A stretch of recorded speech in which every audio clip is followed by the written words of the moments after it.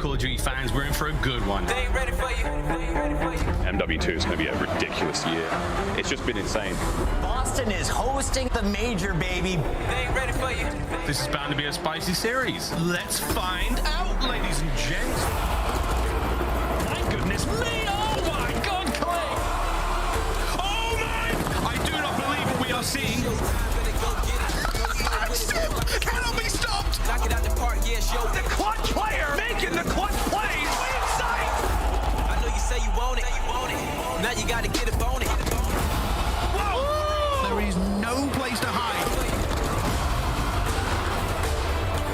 They ain't ready for you. I cannot believe what I am witnessing. And that will be the game. It is over.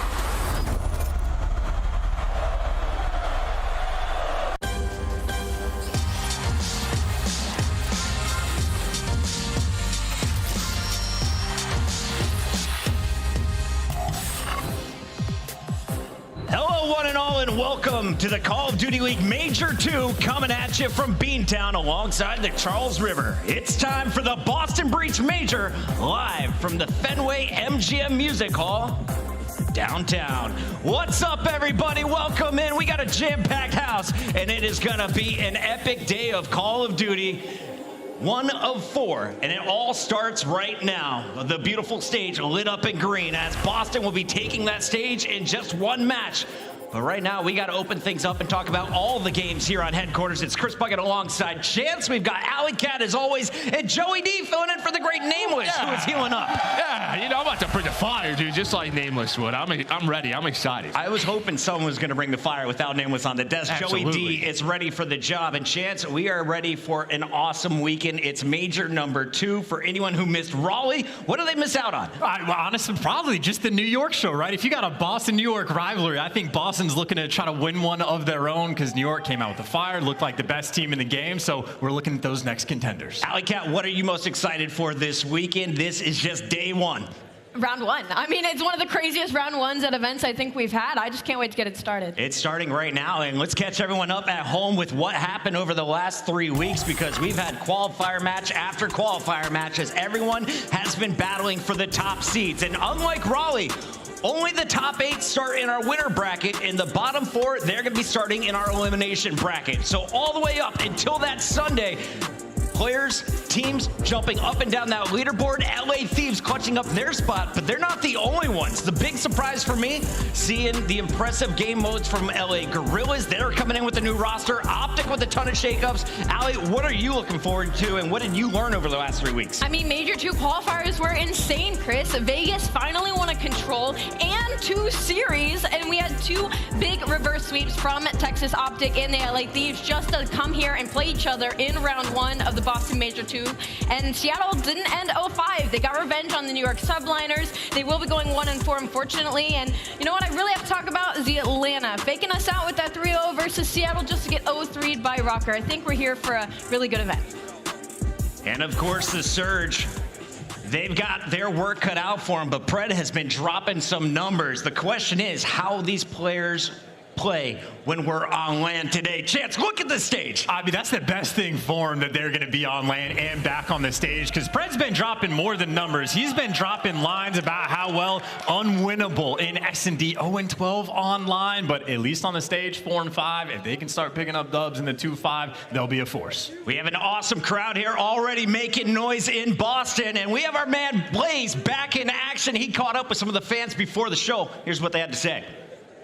What's up, Chris? I'm outside right now, and I gotta be honest, it is cold as brick, and we're not building anything. We are breaking down, but it's okay, because I got the hottest fans in the game here with me, ready to kick it off for Major 2 in the city of Boston, as we're here at Fenway, where champions are born. The entire city, we got competition coming in to light up the stage. Now, we had players, planes get canceled, luggage get lost, but it don't matter, okay? Because they got that championship mentality, and they ready to get this weekend started. Y'all ready to go? Let's get it. I'm about to hop in here. Major 2, about to start.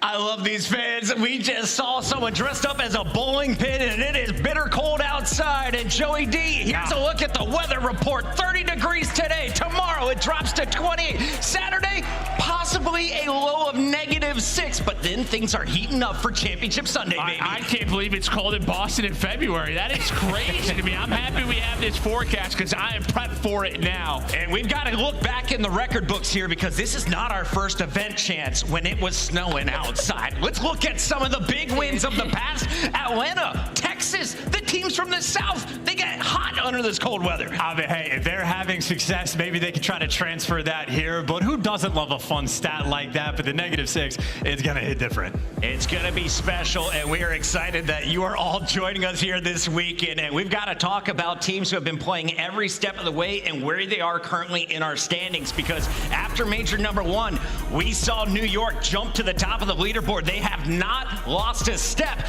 but Toronto Ultra, with their performances in the qualifiers, have definitely climbed up the rankings. aLLeY, what else stands out to you as you take a look at this screen? I think this is going to be a big opportunity for the LA Thieves. This is a team that traditionally gets a lot better on LAN, and they could be looking to break from that right side over onto the left. And of course, we're going to see how deep can that number 8 seed go. Boston was without Owakening at the last major. He's back, and they are playing for a piece of the $500,000, 200 grand, going to first place. Chance, if you were betting a man, who would you say are the top 3 squads competing for that big buck? New York, without question, I think still has to be the top dog. Toronto's going to be right behind them. After that is where it gets a little bit tricky, but I think OpTic are going to be fiending for a win at this event. I like that answer. Let's start, though, with one of the teams you just mentioned, the New York Subliners. They're coming in with the number 1 seed. They've been looking ferocious online, but they did drop 2 qualifier matches. When you're looking at this team, though, when they're at their best, Joey D, what makes them dangerous? Well, I think they have it in every single game mode. And even in Major 1 qualifiers, they lost a couple of games, right? Nobody thought that New York was the best team going into Major 1, but they showed us early on that they were just a step ahead. I mean, their respawn, they were playing so well together as a team. And I think the 2 guys for me that really stepped up were Priestahh and KiSMET. It just felt like those were the playmakers. And of course, obviously, HyDra and Skyz were putting up insane numbers. But New York, it feels like they're a team where they get better on LAN. We'll see if they do it here once again. New York coming in with a 3-2 record like 4 other squads. But here's where they land in our bracket. And looking at this, internet has already been talking about it. One of the fiercest winner bracket round 1s we have seen. And we still have the bottom 4 teams waiting for their first opponent tomorrow. Chance, though, on that screen, what is the closest match? Where are we going to a Game 5 again? Boston and Atlanta, I think, has Game 5 written all over it. Boston have been no stranger to the Game 5s. Atlanta, even just through the stage, have seen a ton of Game 5s. And that, to me, is a series that honestly is a bit of a coin toss because they both have their highs, they both have their lows, and it's just a matter of who shows up on the day. It's bright and early for gamers here on a Thursday, but lock in because we are bringing you all 4 of those winners bracket round 1 matches, starting with the Subliners versus Røkkr. Next, it'll be the hometown squad, the Breach, taking on Atlanta FaZe, the long one as we expect. Little showdown is Scrapz versus Joe Deceives at 4:30, and then we've got OpTic Texas taking on Nadeshot's LA Thieves. Scump versus Nadeshot, and neither of them are on the sticks. It's gonna get special. I'm excited for this one, and can we start here with the OpTic talk, because OpTic is coming in with the top seed. They shocked everyone with the reverse sweep on that final Sunday against Atlanta FaZe, but they are without one of the original members of this lineup, Joey D. It's now life without Scump for OpTic Texas. It's weird, right? I mean, heck, he was playing with me, right? Still representing this OpTic team. This guy has been just a pivotal part of our scene for so long, and he still is, right? He's putting on the watch parties. He's having a good time, but it is a little bit different when you see the OpTic roster come to play and he's not in the starting lineup. But I will say now, you have Dashy, you have Huke in the lineup, and these guys have had an incredible Major 2 qualifiers. They get that number 1 seed, but we saw in the last match that he played, the guy still had it. He still had it, but you know what? He's taking a step back. There was a lot of talk about OpTic going for Pred. Surge said no, he's staying on our lineup. They pick up Huke. Now. A lot of questions about it. Huke pops off, and this team is looking dangerous, but with Dashy back in the lineup, he put an exclamation mark on their qualifiers. He dropped 41 kills in one of the final games. Yeah, I mean, look, it's the Zeo trio, 3 world champions, and Dashy as like that 4th. That's one of the highest skill cap teams of all time. I mean, the potential this team has is absolutely limitless. And again, just like straight up off of talent alone, I think these guys are always going to be contenders. They're 4-1 in the qualifier. Scump helped them out with the first win and a lot of Game 5 victories. aLLeY, when you look at this team, what identity would you give them? I would give them the identity of a lot of talent across the board, right? Like Chance was touching on, there's a very high ceiling for every single player on this team. The only part that worries me is a little bit of that teamwork, a little bit of that gelling here heading into their first major together as a team, as a squad without Scump on it. I'm hoping somebody kind of takes the reins for this OpTic Texas squad. That Sunday was fiery, and not just for OpTic with their reverse sweep against Atlanta, but also for a squad that has now the 8th seed. The LA Thieves had to clutch up, and they knocked the Mutineers down to number 9 with their reverse sweep over Boston on Sunday. But everyone kind of seems to forget, this is a squad that won back-to-back majors. They're world champions from the previous title, and they're off to a bit of a slow start. Joey D, what can you tell me about the Thieves right now? It's deja vu out of last year, right? Like, they are competing with the teams. It's not like they're getting blown out of the water, but there's these small mistakes where just sometimes they load up in these maps and they just look a little bit lost. And it reminds me a lot of last year. It's a question of when are they all going to put it together? Now that throughout this stage, you had Kenny and Capsule, right? Hopefully Kenny is feeling better, but I think this is a very confident team, right? Playing against OpTic. They are confident in this matchup. They saw it all year last year. In the end of the year, yeah, I mean, again, they are world champions for a reason.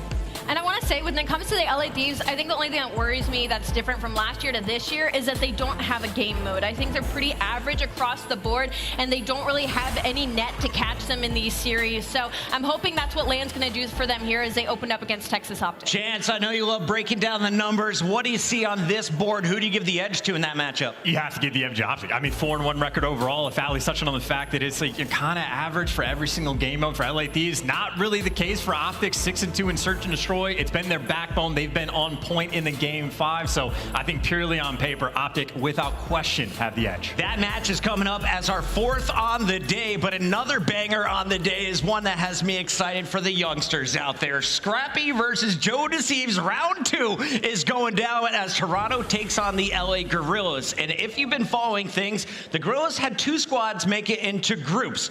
They had to make some changes, though, as 3 of those academy players are now in the starting lineup. But they're going up against the #1 guy in competition for the Rookie of the Year title. Scrapz has not lost a step from Raleigh. The man is frying at qualifiers, and he's letting the rest of the league know about it, Joe. No, he sure is. And yeah, these teams matched up, just a little bit ago, and it was a 3-1 to Toronto Ultra. But I'm going to give props to LAG, to the Guerrillas, because this is a squad, like, they took that chance. The challengers performed well at Raleigh, and they said, you know what?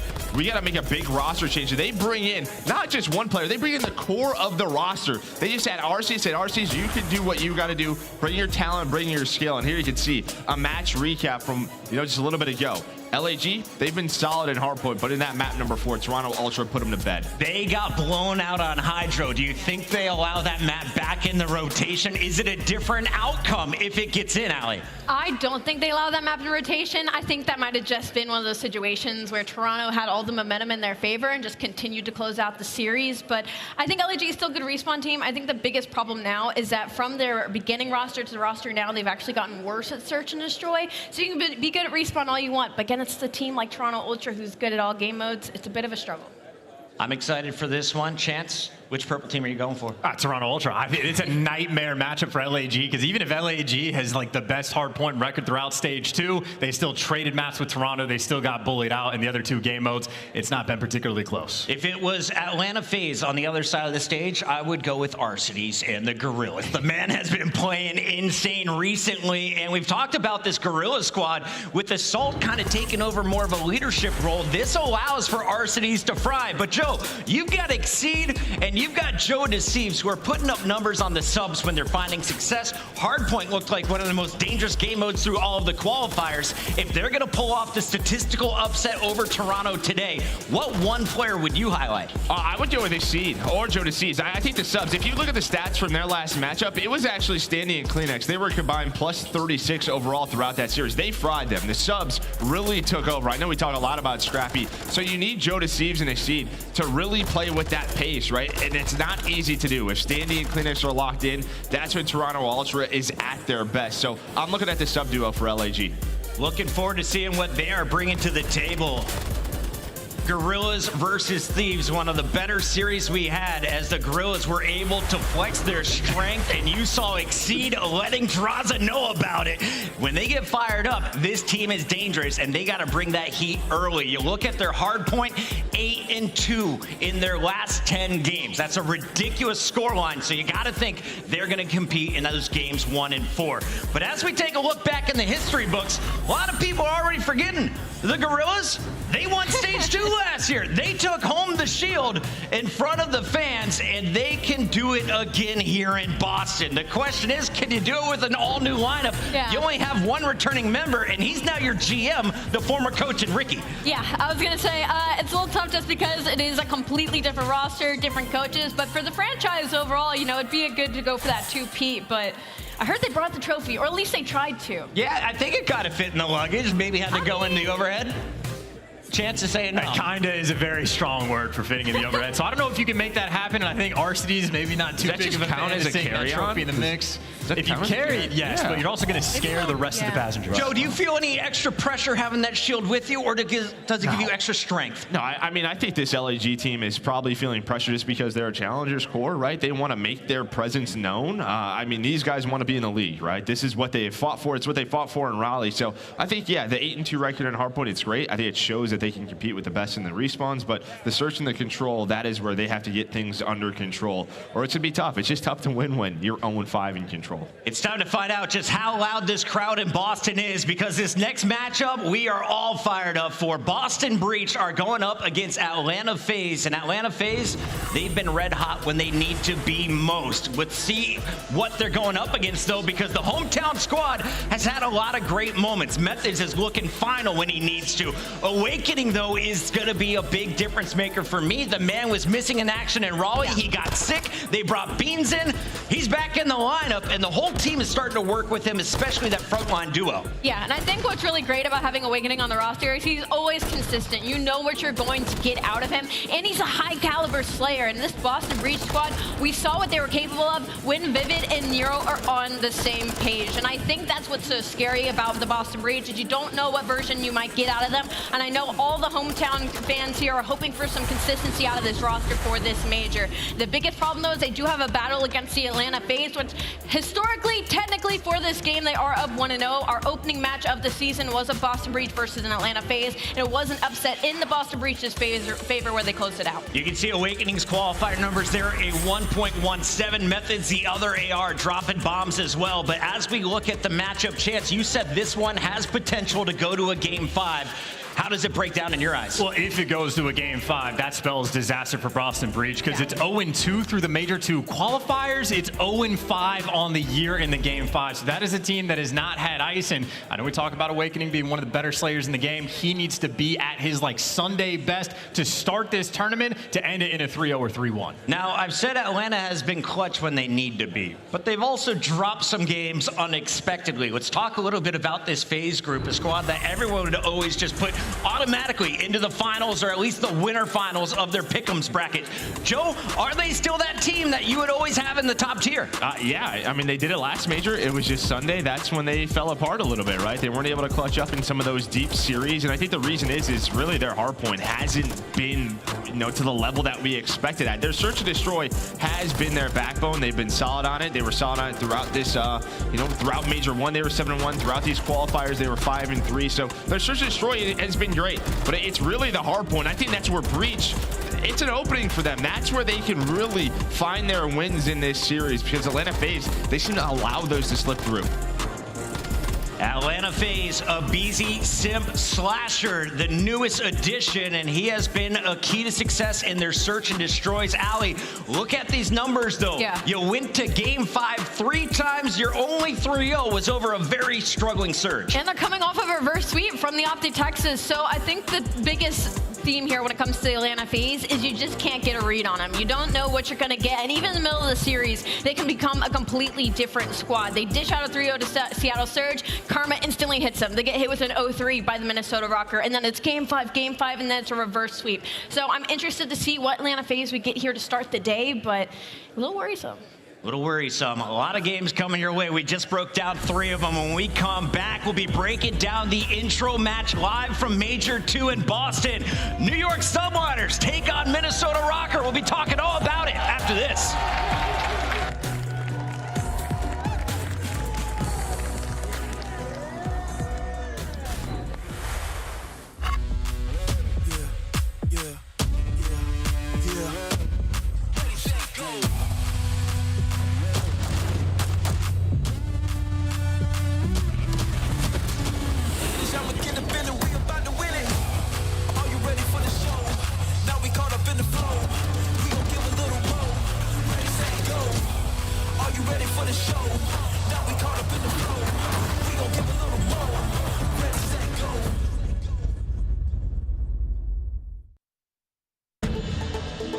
I'm a pro Call of Duty player. I just like being outside whenever I can be. Yeah, big fan of touching grass.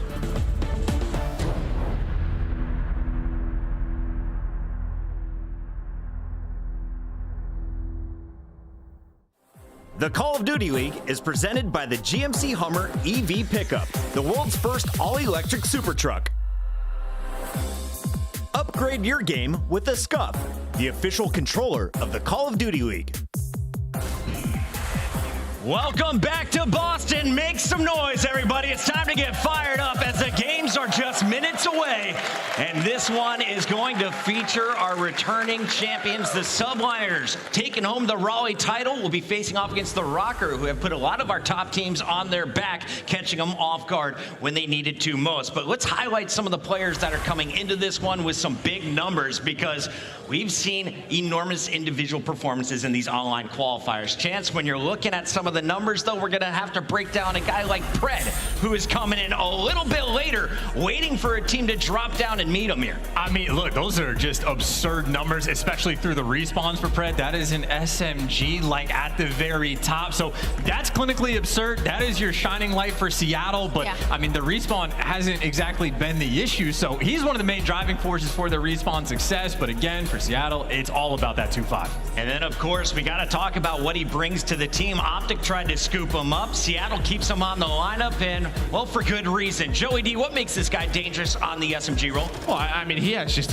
incredible awareness. It always feels like he knows where that next fight is, and I really think it's his multi-kill. It's just what he can do. When you find that multi-kill as a submachine gun, you just open the map up for guys like Simp to get in position, accuracy to get in position. He's just a playmaker. He has the ultimate confidence, this swagger that he plays with. Listen, he knows he's the man, and he's playing like it. He's in the losers bracket right now, so we won't see him until tomorrow. But coming up next here on the main stage, we're about to see this young man. A lot of questions. Can he transfer his online success to LAN? He proved us all in Raleigh he can. Afro hasn't lost his step. The man continues to fry. You look especially at that KD Major 2 qualifiers, a 1.5.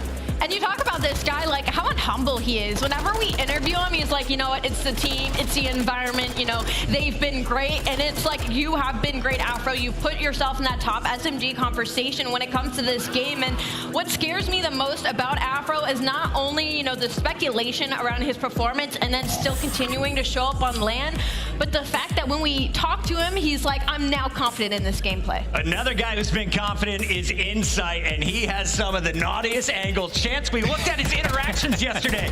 He seems to have, like, what, 80% compared to the rest of the guys on this list, but he's coming out with the dub in most of them. He's comfortable. He's just a straight-up comfortable player at this point. I mean, his S&D, literally, the moment he came in the league, was second to none, so he's incredible in that game mode, but now his respawn, when there's a little more pressure on him, he looks even better. And that, of course, is Toronto Ultra Star. When it comes to Boston, we are looking at one man. We highlighted him earlier, Owakening, missing in action on the final day of Raleigh. He's here. He's back in full force. aLLeY, expectations for Owakening. Does he need to lead this team for them to win today? Absolutely. And I mean, you know, we talk about Boston Breeze and are like, well, if Awakening isn't popping off, they're not going to do well. And I think you could say that about any team and their main Slayer. And when it comes to Awakening, though, there's so much consistency. He's always putting those numbers on the map. He's always in the engagements in the mix, and he's always making high-pressure situations easier on the rest of his team. And that's what makes him such a dangerous player on our list. That was a look at some of our top players just from Major 2's qualifiers, but here's a look at the full season. No surprise to see MacArthur, Cellium in that top spot for FaZe, Pred in the number 2, Afro right behind him at 3, and HyDra still in our top 4 if we're looking at overall on the season, Joe. Vaznev OP, right? I mean, 3 of the top 4 in the submachine gun category. Hey, I'm not picking sides. I'm just saying that's saying something. Hey, yo. Absolutely. Well, there's a ton happening here in the building, and there's a lot happening at the CDL. So if you missed it, here's a quick reminder of everything that's going down. And of course, we gotta break it down for you. Check out the community update. Daniel Say, Spencer Peterson, that just dropped the latest on Major 4 and Champs. They have news on Challengers and our Major 1 recap, as well as some messages about Scump's retirement. It's all on our YouTube channel. Make sure you are following us, not only on YouTube, but of course, on Twitter. It's Codley. When we're talking about what else is going down, it's not just the games, it's all of the coverage. We, of course, are going to be holding it down here on the headquarters desk, in and out of the games, but also we have the flank in the building in Boston. Tommy and the boys ready to get fired up. And watch parties have been probably one of my favorite things we have this year. Honestly, one of the best things for the scene. The numbers have been ridiculous. It's not just Zuma, who has absolutely been popping off with the flank, and he has been crushing it for years at this point, but even catching more insight from like Scump on his stream, getting that literal pro level insight, it's been so much fun to digest. We also got Scump and the friends from the Scump watch party here, and here's a full look. Joe, so many names are getting in on the action here. Who are some of the favorites that you think the fans should check out? Oh, I think here, let's see here. You know, Karma's always a great watch. I think he looks at the game a little bit differently. Just great insight out of him. Slacked, another one that's really standing out. J-God, I mean, you know, he's more of a Warzone job, but you gotta show him some love. Check them all out. Just a lot of great streamers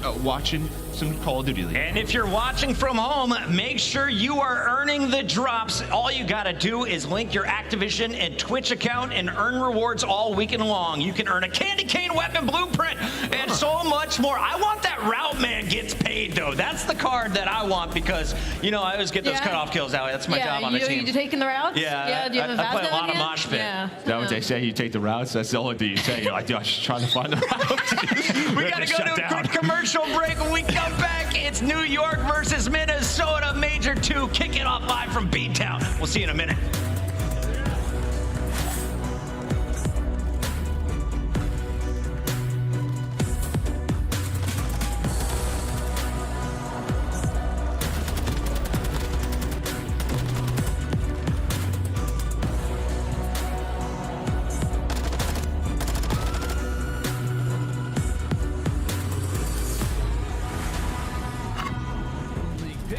Is back. Bottom defend. A few more points, and then pick the winning team. Pick the final score. Now with 2 new features.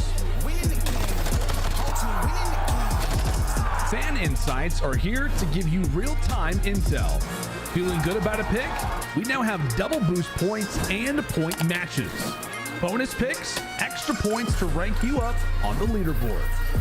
So as you get hyped for the weekend, pick, watch, win. Woo, it's getting good. Woo, it's getting good. And we are back live in Boston. Make some noise, crowd, because our players are almost ready. The first match moments away.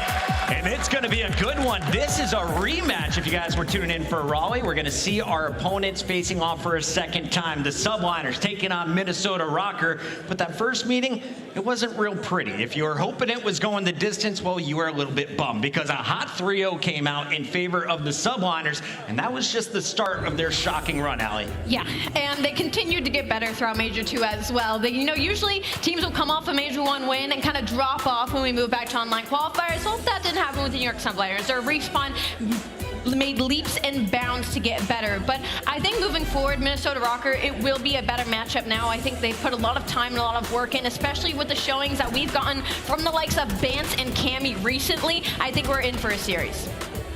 I have have to agree as well, because I'm even just looking at the maps. Like, I know the first time HyDra was basically able to just put his feet up and let his teammates just do all of the work as everybody else was dropping bombs. Maybe one of the first series where we were looking at Priestahh and being like, wait, is Priestahh one of the best in the game too? Like, what's going on with this Subliners team? So lethal presence across the board, but as pointed out, the maps are very different this time around. I think Minnesota has been on the up and up as well, so I expect it to be much more of a battle than previously. And we've seen that Minnesota, when they get dialed in, they will pull out their sneaky tricks that they've been hiding for the games that matter most. Do you pull them out in winners round one? That's a big question for me, but let's talk about this Subliner squad that has been finding success online. They did drop 2 series in the qualifiers. Joe, were they playing at their peak? Did they give up a little bit early? Should New York fans be worried at all for the Subliner crew? No, I don't think there's any reason to be worried. Listen, when you're the #1 team in the league, we've seen it in the past. You have some, room to work with. You can try to really test your map pool, get better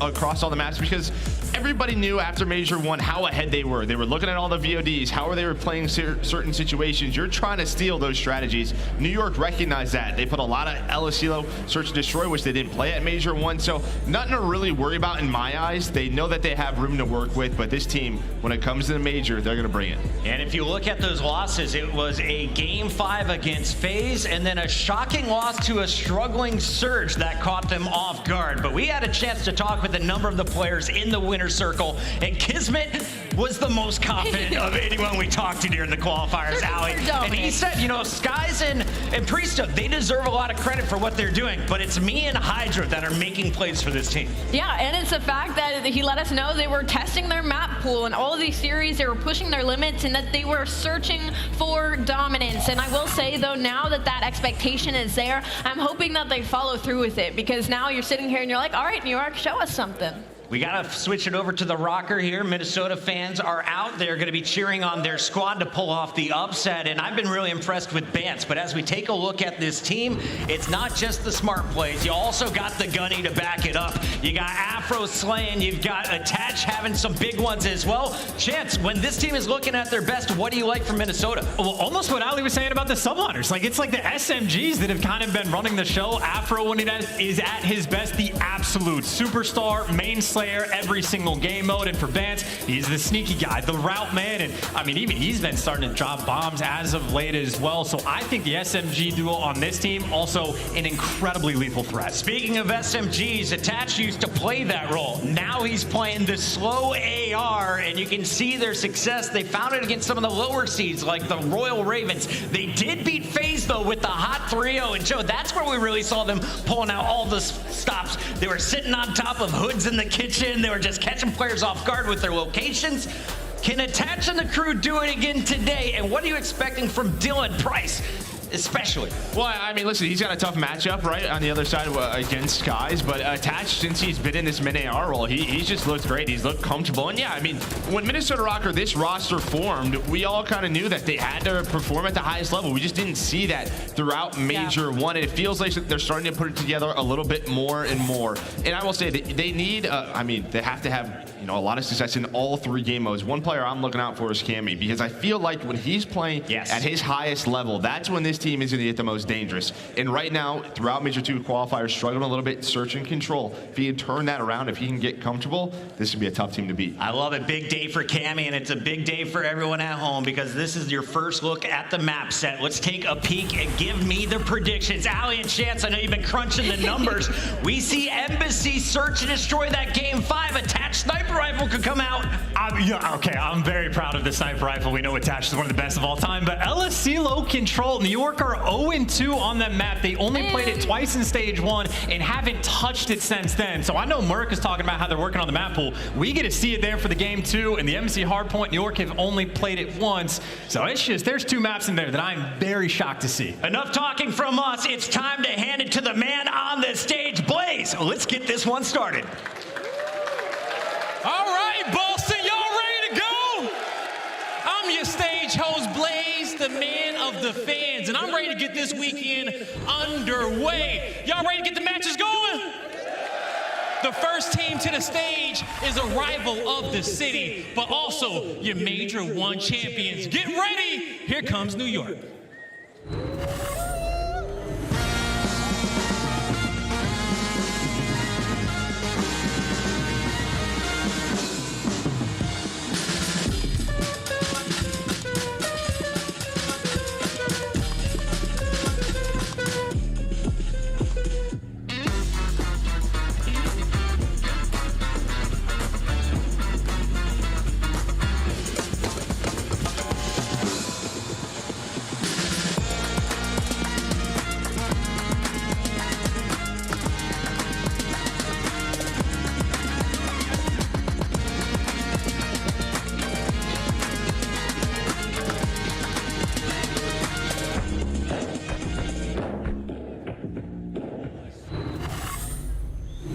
Ladies and gentlemen, I give to you the New York Subliners.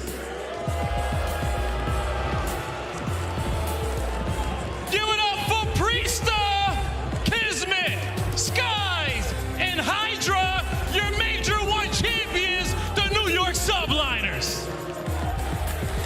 Our Major 1 champions, maybe a little bit of a mixed review from the crowd right now, but you gotta cheer for them with the way they've been looking completely unstoppable. And like KiSMET said, they are looking for dominance. Priestahh has already gotten his revenge on his old team, but maybe gives them a bit of an edge here in this series. Blaze, bring out the Minnesota Røkkr. Yeah, it's time to bring out those boys from the north, and it's cold in Boston, but they know how to ice up under pressure. Get ready, here comes Minnesota.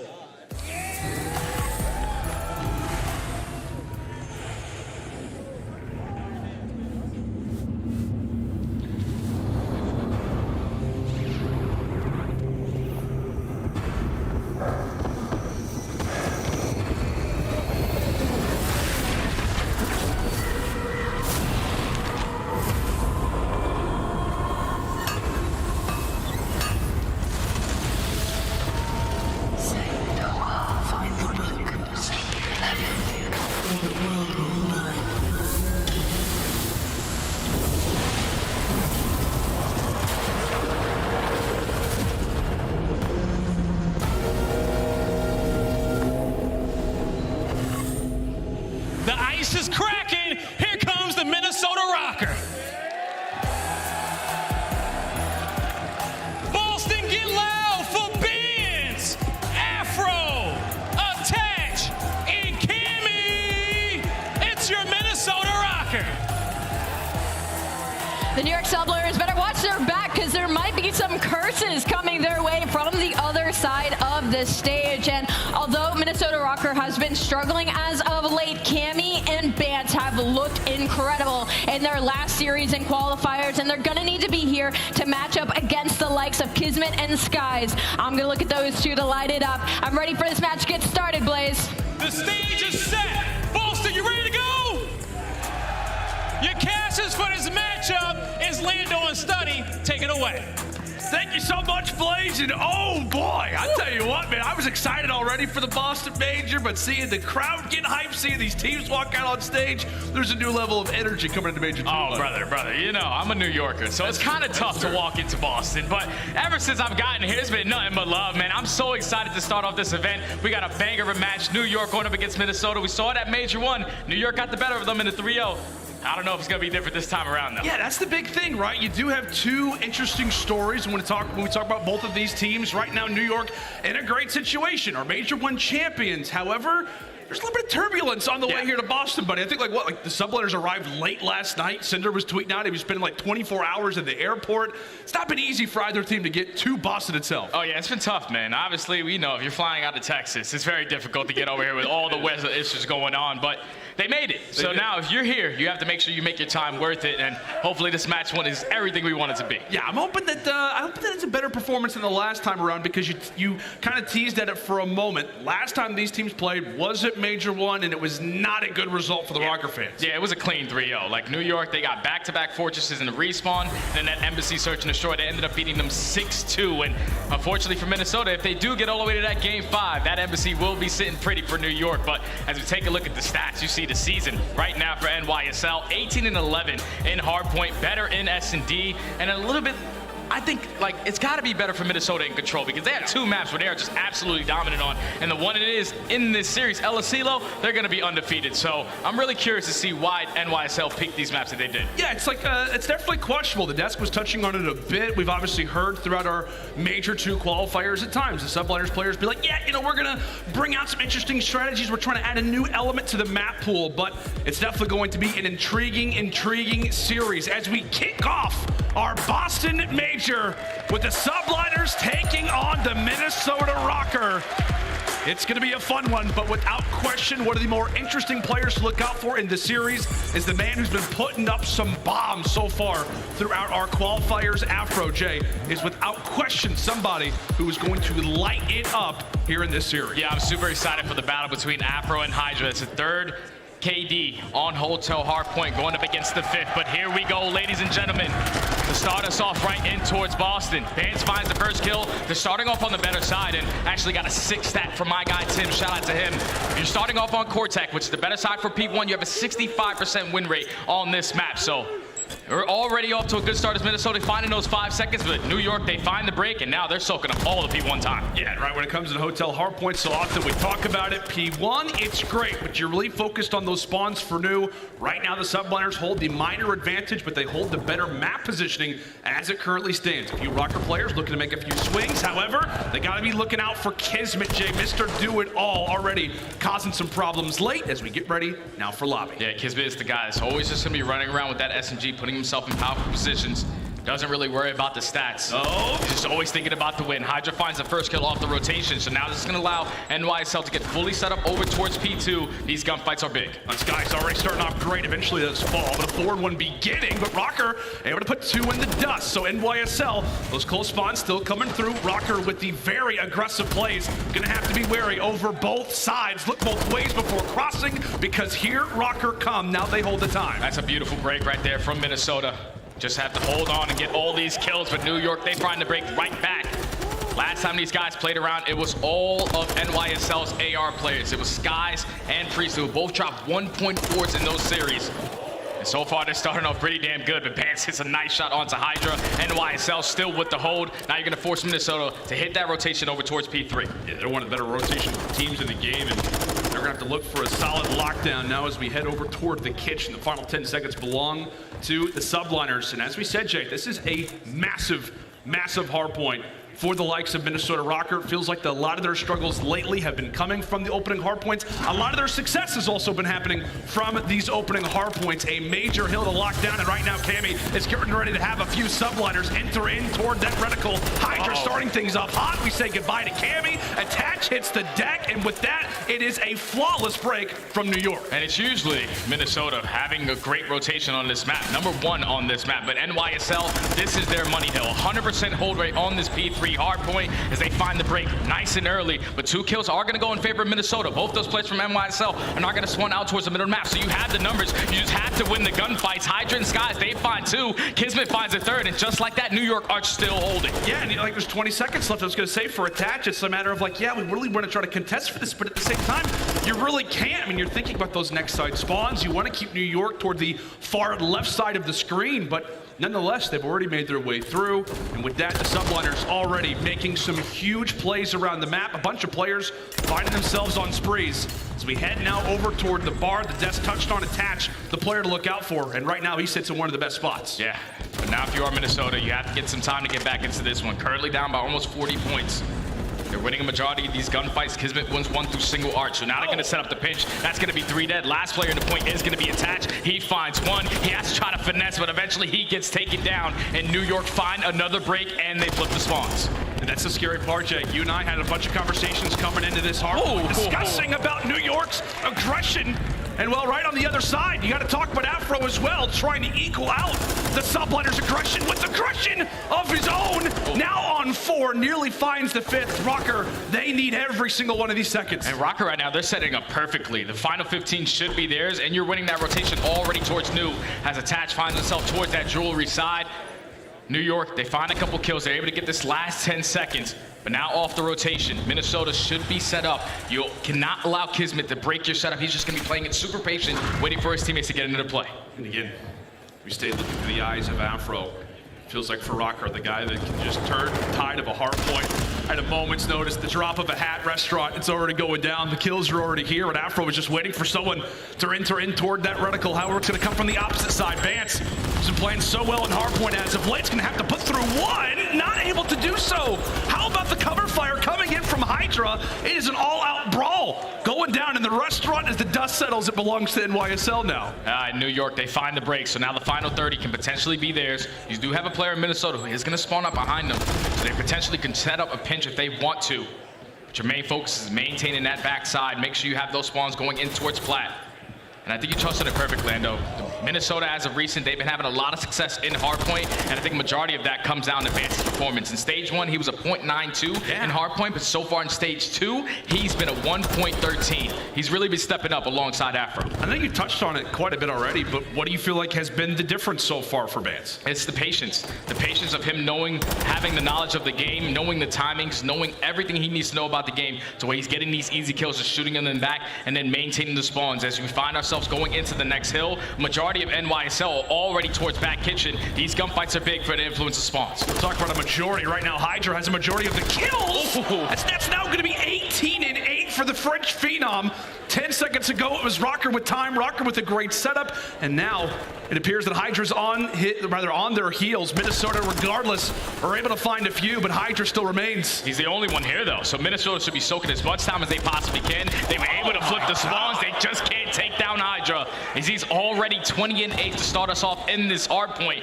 But it's basically a tie game. Minnesota have done exactly what they needed to do to get themselves right back into this one. They're winning gunfights now off the rotation towards P1. We're not going to have a lead change, but Minnesota are thinking big picture. They want those spawns for P2. Yeah, absolutely, and understandably so, considering how the first set of rotations went. So we reset our hard points. We now fly back toward P1. And now could be the opportunity for Skyz to erupt. As we said, Jay, it was really the ARs for the Subliners last time that these teams met up. Currently, Skyz just -1. Priestahh, however, not having a great time so far. We'll see if he can get things going. Because right now, he sits at 9 and 18. Popping Daddy, trying to make some plays. And as we said, most of all, Jay, both teams looking for those spawns are on the right side of the minimap. Yeah, both teams just trying to set up properly around that P2. But if you're either one of these squads, you don't want to give up a lot of time to either squad off P1. As Priestahh finds that kill, he's able to slip right on by, and now the spawns are going to flip. NYSL have control of the next hill, but with Attach finding that 3-piece, now this is where you put the pressure on if you are Minnesota. The ARs, they spawn close. I think Priestahh's right here. Skyz trying to lock things down, puts a few shots into Attach. Nade is out. Trophies there as well. You got to throw out those trophies. As we learn as of late, those things can absolutely save a hard point. There's now KiSMET. He's able to arrive as well. The door gets shut on Røkkr as now a few of those spawn outs starting to begin, and HyDra is having a field day catching Røkkr players, weakening them up, and right now it is easy time for NYSL. Yeah, New York, they get the lead right on back. Now you're forcing Minnesota to all try to push through Spa. They're taking their time to know how big this break has to be. Find the first kill onto KiSMET, Skyz with the trade, but at least they make their way through the back. HyDra takes him down, so not going to influence those spawns. That's going to be 3, make it all 4 dead as New York hold the first push. No, HyDra, here he comes! Not going to happen. Attach, able to silence him for a moment. 25 very valuable points still left up on the board, but Røkkr, they may have to chalk it. Maybe one last good push, and okay, not a good push at all. KiSMET takes down the final 2, and now over toward kitchen we go. KiSMET continuing to make plays, and Jay, right now, New York, they've got the numbers. Yeah, they've got the numbers. You have to hold strong if you are Minnesota, because this is where New York were able to grow the lead that they did with a full 60 hold on P3 without running rotations. They conged the line right through the front door and were able to find every single kill. So now Minnesota fully set up, 2 players in the point. The dive comes in, not going to be able to pick up that kill on the HyDra. Already the trades going in favor of New York as they find another break. Another break possibly for NYSL as they punch the 202nd mark. KiSMET. Oh, my. Oh, goodness. Now on 5. As we said, the man does it all. Tosses down the trophy, minute and 30 in the hill and on to spree as New York look to be in a wonderful spot for Røkkr. It has got to be a break. They've got to rush on through, but Priestahh, he's starting to light it up as well. And picking up from where the teammates left off, NYSL, everybody's starting to fry. Everybody's flying. A little bit of snakes coming in from Skyz to find that final 20.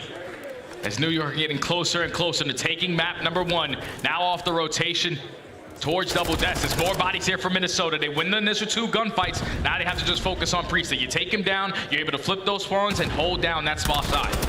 See how long it can happen for as Priestahh begins to line him up. Nearly finds a 3rd. Sweat off the brow for Minnesota, but they've got to be ready. As here comes the initial fights toward the front. New York, as we said, aggressive team. Oh, the nade cuts away Afro. 1 player on the flank is Bance. He nearly gets cut away as well. 5 more seconds before this one is done. And Minnesota, can anybody get there in time? The Dolphin dive, not going to occur. And a solid start for the Subliners. solid start for the Subliners indeed, my friend, and it was all on that P3. Minnesota had the rotation twice, but they could not get a hold. A full 60 from NYSL on the very first rotation of hard points, and then about 40 to 50 points on the second. New York knew that that was their money hill. That's where they needed to have some success. They do that, and they take map number 1. And that's a crucial one. I mean, we said coming into it how important it was for Minnesota. It feels like a lot of their success and really a lot of their non-success comes from these opening hard points. They obviously drop our opener here. And now that puts themselves in a bit of a predicament because normally, Jay, we're talking about Minnesota Røkkr saying, okay, cool, the S&D is going to be guaranteed. It has not been all season long, really. Yeah, it's been kind of up and down, and especially on land. They're 1-5 in search and destroy in the land environment, so that's not a good stat line. It's usually S&D wins you championships, so you have to get back on that prime form if you are Minnesota. The good thing for them is that all throughout Stage 2, New York were the only team that found success in one search and destroy map, and that was aLLeY. That's not going to be here, so if you are Minnesota, this is where you have to answer back, because the last time that they played this map on Hotel Search and Destroy, it was versus Atlanta FaZe. We won it in a 6-3 fashion, and we're pretty dominant at it, so you have to make sure you're keeping those same fundamentals in play, because NYSL, they are going to be the aggressors on the attacking side. And I think it's also an interesting element to this series, man. I mean, I was a little curious. I know on your side, you're like, nah, I don't think it's going to affect them, and so far it is not. I was a little concerned about the Subliners. Like, they arrived late last night. All of us are going out for a talent dinner and having a great time talking about our series, and I see some tweets rolling through of the Subliners like, yeah, we finally made it to Boston, and it was like, okay, like, is that going to affect them in some way? Jet lag, the fact that you've been in the airport for such a long time. I think they want to come out, win this series, and honestly go straight to bed. Yeah, I think that's exactly what you want to do if you are New York. I'm pretty sure HyDra doesn't even have his controller. You don't got to quote me on that, but it didn't even matter in that map number 1. He almost puts up 30 kills on map number 1 as we take a look at our maps and modes presented by GMC Hummer. That Hotel Search and Destroy is so big because with Minnesota, they usually find themselves down 0-1 in series. They don't really have a lot of success in opening hard points. When they do, that's when they have a lot of success throughout the series. They potentially most likely close that one out. When you start down 0-1, this is where you need to respond. In Search and Destroy. All throughout Stage 1, they were the worst team in 3v4s. So if you get picked off first, that's when you're not going to have a lot of success. But the good thing for them, like I said, New York have only won aLLeY Search and Destroy all throughout Stage 2. So that has to be your bread and butter for Minnesota to tie it up, or at least right now, 1-1. Yeah, you got to wake up a little bit, right? It was kind of a shaky hard point to start things off. You got to answer back in this next Search Destroy. As we said, for Røkkr, if they want to be alive for a long time at this tournament, that Search Destroy has got to see quite a bit of success. And I don't know, man, it just feels like respawns are just not guaranteed for any team. It feels like lately Search Destroy typically is the barometer for how solid teams are looking, at least as of late, but we'll see how they look to answer back in our next Search and Destroy as we fly through the crowd here in Boston. Eager to see if Minnesota can make this a good series, man. It's like lately, I feel like every tournament that we start off with is typically a banger. And I think the room's a little down after a series, or after a hard point like that. Yeah, that opening map number 1, we were all expecting New York to do what they do. Yeah, take that. So now, you know, with Minnesota, they need to respond into Search and Destroys. And the good thing for them is that they're playing this hotel where they are the number 2 defensive team on the map, but they're going up against NYSL, who are the number 1 attacking team on the map. So it tells you the story right there. You win your defenses if you are Minnesota, you potentially close out the map. If you are NYSL and you win your attacking rounds, you potentially see success at the very end. So defense versus offense, whoever has more success. Yeah, we'll see. I mean, you know, oftentimes we talk about, you know, like different sports and whatnot, whoever has a better offense, better defense, however all that stuff relates. But as we said, Røkkr are eager for a rebound. We'll see if they can do that as we get ready for Hotel Search Destroy game number 2. But one thing as well, Jay, we got to highlight, after a hard point like that, after a loss like that for Røkkr, it starts to weigh in your mind a bit, the land placements, like the issues with this team. It's almost like a bit of a land curse for them as of late. So to kind of talk about the Search Destroy, how much it means for them, just a loss in general today would not treat them kindly, as they have yet to see anything outside of the top 8. Going all the way back to Cold War. So just to highlight it a bit, top 8, top 12 has been where the Røkkr have resided so far throughout our land matches. But eager to answer back in the Search Destroys. We reload in for round number 1, and it's the Røkkr on the attack. And it's an interesting play off the rip, Jay. It looks like we got 2 arrows already in the restaurant for Minnesota. Yeah, right now you just want to show presence over towards B and just get a feel of how they're going to be playing their defensive setup. Because you already have Bance sneaking his way all the way up to cap room. Just trying to find the timing if any players are going to be playing towards B. New York looking like they're going to put a lot of pressure in towards single to get the stun connection onto Cammy. They're probably going to go for the challenge as he's one shot. Oh, Cammy ends up falling. Great peek coming in from HyDra. Trades overwhelmingly favoring the side of the Subliners, especially considering that bomb is down. So Attach and Bance, the final two left up for Minnesota, as they desperately need to join alongside of each other, grab that bomb, and get going. 35 seconds left. 35 seconds in New York. They've already covered a lot of ground. And knowing that Minnesota are definitely going to be pushing over towards B. The dead silence gets popped from HyDra. He can't finish the kill, but at least he knows the push is coming in. Now you have Skyz already off the rotation. Going to play it nice and safe towards back plat. Look at the player that's underneath him. Bance might find a kill. Oh, but Skyz not able to finish him off. So that will be a bomb that does make its way over inside of the B site. However, how quickly can the Subliners begin to arrive? Player number 1 in Priestahh could be the first one with eyes on. Bomb goes down, and right as we take a look at it, Priestahh does as well. Where's Attach hiding? He ends up dropping. Now it's on to Bance. He's been the route man so far, and can he be the clutch master in a 1v2? Yeah, and this is for the ace right here. Just playing it super silent, just trying to find the timing. He spots Priestahh, makes it a 1v1. He spots HyDra, but can't win it. HyDra rips him off of the heady and takes round number 1 for New York. I thought Bance was making the play, man. He finds 3 on the round. All you have to do is hit a couple more snakes right there behind the kitchen counter. And potentially the gunfight goes in its favor. But New York get the first blood onto Cammy. Eventually clutch up the 1v1 in HyDra, as now they go up 1-0. And it feels like the most interesting element to Minnesota's Search Destroy struggles, Jay. The Des touched on it, and accurately so. You got Afro, who's beaming right now in Search Destroy, but there's one guy from Minnesota who hasn't, and that's the guy that got first blood of that last round. Cammy has been on the struggle bus so far throughout MW2. Especially in Search and Destroy. Like throughout stage 1, he was a .72 KD, but in stage 2, he was a .69. Yeah. They didn't even get better. So I think Cammy right now is just a little bit uncomfortable in his positioning. Hopefully he can change that around soon, as now it's going to be New York on the attacking round. This is where they have a lot of success. Big first blood coming in from Afro. Great work early from Afro. We talked about the SMG battles. Afro versus HyDra currently. And it's Afro who has the current laugh. But right now for the Subliners, as we said, coming into this, it was New York's offense versus Minnesota's defense. Meanwhile, Priestahh has found a pick on Cammy. So that will confuse the likes of Røkkr a bit on where they want to initiate those arrows, as KiSMET very well can make the rotation here through couches. KiSMET can make the rotation, but Priestahh gives up his life for free. So now into 2v3. Minnesota think they have shut down that push over towards B, but KiSMET sneaks his way in through the jacuzzi. Now the bomb is going to get planted. 45 seconds on the retake. Minnesota 3v2.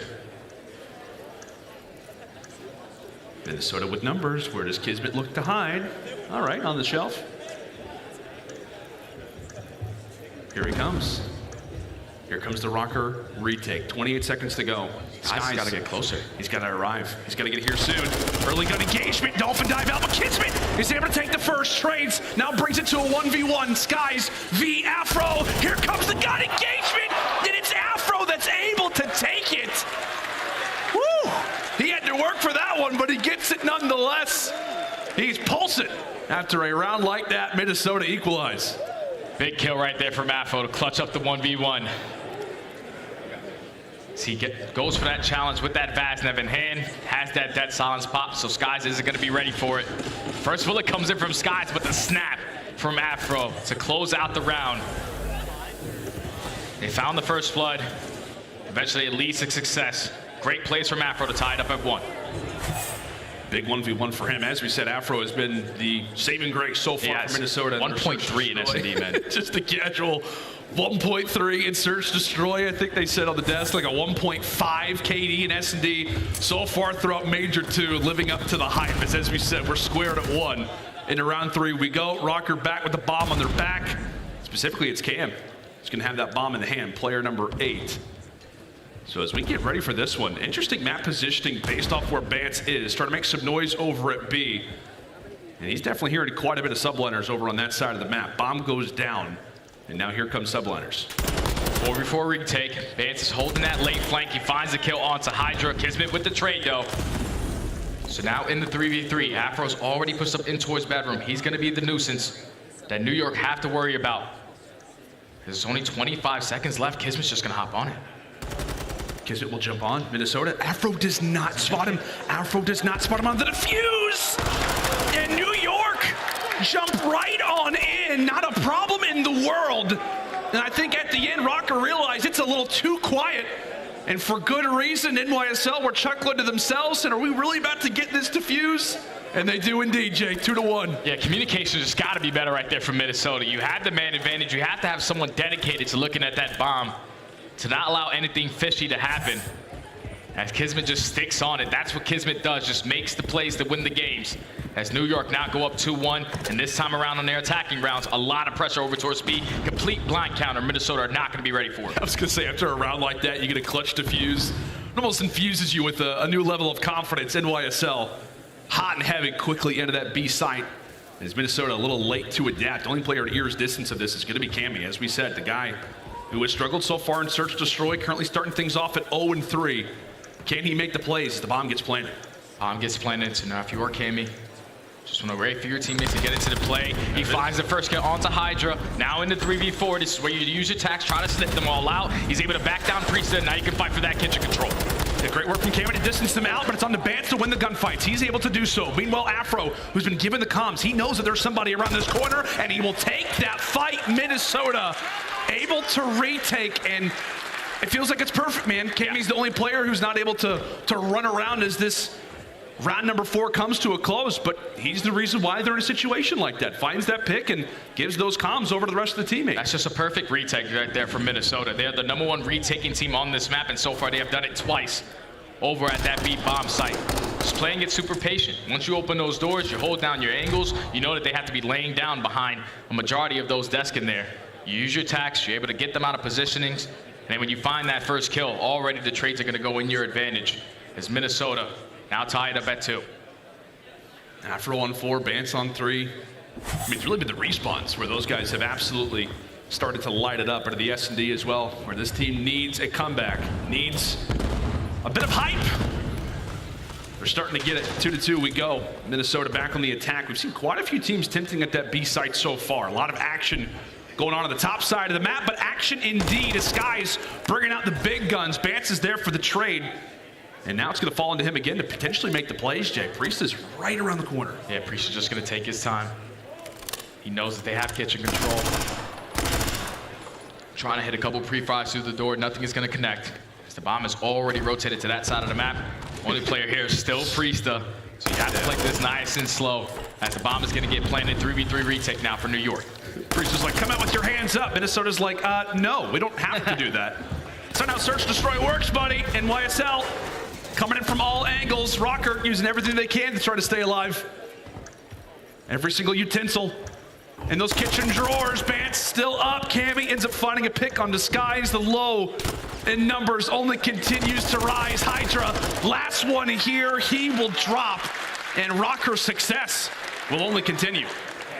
Same exact play they did on their very first attacking round. It was just the only thing that happened differently was the guy that picked over towards that A site.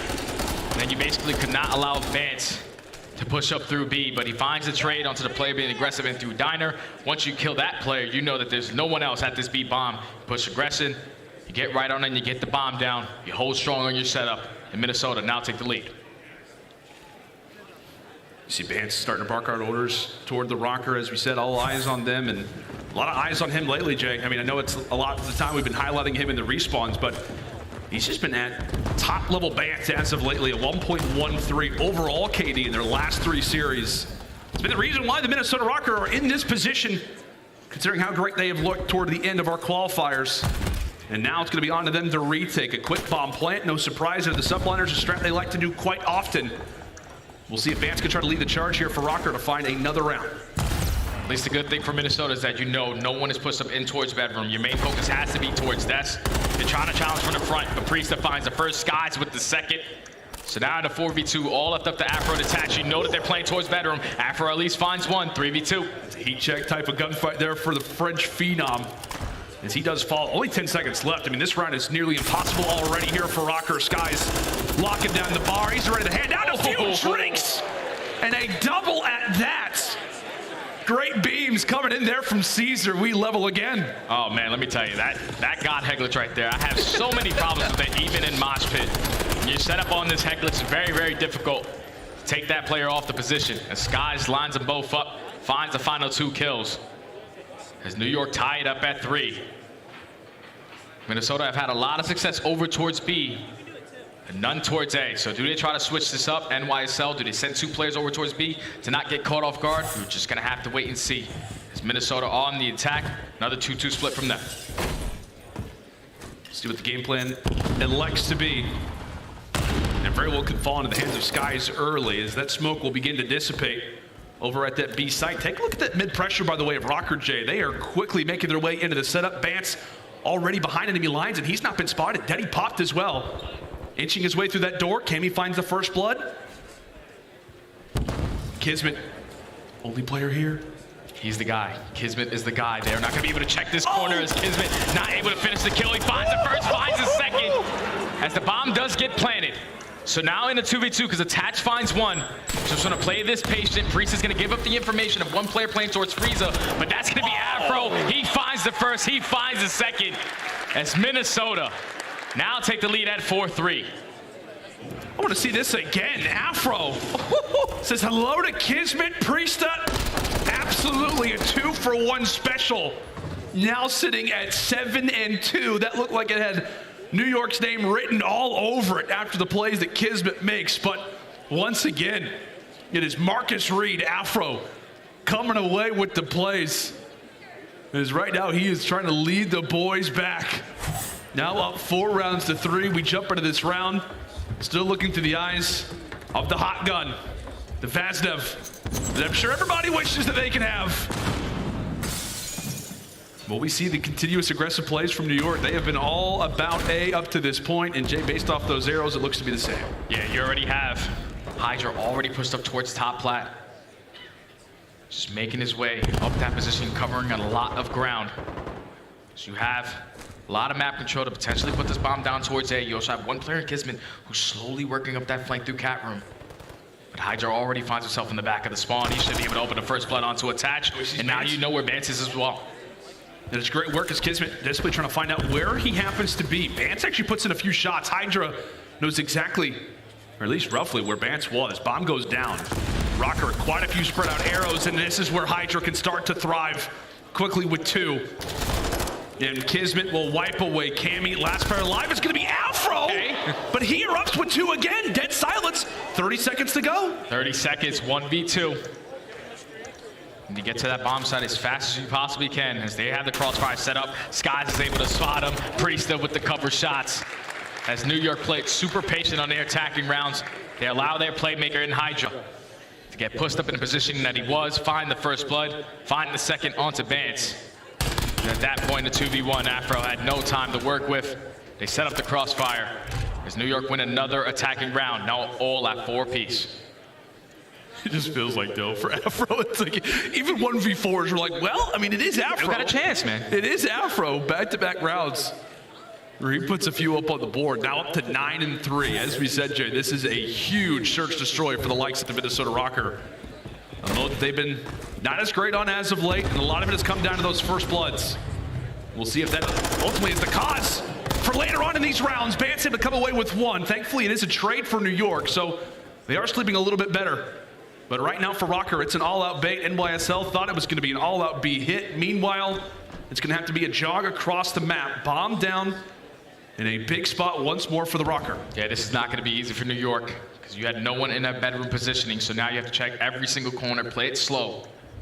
So Afro finds himself in towards bottom lights. The first gunfight is going to come into Attach. He's read the play beautifully as Cammy finds the first blood onto Skyz. He at least knows that one was on the flank and one is pushed out towards single. 20 seconds left. This is going to be Minnesota's round. Definitely looks to be that way. However, Priestahh able to come away with 1. Good teamwork here for the Subliners. Twosome. However, 10 seconds to go. Somebody's going to be on that bomb. Afro's got to check. Afro will. Not enough time as HyDra. Consolation kills? That guy had to be weak. Goodness sake, it's a highlight for HyDra, but it's a round for Røkkr as they go up 5-4 in what has been a very intense and back and forth search destroy up to this point. Back and forth. Minnesota now at match point. Great players on an attack around to just waste as much time as they possibly can off of that clock. And eventually do not allow New York to hop that defuse. Now, if you are Minnesota, you just don't want to give them an instant bomb plant because that's when New York find a lot of success. You give it that instant bomb plant towards A, potentially going round 5. And I think that's what Minnesota prepared for, but New York, again, sneaky, sneaky. Jump right into that B site. Cammy, as we said, first blood. A lot of focus is going to be on him. Oh, Cammy takes away 2. However, it is at least one that you find if you're New York on your jaunt toward B. One player holding the cross is going to be Skyz. Røkkr begin to make their way throughout the map. Skyz has got some visuals, and Skyz has got a pick. That's a big kill coming in from Skyz. Now it's a 2v2, 35 seconds to work with. Minnesota have retaken this B site whenever they have wanted to. Already control in towards bomb. As no one is hopping it, they're just playing for these kills. 25 seconds left. Minnesota hungry for information. New York eager to watch them starve. Attach, making his way through. Skyz nearly turns on him, and Afro cleans up Priestahh. Minnesota, they had to dig deep. They had to win some crucial fights, but they win the team engagement at the end. And just like that, Røkkr right back in this series. Right back in this series indeed, my friend. And that final round all comes to the play of Cammy, man. The fact that he was the only player over towards that B bomb, it's usually get 1 and potentially try to get out with your life. But if you can get 2, who cares if you drop? Because you already put your team in the man advantage. Successful every single time over towards that B site on the retake. And that final round, nothing changed. Minnesota close out the search and destroy 6-4. Now tie the series up at 1. And now it gets a little scary for me, Lando, because you got 2 maps that New York are not really too familiar with. That's right, my friend. I mean, we were talking about it, that aLLeY control. I feel like it could be a really good situation for Minnesota if they were up or at least tied coming into this swing mode. And, well, they've got their wish, buddy. They're able to answer back on that search destroy. And I know we're talking about control, but we got to reference back to that S&D. That looked like Røkkr search destroy to me. Yeah, it was just such a back and forth search and destroy. Like, we saw a bunch of the rounds where New York had a lot of success on their attacking rounds, but every single time Minnesota need to hit a retake on one of these sites. The #1 retaking team on that map, it showed, man. 4v4s, back-to-back rounds on their defenses towards B, and then even when they had to retake towards A, they were finding a lot of success. Besides that one round where they allowed that ninja defuse to happen, Minnesota were basically playing perfect search and destroy, allowing their island players to get picks, to play their lives and get all the information possible. And now they at least tie the series up at 1. They do indeed. As we said, a very interesting, questionable map choice, potentially for the likes of the New York Subliners, but we find ourselves with a 1-1 scoreline. Make sure and stay with us, folks, as Minnesota versus New York continues on aLLeY. Be right back.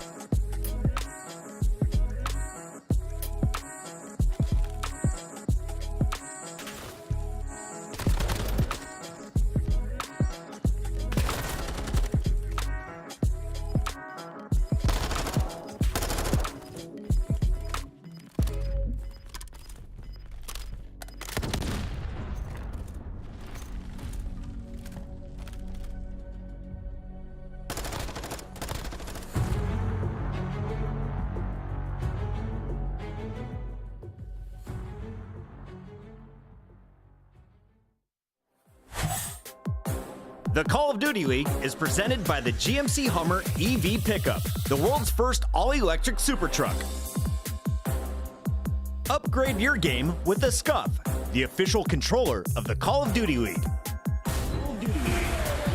Howdy, friends, and welcome back to the Boston Major. We are kicking off this good old bad boy of a tournament with a good old 1v1 in terms of the map count right now. Jay, I'm all over the place. I'm sorry, I'm looking at that LSCO control. And the reason why is because I'm surprised that we're seeing it, buddy. Yeah. LSCO control, not one that we commonly witness from the likes of the New York Subliners, but they're playing it today. Yeah, I know. Odd choice. I know. It kind of throws me off, though, Lando, because obviously when you're sitting at 0-2, the last time you played this was at Major 1 when HyDra had those controller issues all the way in that round number 5 versus Seattle. But on the opposite side, I know Minnesota are 5-0, but they haven't been able to play it for this entire stage. So I'm really to see what kind of work New York were able to put in on the back end to get better at this map, and then what Minnesota have been able to do on their side to consistently stay good at this map. Here we are in the game number 3, the swing mode. LSCO control, the knife is out for Bance, but that's not what you do, Jay. You don't bring a knife to a gunfight, especially versus HyDra, as he quickly falls. Oh, and my. This is scary stuff already for Røkkr. They are in the very far back of their base. Yeah, you're in a clean 4 dead right off the rip, so now Minnesota are all going to be swanning out towards back yellow shack as New York are just playing for the trap. Already 30 seconds has gone by. Minnesota have nothing to show for it. 28 to 25 in lives remaining as Priestahh with that Bance in hand wins a huge run versus Afro, but they're trying to get onto the 8-point. New York just keeping the kill stagnant.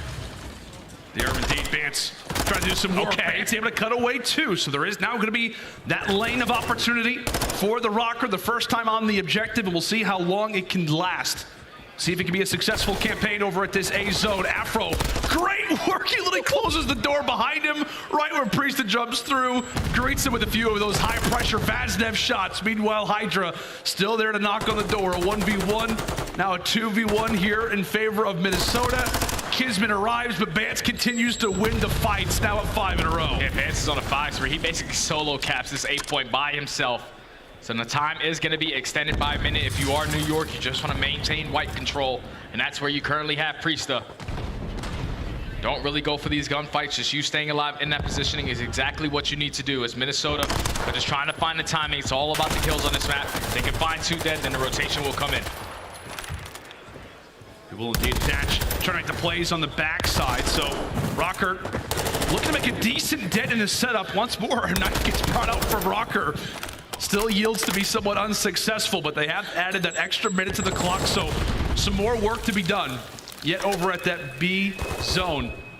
As now it could be on to Cammy. Bit of a slow start here into this control, but he's looking to level up the pace, looking to try to get things going for Minnesota. But once more, Jay, the door gets slammed right in their face. Bance, meanwhile, able to cut away too. Problem being is that he has no teammates with him. Yeah, he's the only one on this side of the map, so you have to try to finesse as long as you can, and so far he's dancing right now around HyDra. HyDra said, I'm not even going to look for him anymore. I'm just going to run right on by.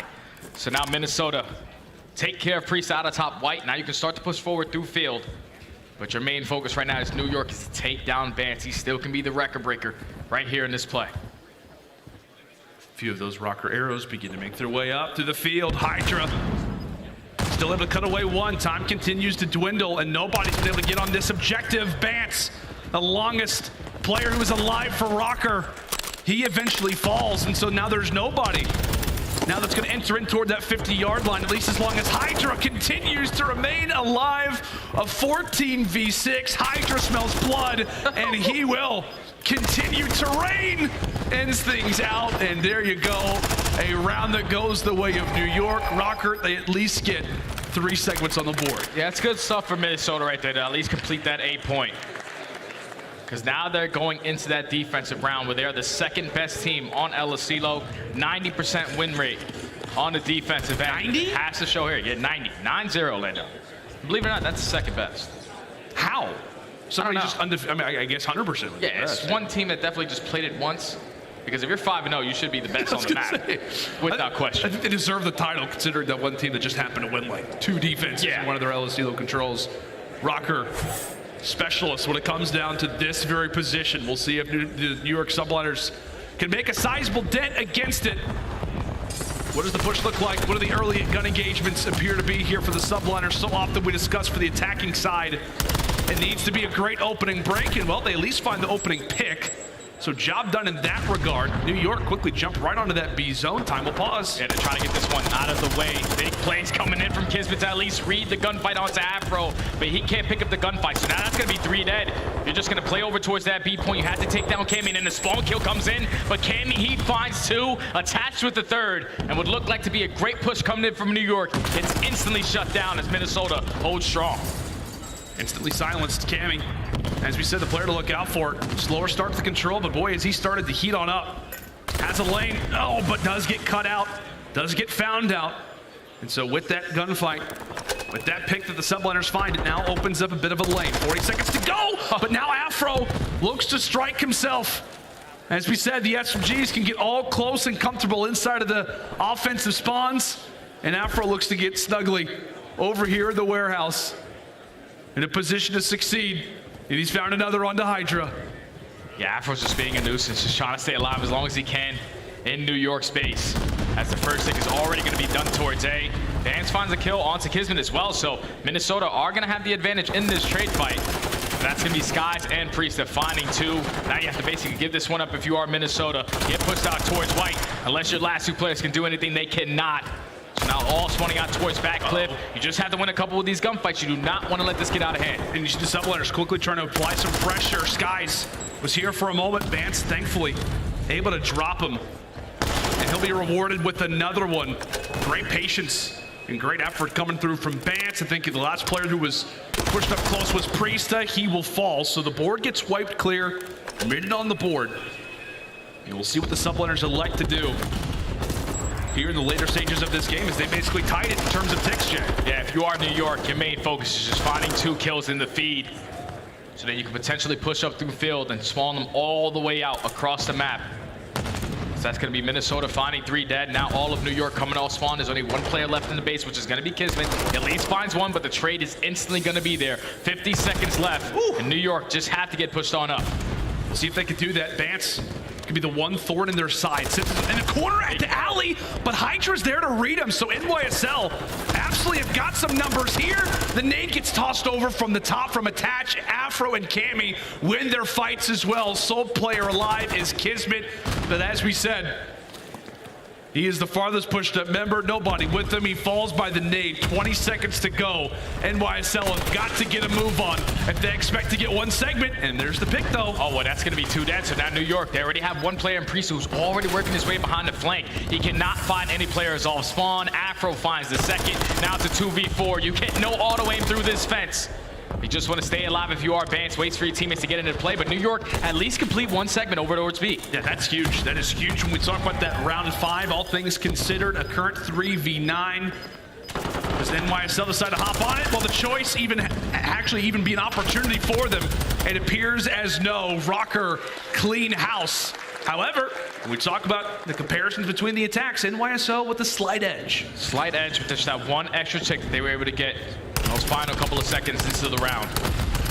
Now it gives them the advantage, just in case they get to round number 5, of having that defensive side. But now we switch up. If you are Minnesota, you just don't want to go 4 dead right off the rip, because you're basically wasting 30 seconds trying to find out your spawn.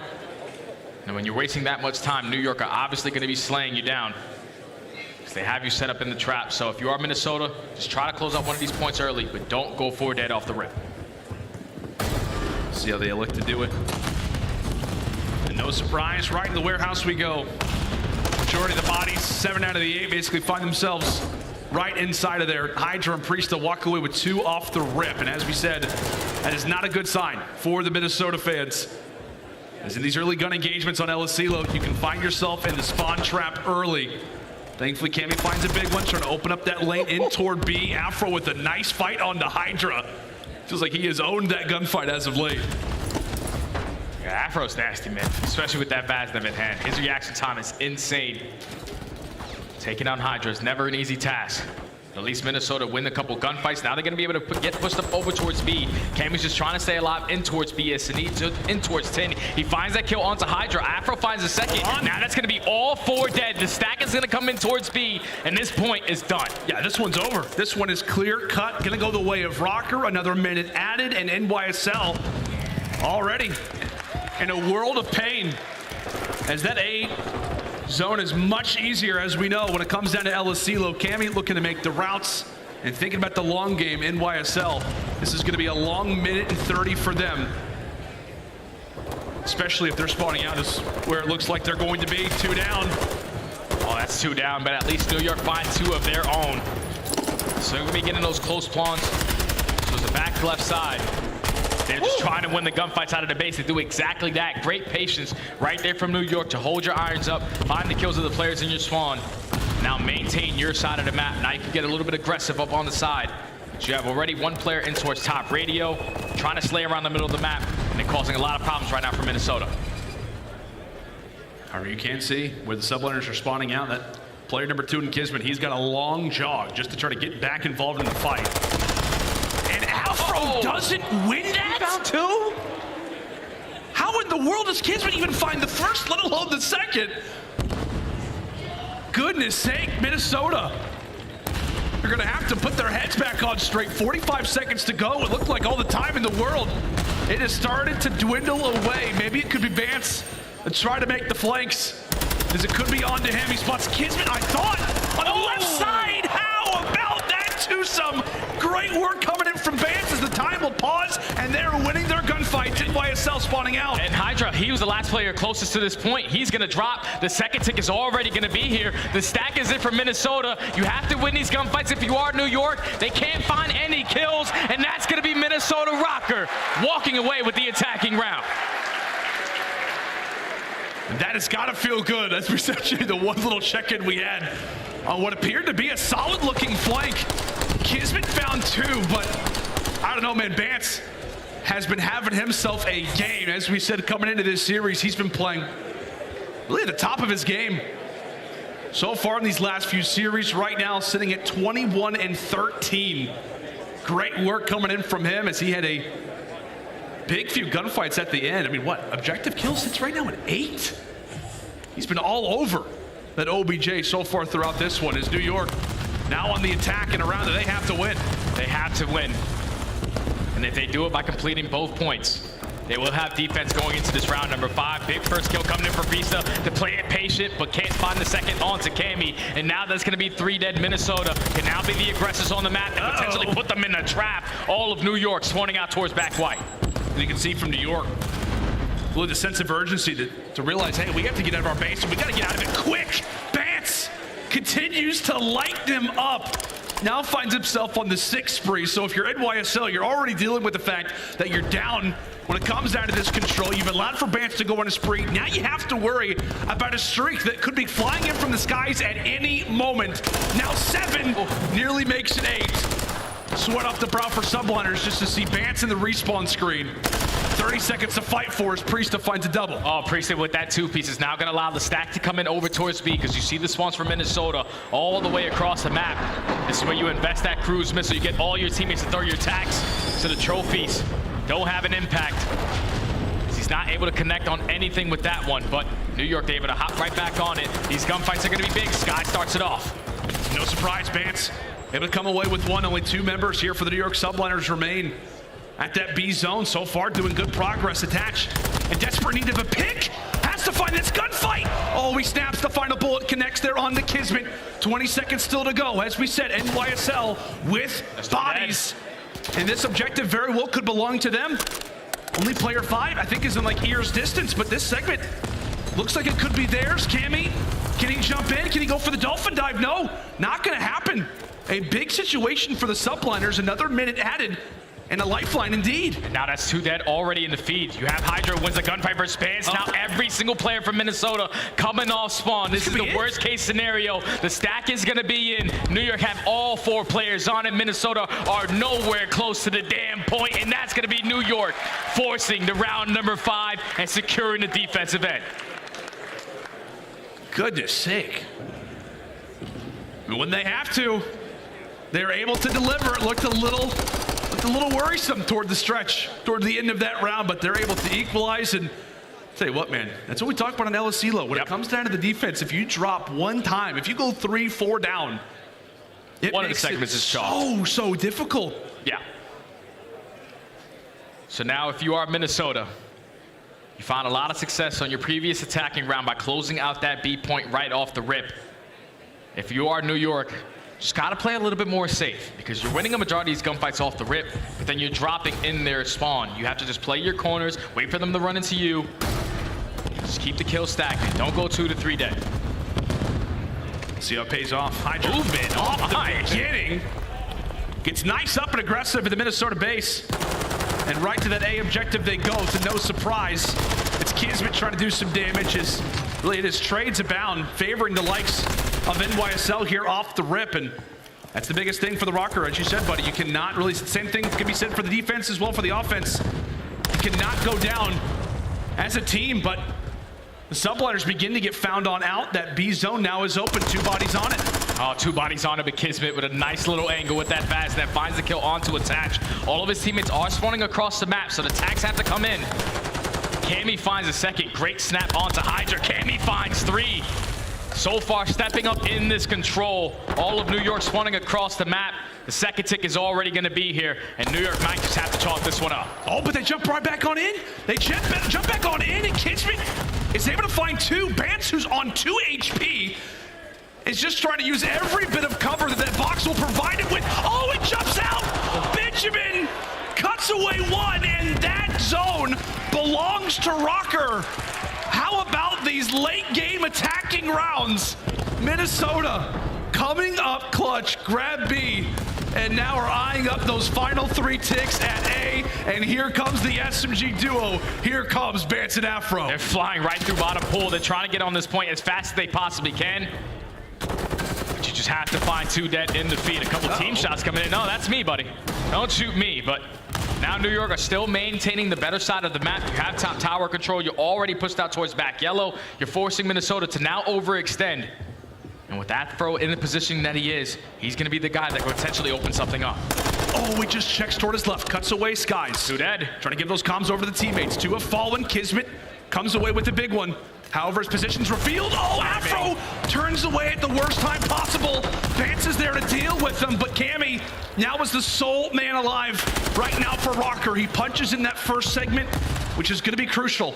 As now Attach looks to make his way in toward Red Tower, trying to give his teammates a better position as 2 fall quickly from New York. They need these picks now. Oh, this is where it gets scary because look at those spawns for NYSL all the way towards Cliffside. These players on the pitch have to find a couple kills, but they're able to eliminate both of them. The stack is going to be here. Minnesota had the chance to close it out right now. They do, and Attach is going to cause them all kinds of issues. Gotta go. As we said, in that position, KiSMET able to jump in for a moment, able to pause things for the time, but Røkkr, oh, they get it!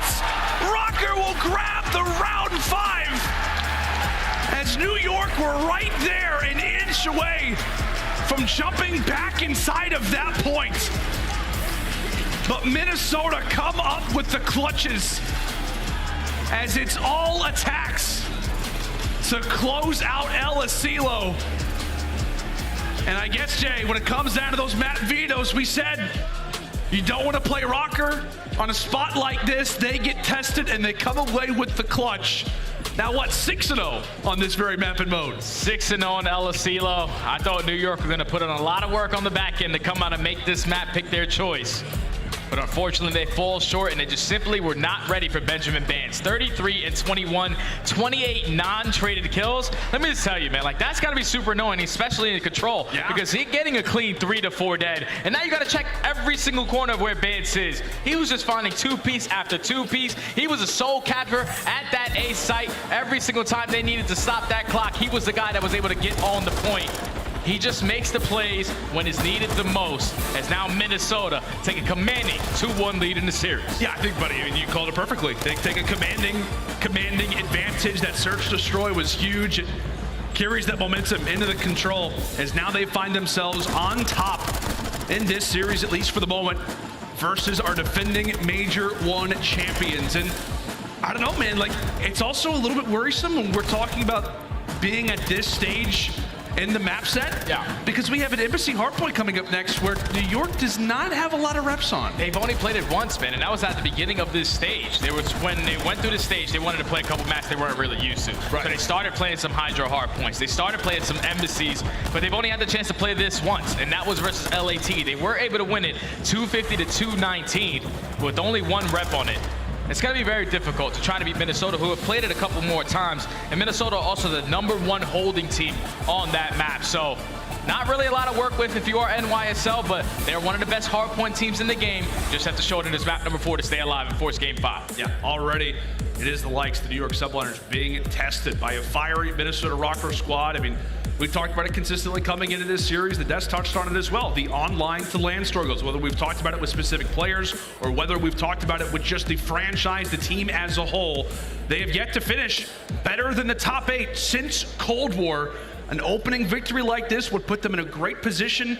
As we said, that last major did not look great. They actually lost to this very team 3-0 at the last major. So the likes, if they could come out, close out this series, what would that say about Minnesota for their confidence? You got to be feeling great, man, because obviously you lose that opening hard point. It's usually a common thing with Minnesota Røkkr, but they clutch up in the search and destroy. You win your control, which is the best one you have played so far throughout the season. Now 6-0 in aLLeY, and now you got a map where you have had a lot more reps than New York have. You should know exactly what you need to fix and what you need to do to counter New York, because the only one time that New York played it was versus LA Thieves. When they had a lot of success, it all came down to that P4 hardpoint. It's 100% hold rate for New York on that hill specifically, but overall, everything else is Minnesota.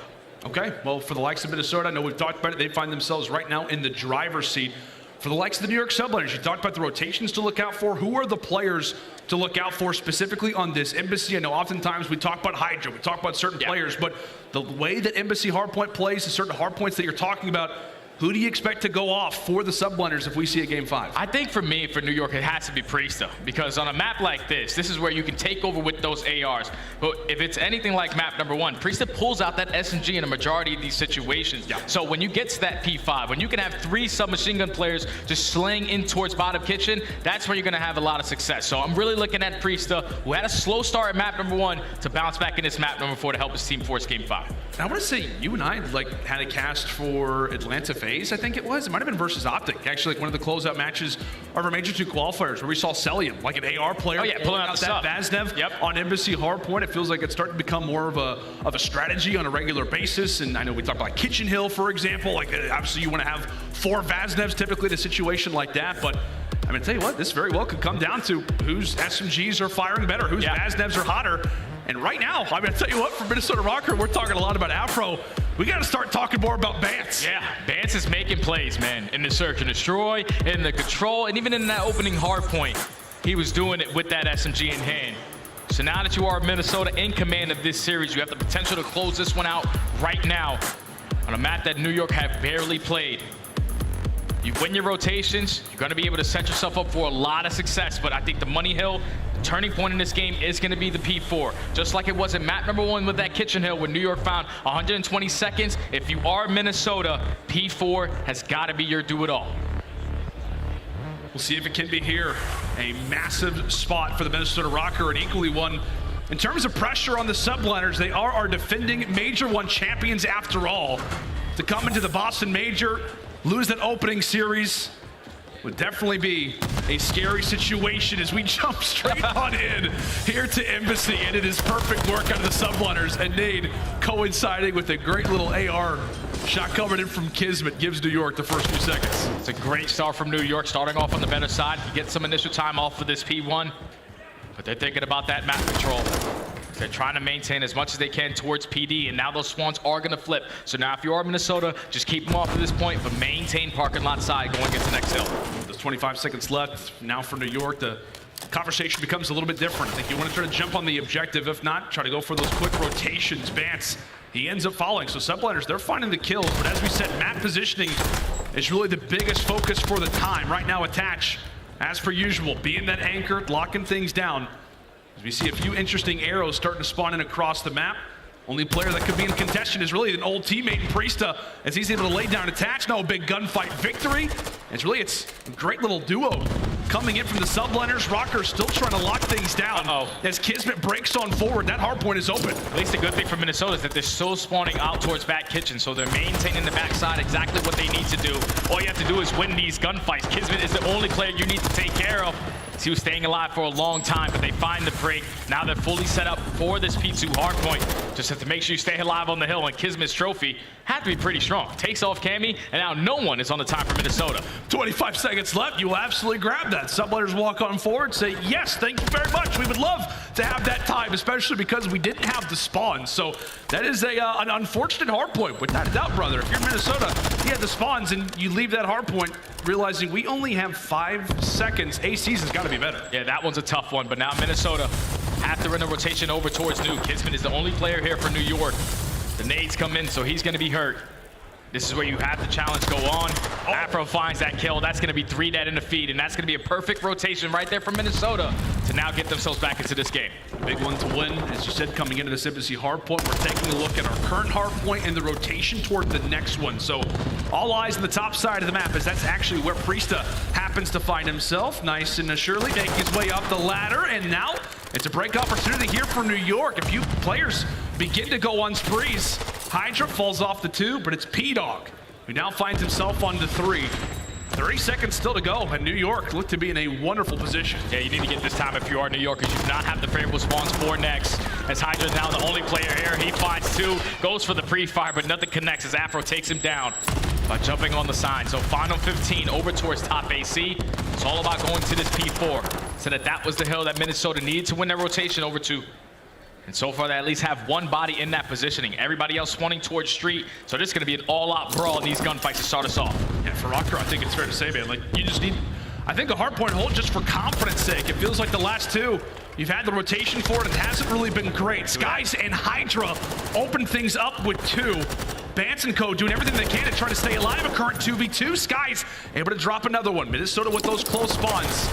As Skyz doing everything he can to try to stay up, he eventually falls, and now Røkkr currently hold that time. NYSL very much still knocking on the door. Yeah, this is a great job from Minnesota to win the gunfights when it was needed the most.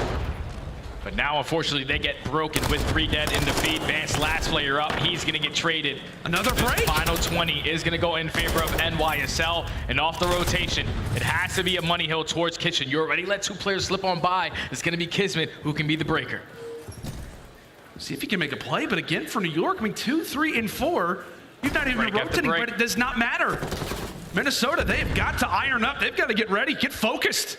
The Subliners are not ready to go out early, especially in this tournament, as we fly in now toward Kitchen, pull those Vaznevs out, put the tax away. And the man who's pretty much a specialist with this gun is Afro, trying to lock things down once more. NYSL, 3 players on the outside. Here comes the utility. Here come the stuns.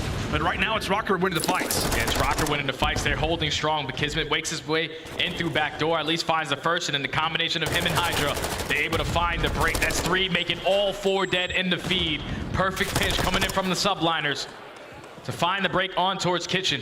It's 4 hills in a row where Minnesota have the first team there and instantly are getting broken. That's why New York are starting and pulling away with this game, as they finding kill after kill. Priestahh finds another one with the Vaznev. And this final 15 is going to be New York's, now up by almost 70 points. There's something to be said, man, as well. I don't know if the fire's still there for P-Dog, but we know he's already got his revenge versus his old squad in Minnesota Røkkr. But you never want to drop to your old team, especially in major matches like this. Underdogs in Minnesota trying to come away with the dub. And right now, they are in a world of pain, down by 60 points. And as you said, man, after the first set of rotations, we know what the story is. It is just simply locking things down. It is holding hard points versus what has been a very, very successful New York attack. As we'll go ahead and step aside and go to a listen now with the Subliners. He's right on me. Okay, I'm watching P2. He's back alley, I'm one shot, guys. Can you go alley? Yeah, I'm looking for he's cat, attached. No, I'm right catching. Afro's north. They're gonna be looking at right side wall. He's right side. One shot, Cammy. Go 2 from PD, 1 to 1, that's 1, 2, that's 1. They're both on the right. That's not one. I'm gonna help you in the back, I don't see him. Can you have one secret? They can do mid hops, guys. I'm only guess. Yeah, I'm gonna get to your vans, okay? Yeah, I'm gonna play. Okay. Can we sign? Yeah, man, I have your help. No, he's not gas. On the first block. I got Nero on the van, bro. I'm one shot. I have your mid. Okay, you want to get push up Xbox Bance. Xbox. He's running at you. I'm still in front. He's Xbox me so far. Xbox look at me, he's weak. Vance on the truck. On the truck. Sand truck. I saw gas, guys. He's front side time. It's mid side time, okay? Right here, I'm going low gas. Take your time. I don't see sand truck. I'm looking gas. Oh no, sand truck got me. I saw low gas. See him.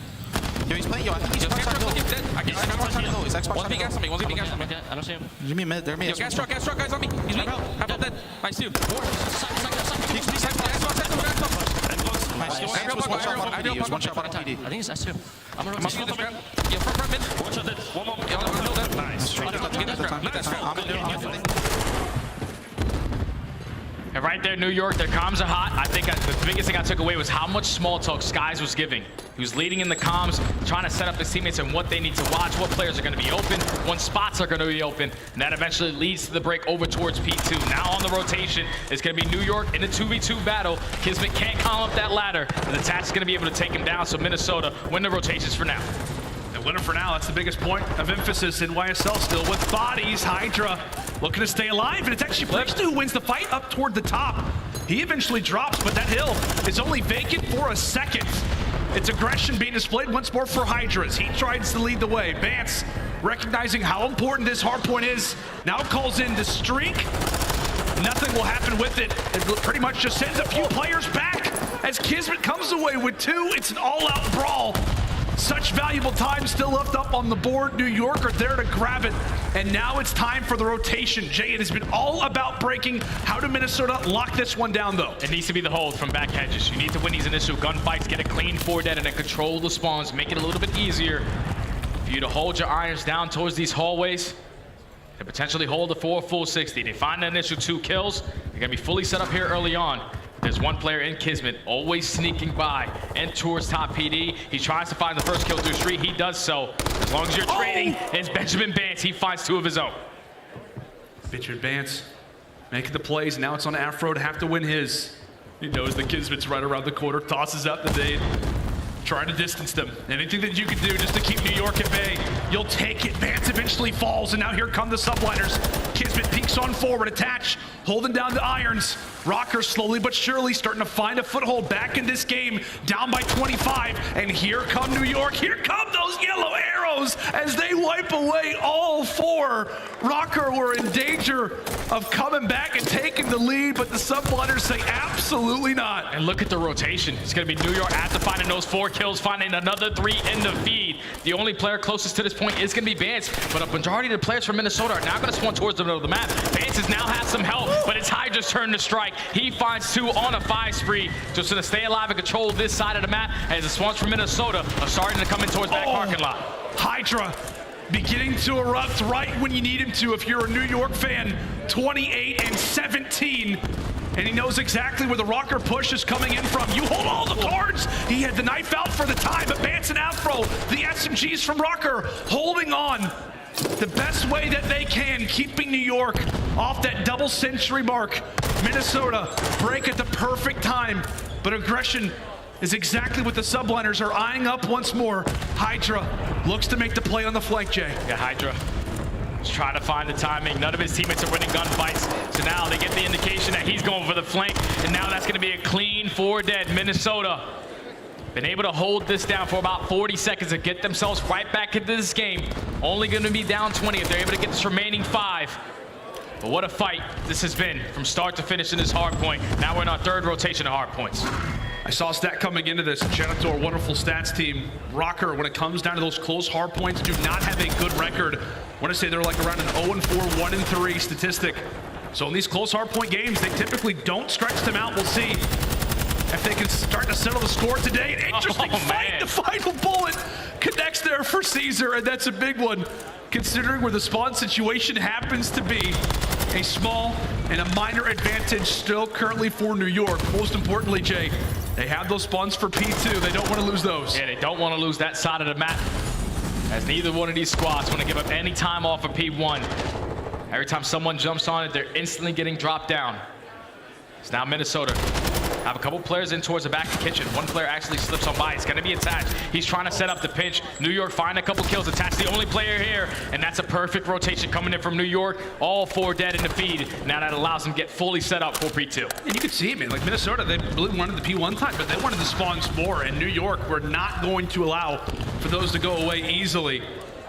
As now we come in toward P2. Another side of the rotations where Røkkr have got to try to get a foothold back in this game. They've been really struggling behind the entire matchup so far. And by the way, that hard point timer, I didn't even realize were starting to become a factor as well. So for Minnesota, you've got quite a few demons now to face off against as Bance looks to slowly but surely make his way back inside of the HP. This would be the first time that a hardpoint can cut down to time as Skyz is able to find two. Priestahh is there for the third. Minnesota continue to drop. And New York could not win here. They have to rotate towards the next, and they already have two bodies in that position towards top AC. HyDra, the cutoff man, finds the player into Cammy. KiSMET finds the second. So have at least attached, trying to put pressure on towards P2, not trying to give up all this time, but you have to win the rotation if you are Minnesota. Two players here from New York. These gunfights are big. They are indeed, but HyDra and Priestahh are firing different, at least for the moment. Afro needs to come away with this gunfight, and Nate at his feet, but a shot that's as straight as you'd like. Straight as an arrow as they've got to get in that objective. Make sure that that time does not tick away, but it's P-Dog who comes away with two. They'll hop off that hard point, making Minnesota work as we're kicking off the Boston Major with a Game 5.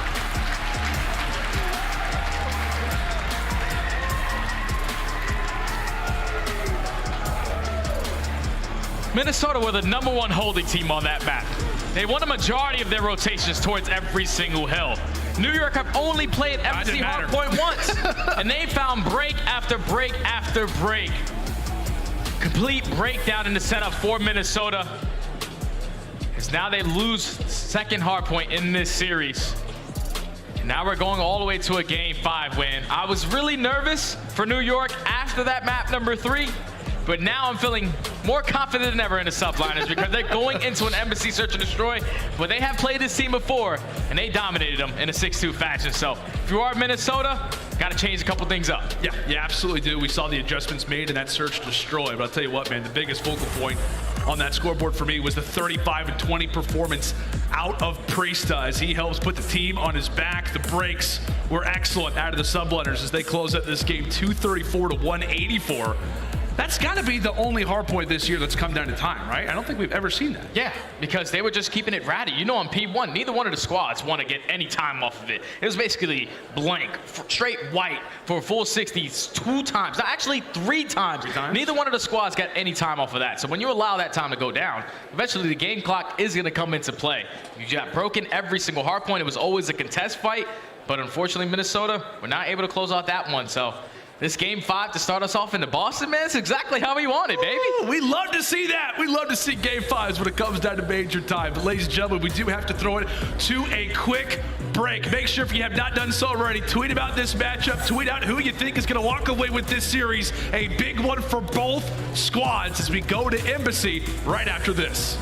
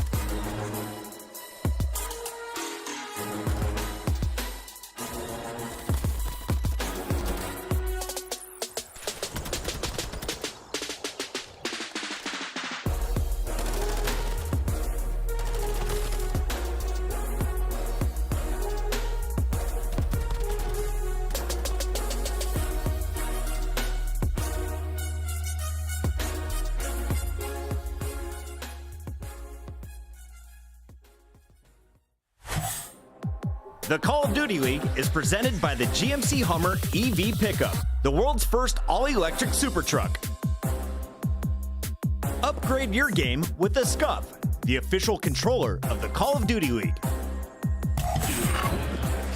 How's it going, ladies and gentlemen, and welcome back to the Boston Major. In our very first series, we're going to a good old Game 5 between the Minnesota Røkkr and the New York Subliners. It's been a fun time so far here at the Boston Major, Jay, but as we said, man, we're starting things off the way that I hope that this Major will continue throughout the entirety of it. Game 5. Oh, Game 5 is exactly what we all live for, man. One map decides the series fate. And if you are Minnesota, you're feeling good because you're going into a search and destroy. You won that game 2, S&D. But now the only difference is you're playing NYSL on a map that they have previously beat you before. So this is going to be tough, man. This is going to be tough. But the two players that I want to pay attention to for both sides, it's going to be Skyz for NYSL, who is like a 1.3 on this map with the AR and the sniper in hand. And then the opposite side, it's Afro, man. The aggression that he is able to put on this map, he has a 1.26 overall KD. So this is going to be a battle, man. I know the way that we recently casted Minnesota on this map, and they were the tone setters. On their defensive round, they like to get super aggressive through the middle of the map and basically try to trap you in towards PD. Just all depends on what New York decided to do in this early attack. Do they trap themselves? Here we go, into Game 5.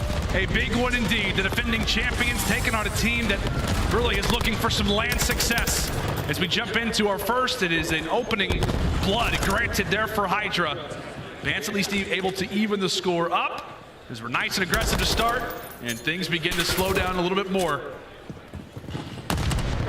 Okay, he's got to be weak, goodness sake. Yeah, you got to be some careful. shots and a good old nade. Got to be careful if you are Cammy. Cannot peek, but you will get taken down. As the health regenerates, you're able to get all the information that New York are going to be playing it slow towards hedges. It's only 45 seconds left on the clock. And right now, Minnesota, you have the cross watch. You have a player playing towards mid. You also have the cover fire and Cammy watching over towards B. New York need to try to find an opening. See if they can find it right now. Attach. He's got the angle. He knows. He spots the knee there of KiSMET. Bance slithering forward. Drops Priestahh. It's also bombed down. So 25 seconds to go. And NYSL, they've got to get a move on. They've got to begin this attack. Because Skyz is going to have to work just to even get the bomb. Rather, the bomb picked up in the first place.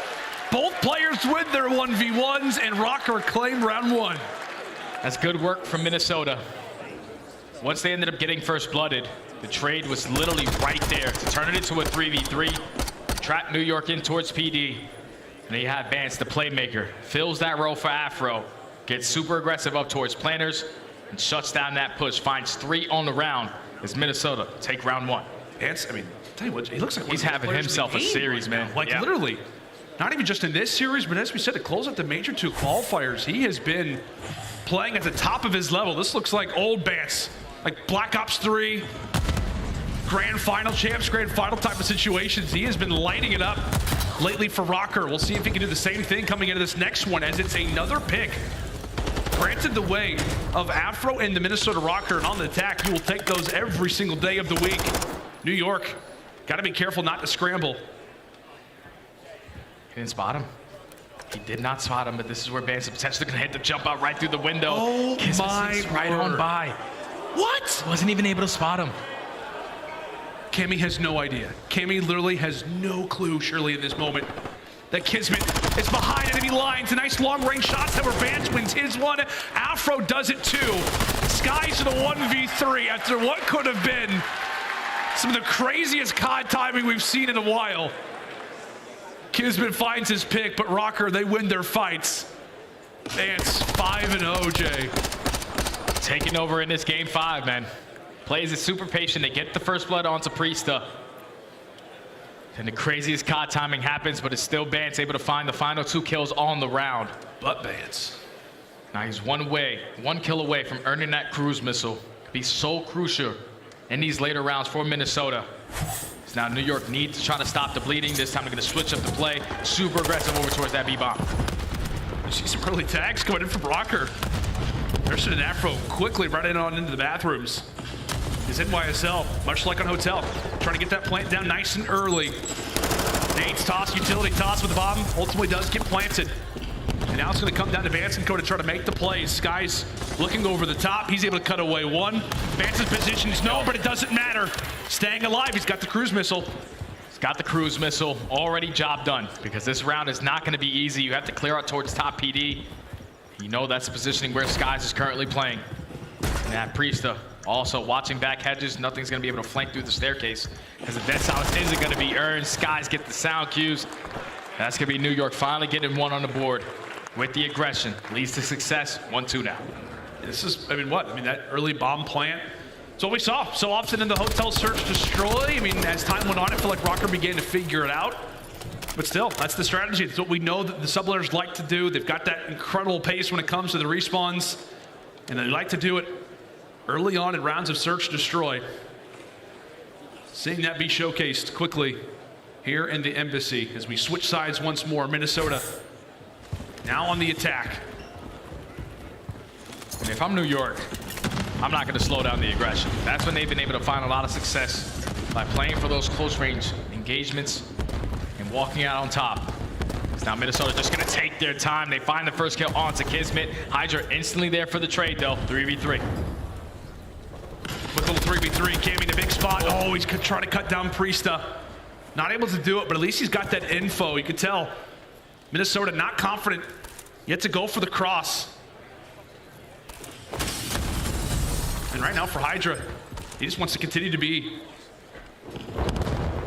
really that middle lane demon, trying to continue to cause problems for Minnesota. Meanwhile, Jay, it looks like the bomb has started to make its way over toward A. It looks like the strategy's still being worked on here for Røkkr. HyDra still on the prowl as we see trades. Oh, big kill coming in from Cammy. At least the trade comes in from Skyz. So now in the 2v2, attached, just get the sound cues. Have one player's working his way all the way around street. But there's not that much time to work with. You have to commit towards this bomb plant, and HyDra might have put himself in the best position possible. Takes that player down, stays alive versus attached. And now with that bomb being down where it is, 15 seconds left, attached not gonna have enough time to even plant the bomb. Oh, if you're attached, you've got to be so frustrated in a moment like that. You watch your teammate fall off the bomb plant. You're like, hey, I got the trade. Oh, no, I don't. HyDra with the gunfight. HyDra stayed alive. And on top of it all, he cuts down attached at the end. Great work there for the French phenom as NYSL bring us back to level. Yeah, right there, if you are attached, I know you got the sound cues of a player going through the flank, but he made his way all the way up street, killed the player off bomb before you even got closer to your teammate in that situation. I would like to see him just give it that positioning. Once you commit towards that bomb plan, you have to have a teammate watching over you. So he gets into that play a little bit late, and New York now tied up at 2. They had a lot of success early on with their attacking round towards B, but this time the nade comes in from Bance. First blood onto HyDra. Yeah, and that trophy may have... Doesn't work. Not worked the greatest. May have to take that back.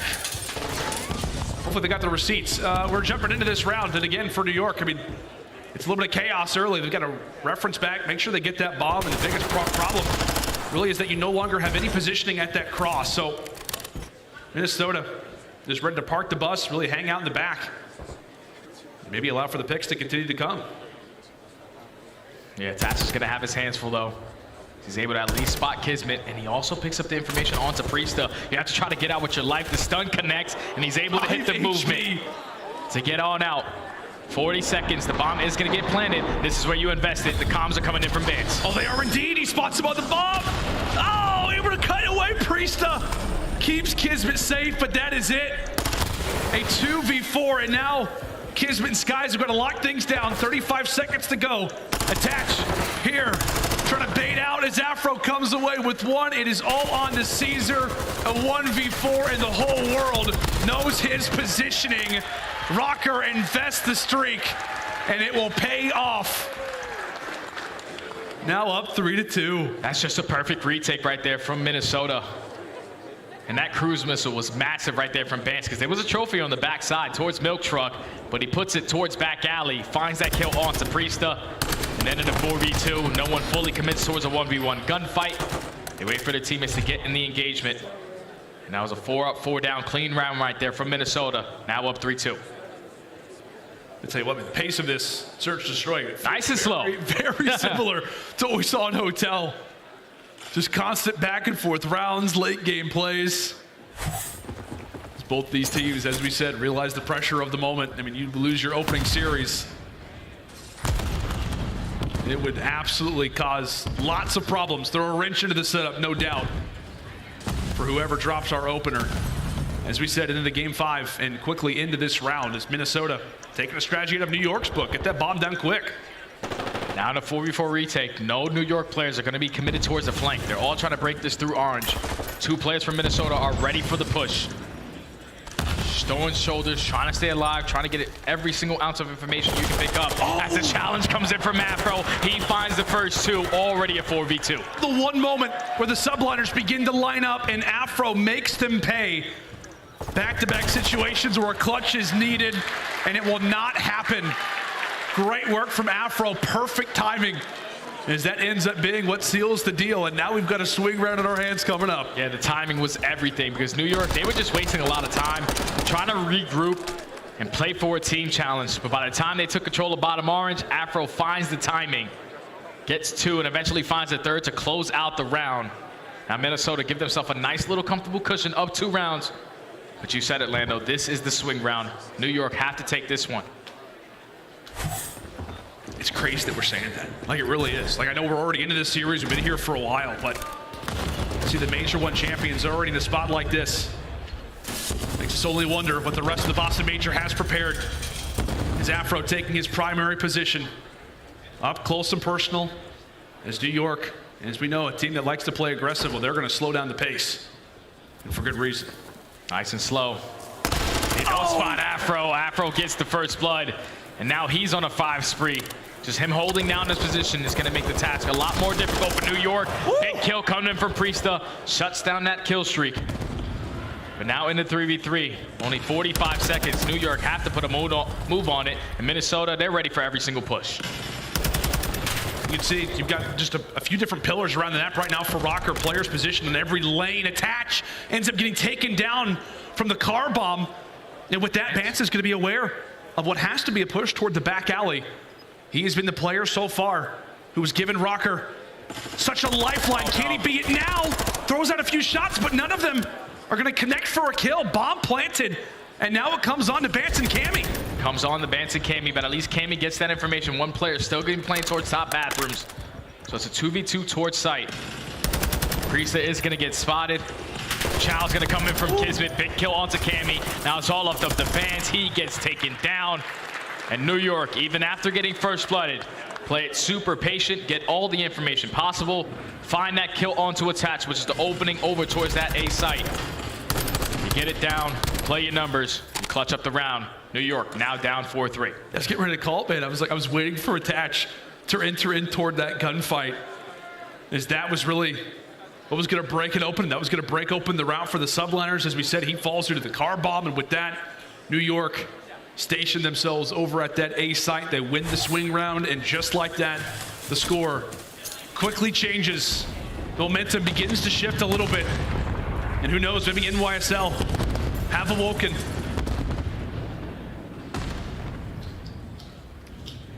Both teams are playing it super slow. Don't want to make any mistakes. These players from Minnesota just trying to get any ounce of information they can get from top window. The timing is there for KiSMET, but he can't find the kill. No way. There is no way. HyDra also hears Afro. I think Afro intentionally makes the steps happen so that HyDra will not go for the gunfight. Oh my God. Minnesota with some great work. However, KiSMET is at least able to bring things down to a 3 versus 3. Skyz will also drop one on the Cammy. Numbers with New York. 40 seconds to go. And it all comes down to Afro. Wait a minute. Trying to stay up. Drops him through the bomb. And now it comes down to the captain. A 1v3 here for Dylan Price. Hey, the most cussed player in Search and Destroy. Does he have another one in his bag? So that bomb is going to be down towards B. Only 25 seconds. You have to eliminate 3 players on the map. The Chow is going to come in from Skyz. And New York now chain 2 rounds in a row. Tie it all up at 4. As we said, this has been a team that has gone through so much at that major. Oftentimes it was late game search, destroy victories. They had their dominant moments, but they obviously had their chances where they needed to clutch up. Down 4-2, they've brought it back. Now to a 4-4 score line.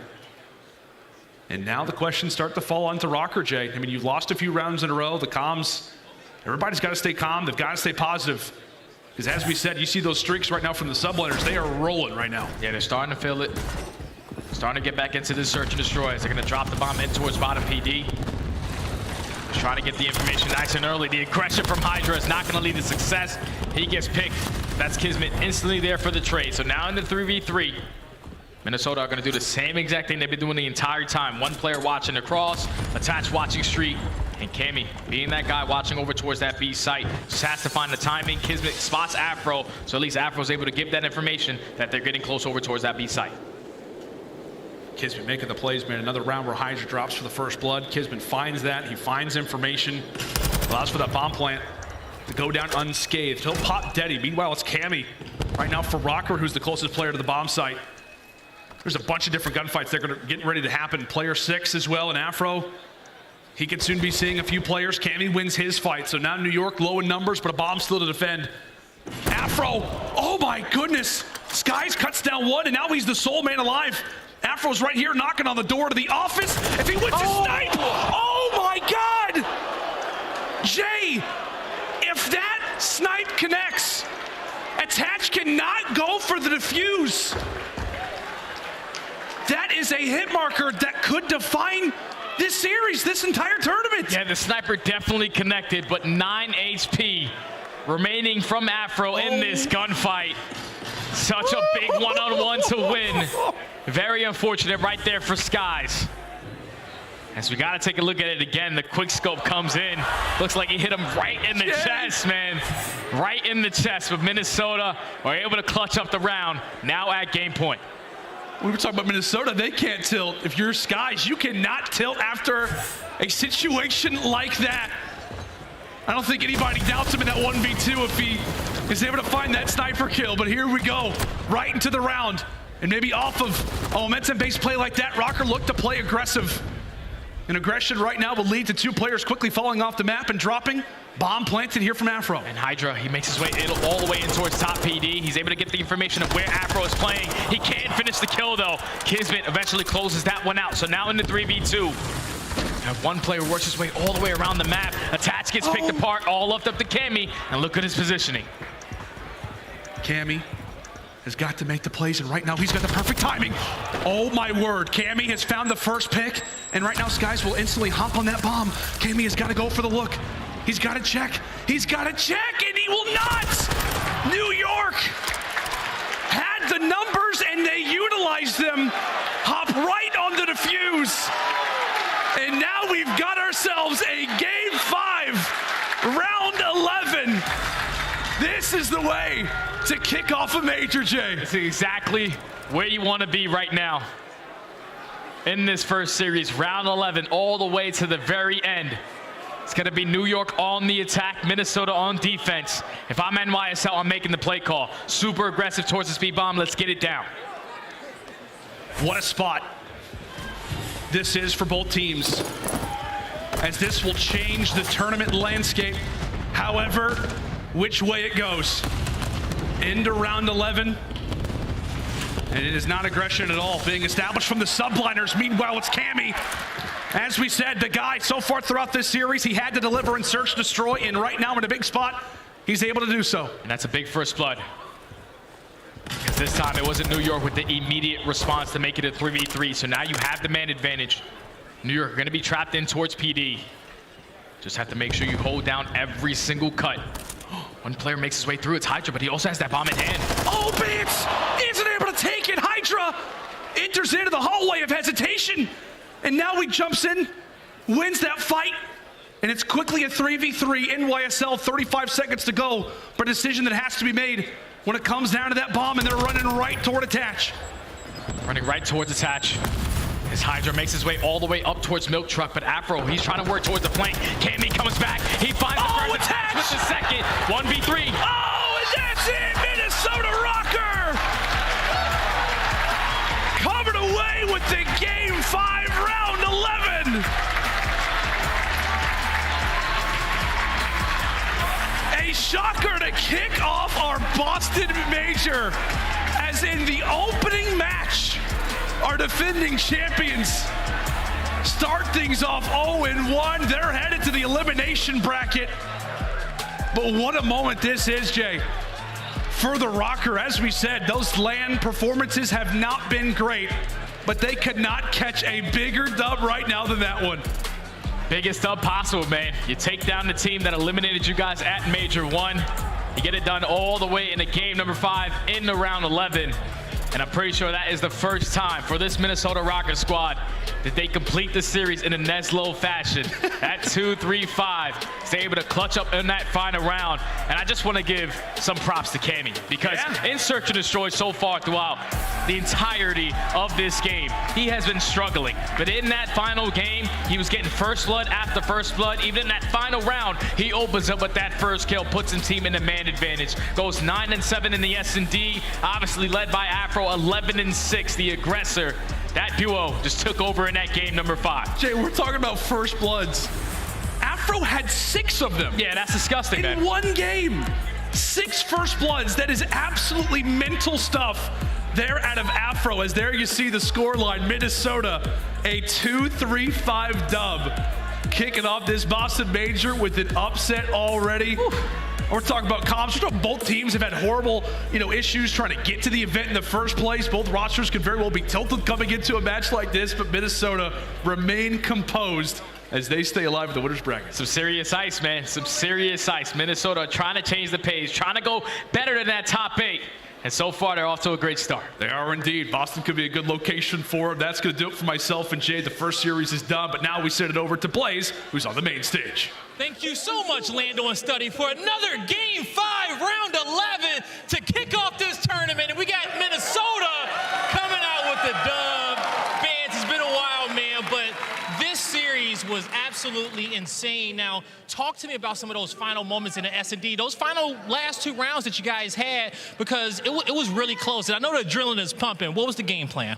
I feel like going into the round 11, I was just like, let's just play slow. Let's just do what we've been doing. I feel like we were getting a lot of first bloods, and we just weren't converting the rounds, just through like small mistakes, small miscommunications and stuff. I almost happened in the round 11. HyDra made a play. I was waiting for him. I saw he made the play on you. Yeah, you get kind of scared. I was waiting for him, and then he was just more patient. But yeah, we just stuck to the game plan of just sticking to our fundamentals and getting first bloods. All right, now when it comes down to your team, you mentioned a lot about the first bloods, okay? Afro had 6 in that last map. Cammy made some big plays. Talk to me about your teammates here and how they made this series just a little bit more easier for you.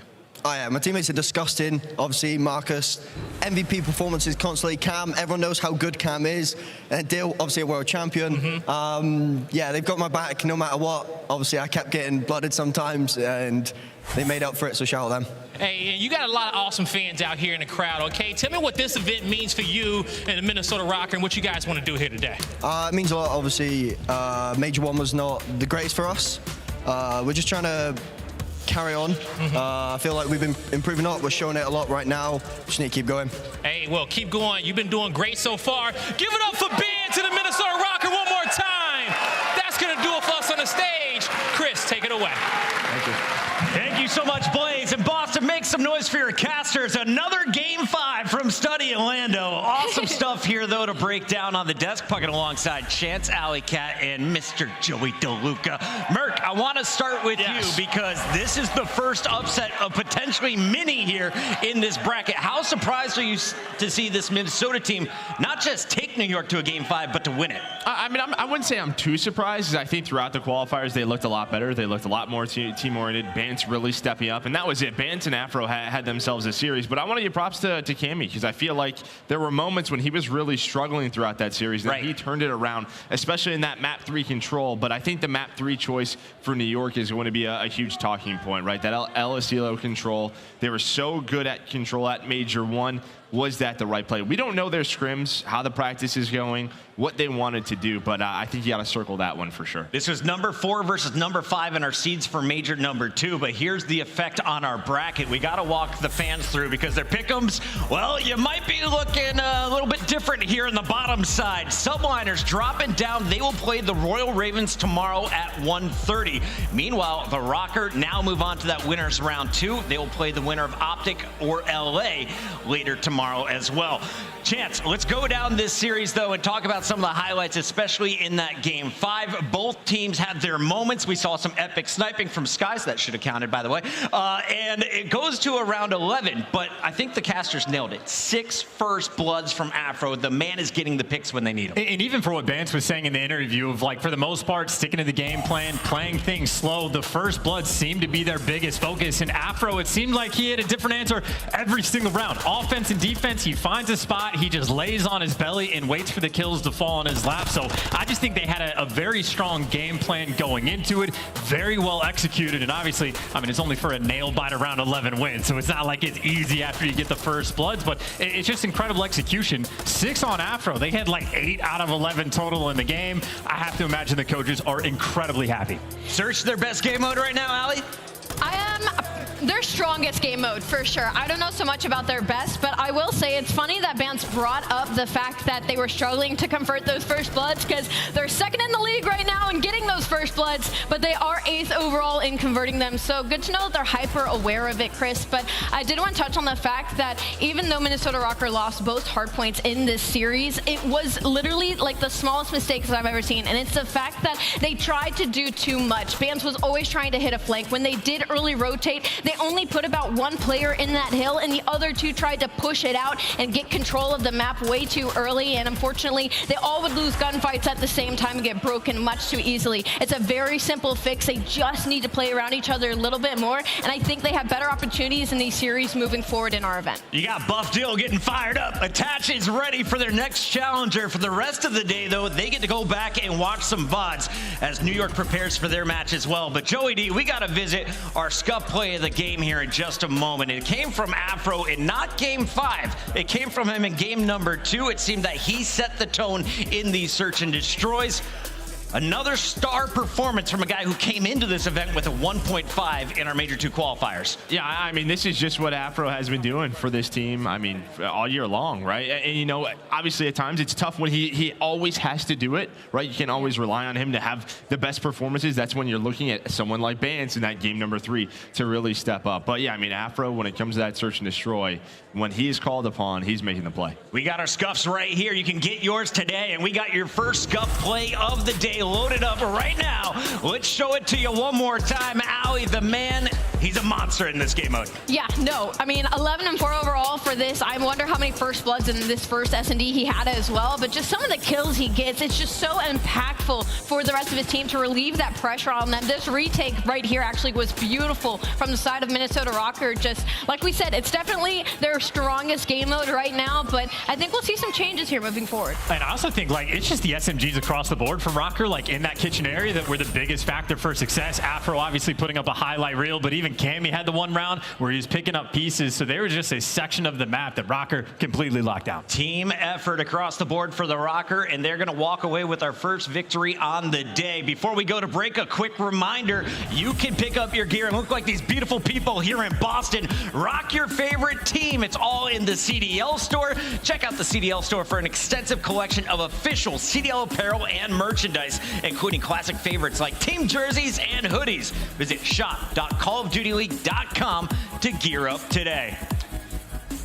One match, a game 5, a round 11, and we are just getting started. Charge your cell phones, kids, because when we come back, it's game number 2 of 4 on opening day of Major number 2.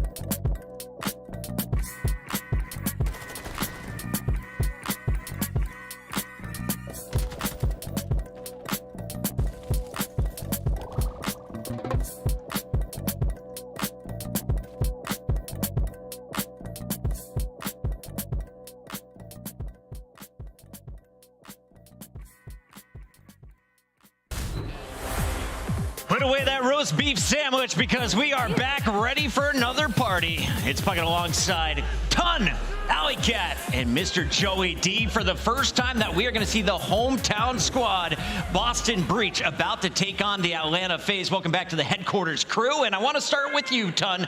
We saw that first match go to a Game 5. Are we in store for another 5-game series between these two teams? Honestly, I was looking at the matchups before we were coming into the major. Every single game that we have on the main stage here today specifically is an absolute banger. They very well could go map 5s all the way. I have a feeling we're just going to be here all night, and I'm not even mad about it, Boston. Let's jump into it with your hometown team, the Boston Breach. They've had their ups and downs in the qualifiers, but when they're winning, they're getting some of their best play from their SMGs in Vivid and Nero. But we've always given the highlight to Owakening and Methodz on this squad. Joey D, talk to me a little bit about this Boston squad. What is their identity right now coming into Major 2? I feel like they play quick, man. I think it's because Vivid and Nero, these guys play with speed, and when you talk about taking down Atlanta FaZe, you're going to need your submachine gun duo to go off, right? Their hard point has been fantastic, but looking at the search and destroy throughout stage 2 qualifiers, it's all Vivid and Nero in the search. They both have a right around a 1.2, and what that tells me is they're playing very well together, right? They're opening up those rounds,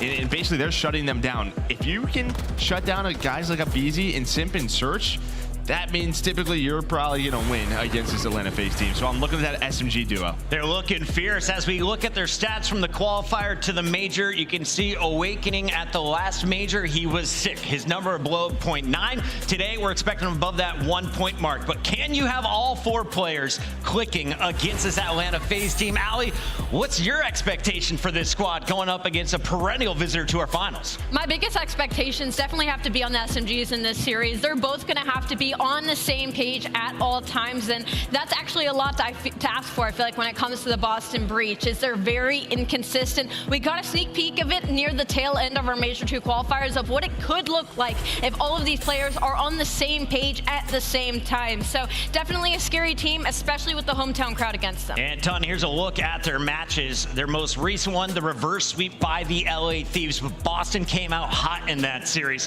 Where do you think they've been the most impressive so far? Honestly, I think across the board, we do see consistency from the side of Boston Breach. I think, you know, they're losing to some teams that you would argue isn't necessarily out of the question that they go on to lose them, but winning the games they should. Let's see if they can just step up another level on every single mode, to be honest with you. We got to keep our eyes on one player in particular. He's a hometown favorite. You've seen him all over social media. Mubot, Methodz, one of the original gamers way back in the ESR days. He was coming on the Esports Report telling me about his teams. He's been wearing black and green though, and this man is nothing but consistent with his play. You always expect him to be in the right place, picking up the numbers. Well, he showed us some fun here in the qualifiers too, putting away the AR for the Vaznev when needed.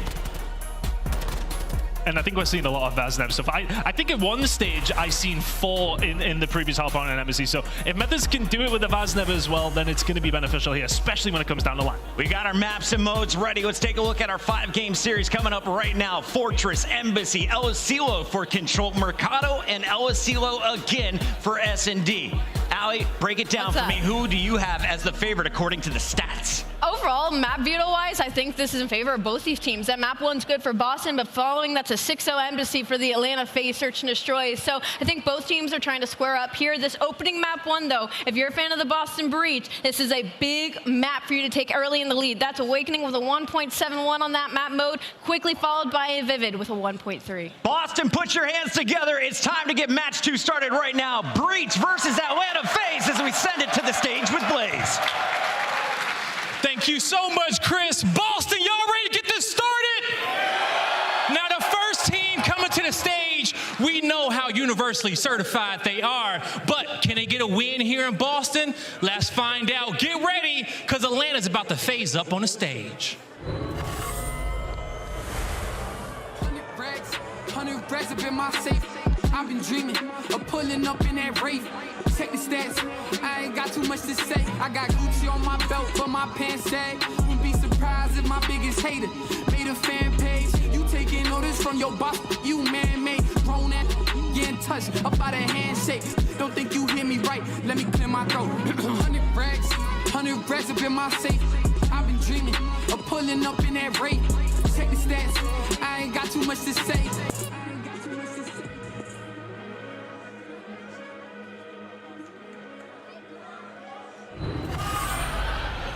Boston, you ain't got to cheer, but get loud for Atlanta FaZe!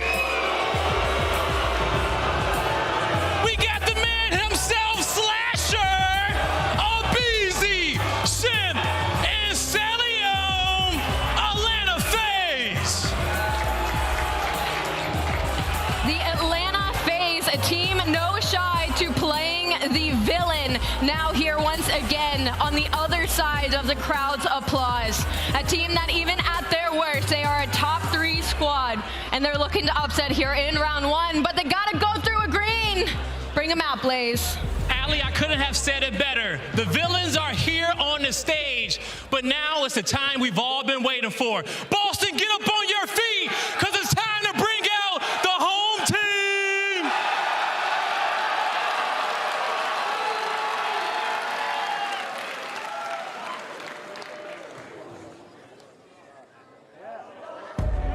You've waited patiently for this moment. An event in our home city. But it's not our first year anymore. Let's crank things up a notch. It's lead change. What an unbelievable hardpoint Methodz. On the flank, it's 2 of P1. Nero. Nero gets 3 to 9. Can he defend?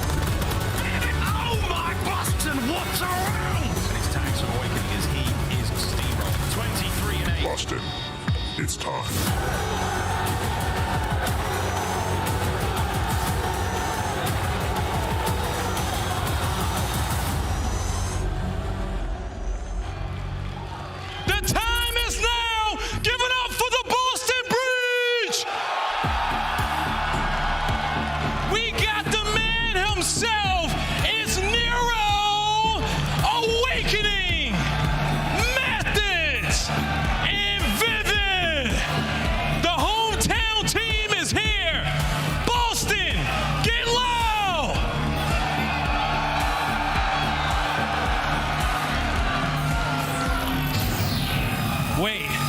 What's up with the transmission?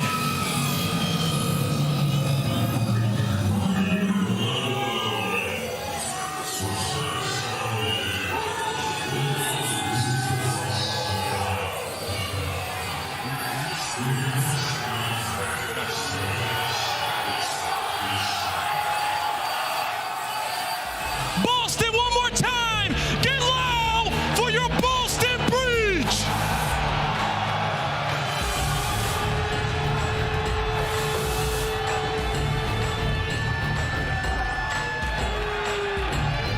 Up against some of the best in the game in Atlanta FaZe, but the Boston Breach with the crowd behind them. Guy plays. Can they perform the upset? That's the question. Can they get it done? Boston, y'all ready to go? It's time to get this series started. Your casters, it's Miles and Chance. Wow, hometown heroes indeed, Chance. We're ready to rock and roll in our Winners Bracket 1 matchup, and I tell you what, that was a lot of fun. That was a great deal of fun, just looking at the 4 guys at Asim going through, the heights almost lined up, and I was like, hold on, Awakening is definitely not in the mix. So they got some tricks up their sleeve, and maybe we'll see if they bring it out in this series as well, because we do have some interesting maps in the mix. I think Boston might have set themselves up for a bit of a tough time. Have a look at the maps and modes in a moment, but for now, an exciting start to the tournament here in Boston. The weather hasn't quite kicked in yet, but things are already icy on the stage. Of course, Røkkr, big win from that first. Do we have space for another upset chance? Now, a fun one for me, Breach and FaZe, 2 teams coming in this very, very strong. Boston looking a little stronger, I think, so far, but FaZe are no pushover. I mean, that's my question. What's the upset? Actually, Boston have been stronger throughout the stage. They've looked like at least the slightly more dominant team, admittedly incredibly close, incredibly comparable, but they have the higher seed coming into this one, so we'll see if they get good use out of it. And I would definitely say for Boston, if I'm looking at this series, I just want anything other than a Game 5. I want the domination early. I want this series done quick. I wouldn't be too surprised. The fans want that as well. A lot of fun so far here in this tournament as our players get ready on stage, and man, it's been crazy hearing the fans here in Boston. It was kind of quiet when New York was playing. I don't think there's any love there for the New York team in this part of the States. But here's the stats coming into this one. Is our season record so far. Still very early days here in Modern Warfare 2, Chance. And the two biggest things that stand out for me is Boston legitimately has an edge in the hard point. Admittedly not a crazy one, but that S&D record for Boston does not tell the entire story. They are 0-5 in game 5s, 8-3 in the map 2. So again, this team is very capable when they get off to a strong start of winning these series. They just do not like the distance. And obviously for Atlanta FaZe, how many game 5s have they had throughout stage 2? They've basically made that their home, their playground, and even guys like aBeZy, the first blood king, really seems like he's starting to hit that form rather. So again, if I'm Boston, I'm avoiding that at all costs. Well, the craziest thing, you're talking about aBeZy being the first blood master, Simp, like how close behind him is he? Well, that's the funny thing, aBeZy, I think he's like 23-15 in those opening engagements, so he lives to be the first one to get the kill or the first one to die. Simp, though, 15-5 on those opening duels. So if it's Simp getting the mix, I mean, his, like, statistically, his record is even better. So the Tears and Search and Destroy have really started to crank things up. Two teams in fine form coming into this winner bracket matchup. Excited to see how this one goes down. A little nervy, I think, in the crowd for a lot of those Boston fans. And I would say if you got the Tears on one side, Vivid and Nero on the flip side have been like the absolute force in the units for this team throughout stage 2. Even in the matchup that these guys played, Atlanta FaZe was their first series of the year. That was the first look at this team, and Boston Breach took it to them. Running back, if they can do it once, they can do it again. But these SMGs all across the board, they need to be at their very best. Here we go. Gearing up for map number 1, Greenberg Hotel Hardpoint to start the series off. And it is going to be a bloodbath, a real contest between these two teams. An early dip for the New York Subliners to the lower bracket. No one wants to join them. Again, one of the most incredibly closely contested tournaments we have seen in CDL history. We'll find out who walks away with it all on Sunday, but until then, strap in, kids. It's going to be crazy. And I am so excited to see Owakening in full health playing with this team.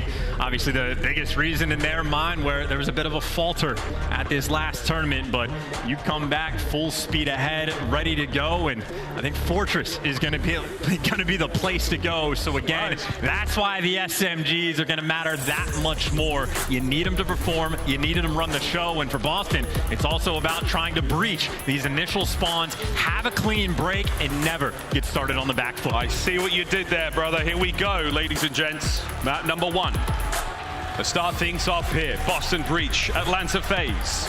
We go to Fortress to kick things off. Let's get it. And you got Owakening breaking out on the right side of the map by himself. Everybody else trying to pierce through mid.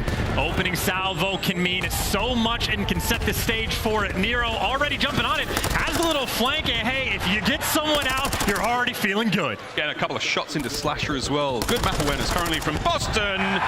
Nice opener there from Nero. 2 kills and a hard point, all his. And you got number 2, Methodz is out as well. So Boston, they have coverage all over the map right now. They flipped the spawns already. This is as good as it gets. It could get better though. It could be a force spree for Awakening right here. And Simp is on the hunt, looking around for him. Cellium on the inside of Fortress now. Demon Joe haunting the halls. Can he catch any more? Well, his teammates, they've lost the battle for the point. Here comes Slasher. It's 4 now for Awakening. Yeah, he's got to back up though. That's the force spree. Lucky for him, Nero still spawns in the back, so his teammates are set up towards P2.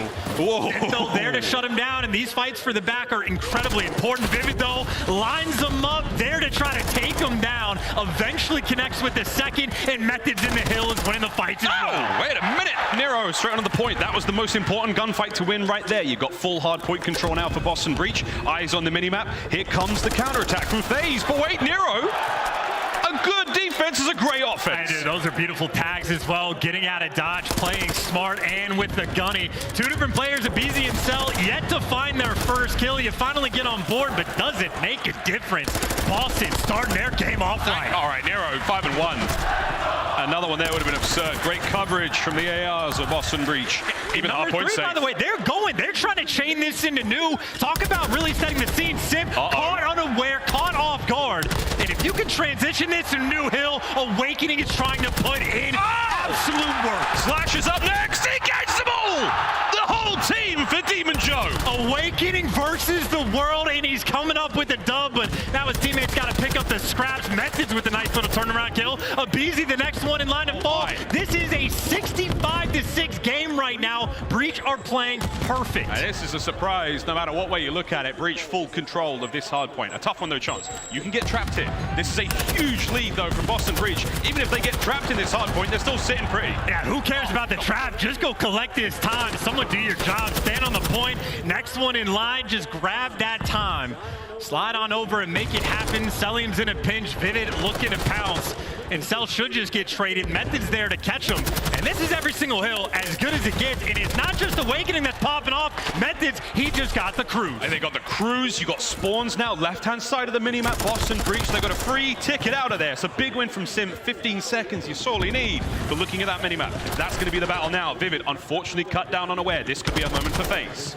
This is the moment right now for FaZe to try to get back in the game, but that is not the start they wanted to have. aBeZy's going to have to tuck himself and play in the corner. This is the last man. I don't know if Boston have counted. aBeZy in this moment going to be the guy to make the play. He's made his strike, trying to break the setup by himself. Got to be special stuff from here on out for Atlanta FaZe. They want to get themselves back into this game. And quickly, Nero once again, big kills, Vivid 2.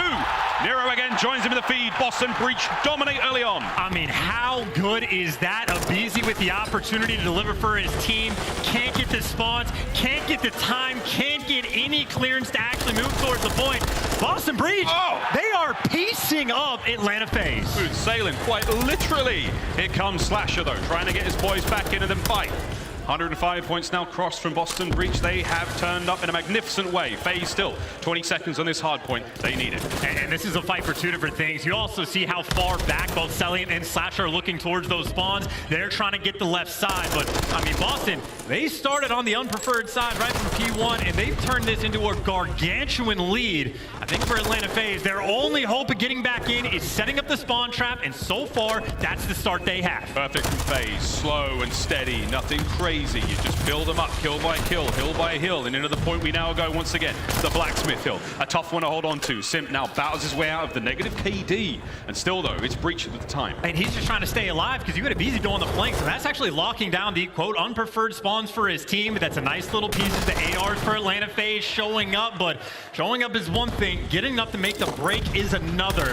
30 seconds left on this hill. Vivid looking to take it. Again, it's slow and steady. Slasher climbing his way forward. A force spree from him. 17 and 13, trying to get his boys into the hill. Those submachine guns of FaZe, deadly if you can get them going. But right now, Breach, they have gotten to pump the brakes, and Simp, whoa, takes care of business on the point. And you got spawns all over the map now. Nero, the only one that is even potential to be behind enemy lines. He's able to pick up one. aBeZy there looking to shut him down, but Nero now the thorn in their side is finally Atlanta FaZe. Some semblance of control in the map, trying to make it happen, but also still trying to find Nero. Nero is so hard to deal with. Another kill for Nero. It's a 3 spree, 16 and 10 overall. Here comes the investment from Methodz. That kill streak garnered very early on. Will it catch most? Slasher safe there. Trophy takes care of Nero, unfortunately, so that's some time for FaZe. And that is the worst streak used possible, too, because Simp actually gets the kill and clears out the left side of the map. So this is a 113 to 80-point game right now. Atlanta FaZe have already been working on the comeback. If you can chain it here, you're great, but Nero spawn picks up 2, trying to do everything for his team to get him out. He is unkillable right now, and he's helping the boys now get back into the point. The drought has ended. Breach are back into the hard point. FaZe have done an exceptional job of keeping this game manageable for themselves after that rough start, but here we go. Rotations are on, and it's Cellium in position. Oh, he can snake his ass off, too. He is ready for the first. Vivid still in the back, and the stun doesn't connect, but Cell's going to be able to check everything in this moment, hit him with the bob and weave, and he's got some reinforcements as well. So Cellium doing a nice job of staying alive, but as soon as the hill pops, it's his teammate that takes him down. aBeZy, though, trying to stay alive. That's a great bit of work. Boston have now flipped this over. Hard point, all theirs now. Can they take on the attack now from FaZe? Eyes are up. Vivid finding kills. Slasher on the flank. Slow and steady once again, getting themselves towards that point. It's an open field for now. Who's going to get it? And this is just a straight up 50-50 fight for this hill time now. The trophy, though, was the advantage for Boston, but the gunny advantage for Atlanta FaZe. Talk about Slasher doing everything he can to keep his team afloat. They have clawed their way back in this game, and aBeZy, who at one point was like -10, has also been climbing his way up in the kills department. For how good of a start this game was for Boston, Atlanta FaZe have done a wonderful job of catching back up. Also, a lot of time to try to lock down this rotation. 15 seconds. Atlanta, for the moment, it's going to be a 3 versus 2. This is a 3v2 here over by the point. Here comes Cellium on the right-hand side. aBeZy there, taking care of business up top. Last man on the point is going to be Methodz. Can he take care of aBeZy? He gets it! That's a big win. Let's Let's go for a listen in, Boston Breach. Stay down. You're going for it, too far. No, yo, one is going gate. Okay, Yeah, last year front. I got kill. I got both there. Nice. Get behind. There's one open. Okay. I'm getting my left right now. They're gonna be open. Okay. Top maps right now. They might spawn there. Top maps. I don't have top maps right now. I'm trying to watch bro. They're gonna be one maps. I'm watching Simp. All right, one is P1. You're looking for Simp. I'm watching gate. He's bench right now. I'm going maps. What's front? He's at front shell. Top maps. Okay, trap. Missing one, right? Where you guys at? aBeZy. He's back.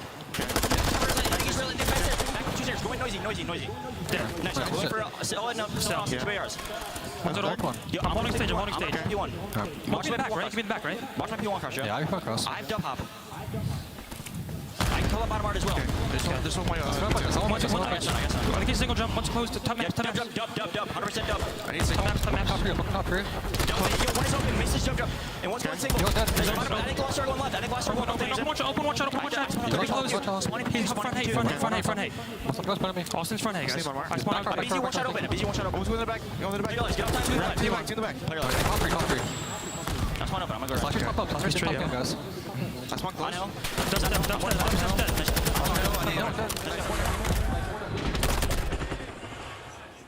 Cool comms from Boston. They keep things under wraps while FaZe still apply the pressure. I mean, Boston right there just trying to keep things consistent and really just keep up the slaying prowess. You have Nero, who has been electric, while you have Owakening 29 and 20. Trying to lead the show. Simp's there to shut him down, but you expect the trades to come through. Maybe just eventually, as Simp right now causing a lot of problems, collecting the final bit of scrap, but that is so many arrows on the left side of the map. This is all about control right now. Closing the gap right now for FaZe. The race is not over just yet, as they are right back in this one. Can we get over to the Blacksmith now? Far more preferable for Boston Breach the first go around. Now here in the second set. Let's see how things go. Boston with the time, clearing up the streets. Going to be Methodz. Big shots on a slasher. His teammates in the feed now. FaZe, their attack has mostly been stopped. A big win from aBeZy. Can Zinni get into the fight? Can he get FaZe off the point alone? The answer is now, yeah. I mean, just big wins. This is Boston just trying to keep control again. Even just those left side spawns. Breach have just had at least 1 or 2 players live on this side of the map. They're just trying to keep Atlanta FaZe contained, and obviously keeping them contained is not an easy ordeal because this is only a 10-point game. Oh, smooth moves out of Slasher, stays alive. You're looking at the lead change. If FaZe can hold on to this one, rotations down. Boston Breach, no, this is a serious turnaround moment for them. The momentum from the start of the game starting to dwindle. I just can't believe that Atlanta FaZe, for the first time this entire time, now have the lead. 2 players have made it into bottom green as well, so Awakening has players underneath them. Got to make sure you're keeping them contained. I think Owakening knows it, but this is a very tight setup on the bottom of the map. A delicate moment for Breach. Strong looking P1. Here comes Vivid on the 5 spree. Can't get any more. His teammates are clearing house. Can he get aBeZy off the point and get himself a cruise? Big wins. Does a chow my! That was Simp. Takes care of business. One more here. Slasher wins it mid-map, wide open. Hey, look at number 8 though. Someone for Atlanta FaZe either spawned up or was able to get out. So this is Cellium. Needs to stay alive and get the kills for his team. And Methodz is there to chop him down. You don't even have to read the spawns at this point. You have locked down P1. Boston Breach might have just done enough. Huge amount of time garnered from P1 there. That is sensational. And Vivid does have the cruise to play with now. Keep FaZe trapped on this side of the map. That's the game plan. You can't win it here. You have to go to P2. And FaZe know that. They're fighting forward. Nero gets dropped. Numbers now working out for FaZe, but the spawns for Breach. They've barely been able to get out. So Atlanta FaZe were looking for a lifeline, and they have just bought a very small one. Simp though chopped down, and Vivid still has the cruise. The battle on the point. Nero's got the cuts. Boston Breach can win this here. Vivid and Nero holding the back line down. Slasher opens up a window, finds his way in. You gotta go now, FaZe. 10 seconds for the win. Boston holding the line. Here comes Cellium, taken care of. Nero gets 2. That is it. That's game. Throw in the towel. Boston Breach have done it. What an opener to the series. They take the first hard point, no problem.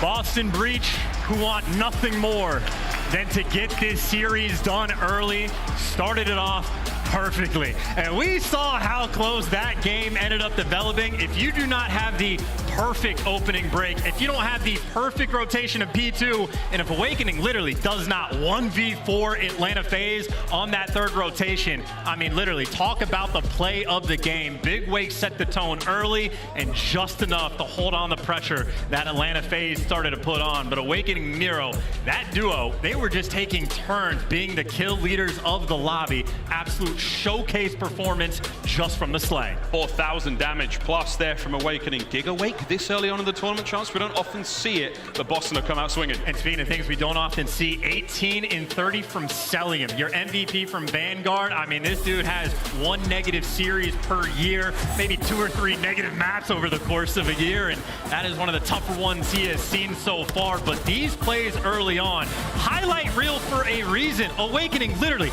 every single player of Atlanta FaZe sprinting into death. They simply could not handle them, and again, that is the setup for a massive lead early on that was necessary for Breach to get the win. FaZe had to do such a huge, perfect amount of work just to get the comeback on there, let alone take the lead halfway through that game there, Chance. So still a ton of fight left in those Red Devils on the right-hand side of the stage. We'll see, though, if they can keep things going in the Search and Destroy, which has been a bit of a mixed game mode for both teams. Well, we're going to take a look at how mixed that's going to be for the map, too. But even just to touch on across the board for Breach, obviously Awakening Nero lighting up the entire time, but it was the other two, Methodz and Vivid, who, like, because they had so much pressure on the map from their teammates, able to get cruises at different portions of the map and go on those streaks. So just a very well-rounded game. Breach taking care of business, but as you pointed out, mixy for the map too.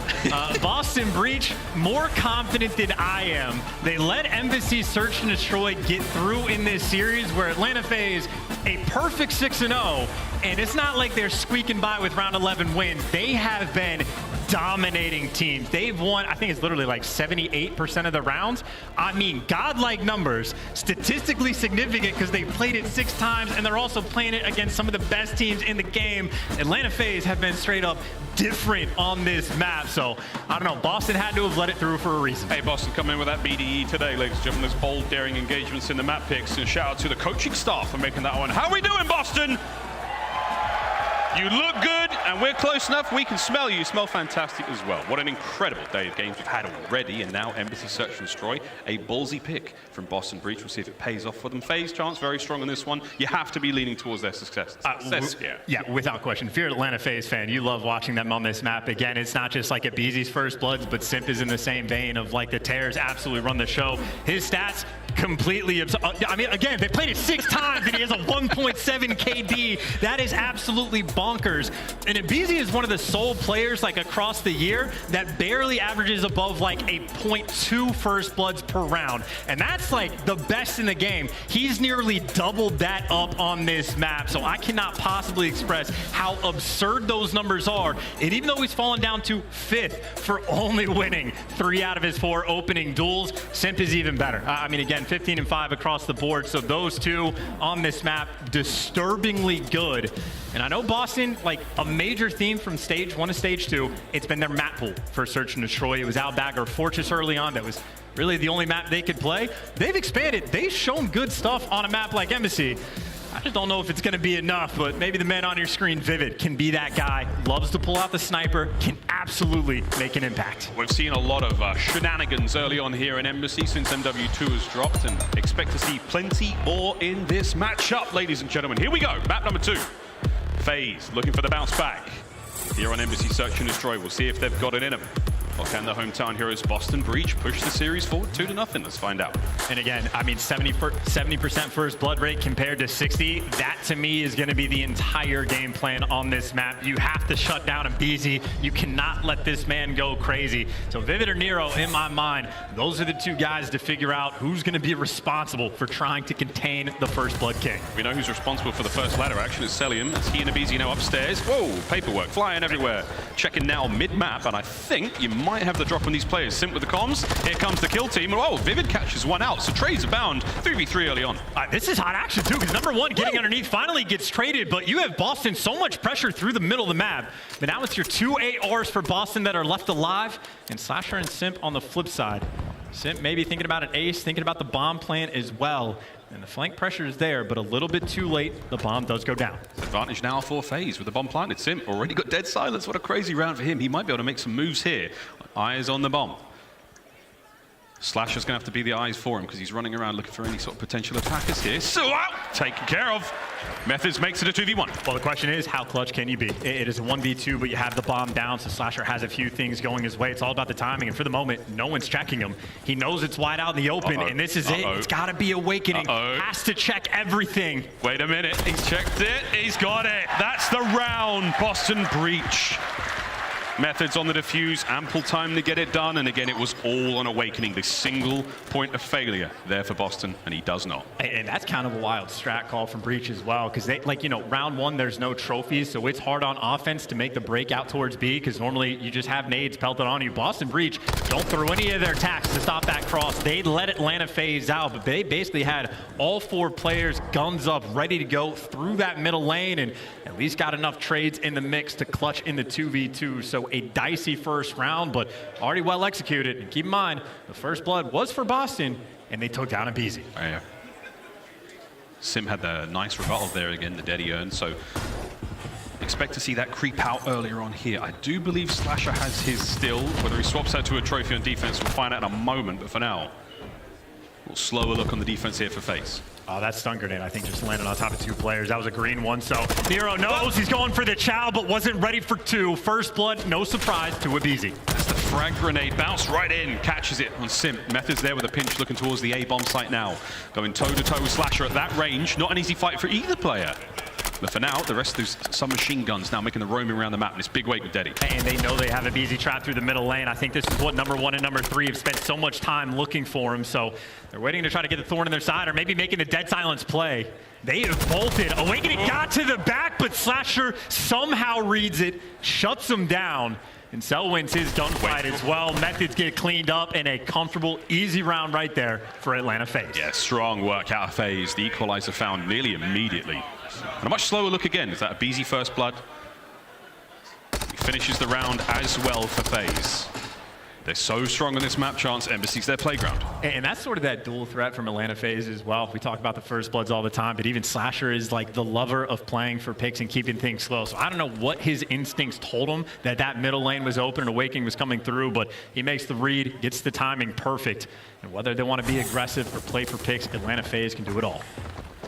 Another round up, here we go. FaZe on offense. Ooh, aBeZy catches a little bit of a love tap and an aid. 9 HP. What? How did he do that? First blood, his teammates find another one. Cellium in the feed. Also, my good God, it's a 2v4. I don't even know if they threw a trophy. They just do not care. Atlanta FaZe are bullies on the map and just gunfights like that. That is a team playing with confidence. That is aBeZy at his very best. And I mean, hey, he can kick open the door. Methodz, good luck with this one. All right, Methodz, he's got his back turned. Will aBeZy get it? He does. Okay. That is disgusting work out of FaZe. Disgusting work out of aBeZy. They take the lead. And again, even for the first round, I was surprised Boston Breach aren't just chucking every single nade to stop that cross. Even this one, they chucked the first one, and 9 HP is 8 more than aBeZy needed to get that first blood. 5-1 through 3 rounds. I mean, he got first blood in round 1, so he has been a force in the next 2. Man, boy, it's scary. He's very nice out of game, in-game terrifying. Here we go, another round. Boston offense this time. Let's see what they can do. Nab that bomb. B, a very popular choice on this map, Chance.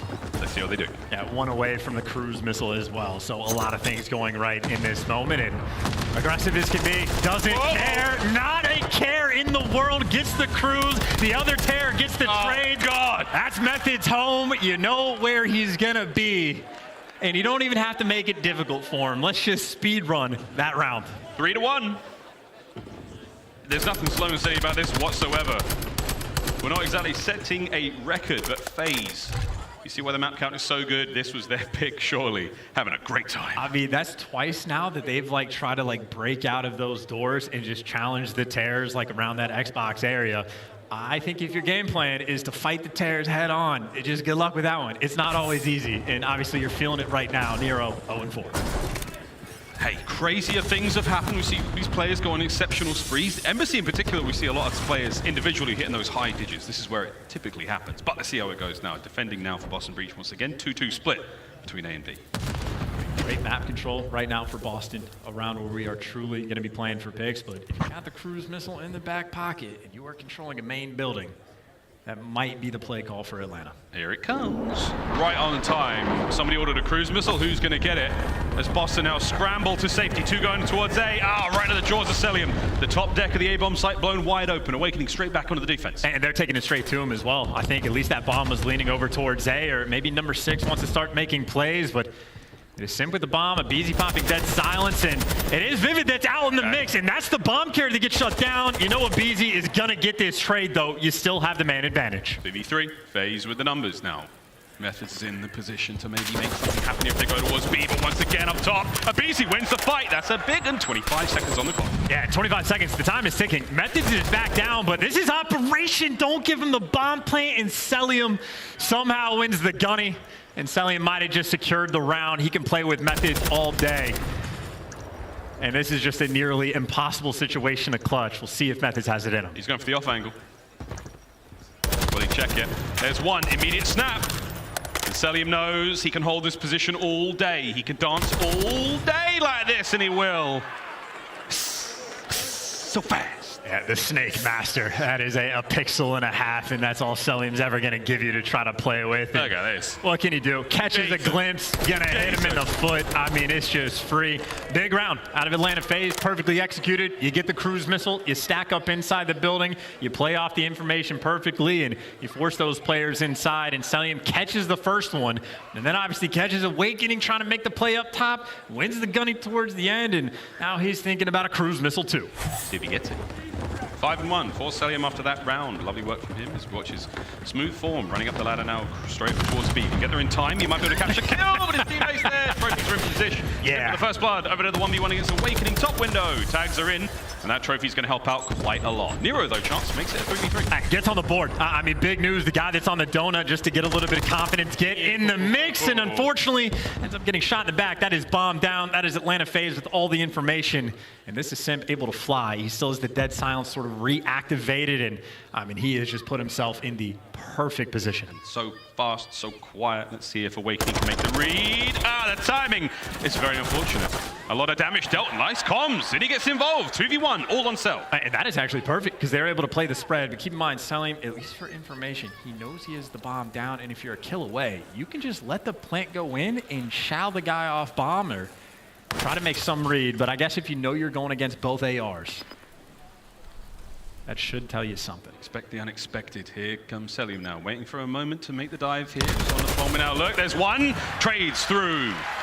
Boston stay alive. And I think Cellium is actually happy with that for the 1v2. Obviously a decent attempt, but I think he can hear them going towards the bomb. Says, I will take the freebie, I will take the cruise, and try to carry that advantage into the next round. But big moment there for Boston. Nero gets on the board. He gets off the donut. You're able to clutch in that situation. And just for the fact that Awakening barely gets out with his life and sets Simp up for the easy trade from Methodz.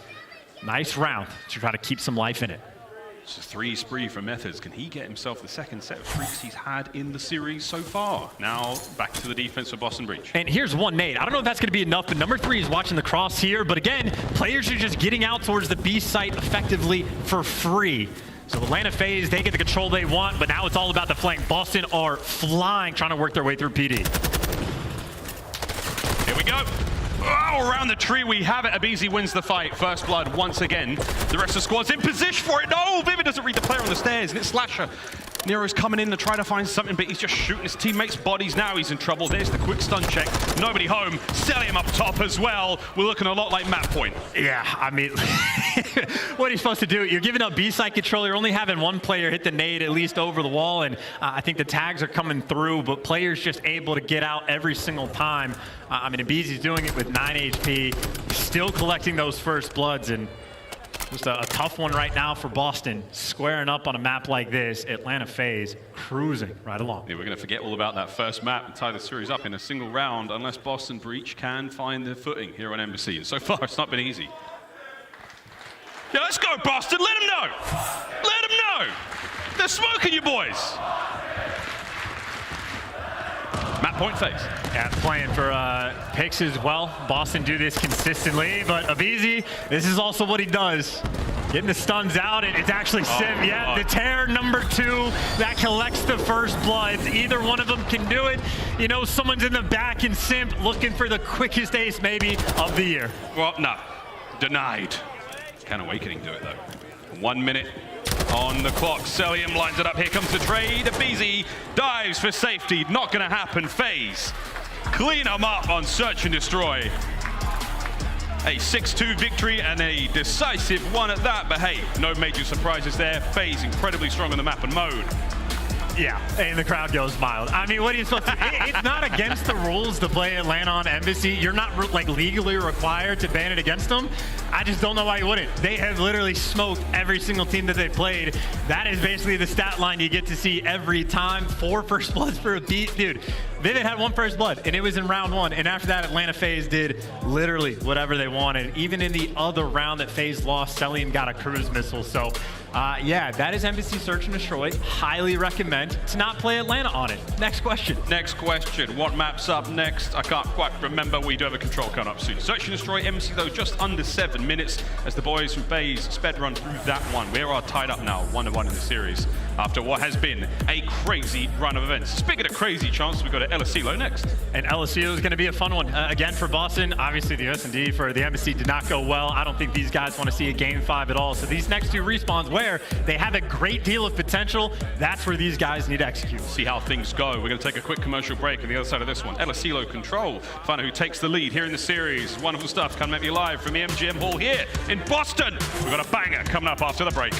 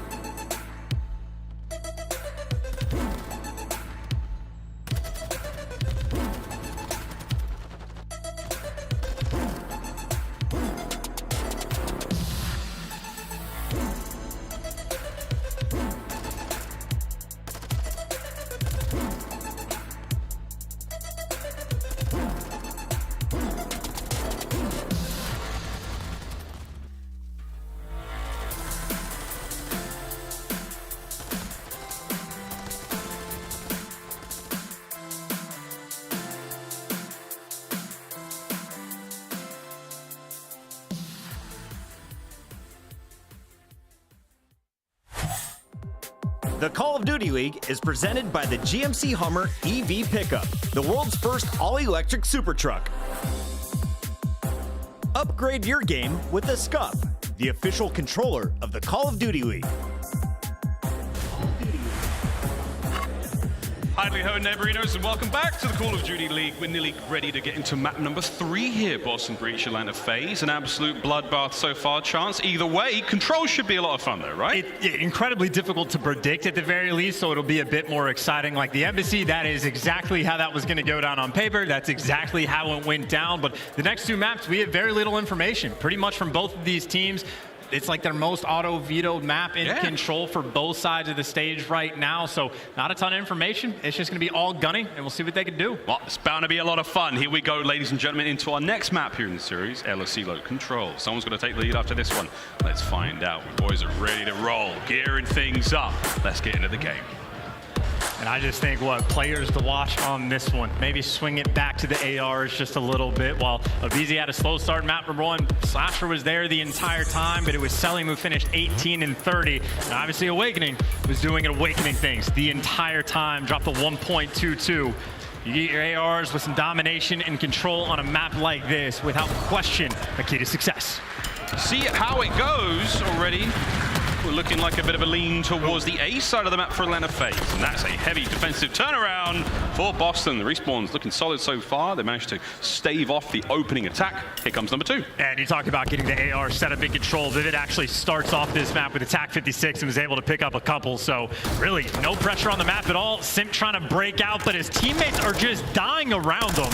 I mean, Atlanta FaZe for the moment only have 2 kills. And if you're ever a Dasnet player squaring up with a guy on top tower, that is not a good sign. Atlanta FaZe getting punished straight off the rip. Running out of time as well. 45 seconds remaining here in the opening round. All we'll have to Boston to do is hang on. Maybe take care of those 24 lives FaZe have. But for now, you're holding all the power positions. You're looking great. You're on a B, though, for FaZe. Yeah, they've actually completely left that zone open. I mean, 0 pressure on that side of the map for Boston, so very stacked up for the A push, but that life advantage that they built up off the rip, well, that is now gone. Tied up on lives, and that'll be nearly 2 ticks of that zone already through. Methodz is trying to flank, but honestly, I don't know how much you can actually do. Oh, it's a good nade. You get a couple of players off the point, but for now, B is looking pretty much cleaned up. Can Nero get there in time to hit the contest? No, Sim wins the fight. That's the B point taken care of. Another minute to play with. And if I'm Vivid, I am dipping out and trying to get to the other side of the map as quick as possible, but he's going to fall. Good news is Atlanta FaZe does spawn on the top left because Awakening does get towards the tower, so Boston controlling the spawns the way that they want. 1.5 minutes, how long they have to hold on for. It's going to be a very solid headbutt between both these teams. Everyone's lined up for this one. FaZe making the maneuver now through the inside of the warehouse. Nero, first man in. Uh-oh. Simp stays alive at large. That's a problem. He loses the fight. aBeZy wins his as well. Boston running out of numbers. That is a problematic start, and you got Methodz looking for his first kill. Awakening actually takes it from him, and only 1 player on the point for the trades. It's Simp that Methodz is going to deal with, and if you open he your doesn't eyes, see it. it's going to be free. He doesn't see it. Woo! Gets it. That was frightening. Jesus.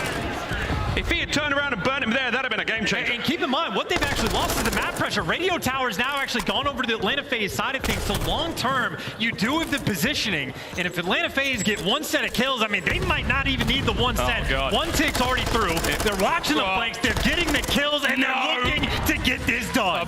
He's just eating him alive. Simps on a 3. Big nade from Methodz. You've managed to get him off him for a second, but now aBeZy's there. Can Nero win it? No! That should be the A zone done. And aLLeY just as crazy as we'd hoped.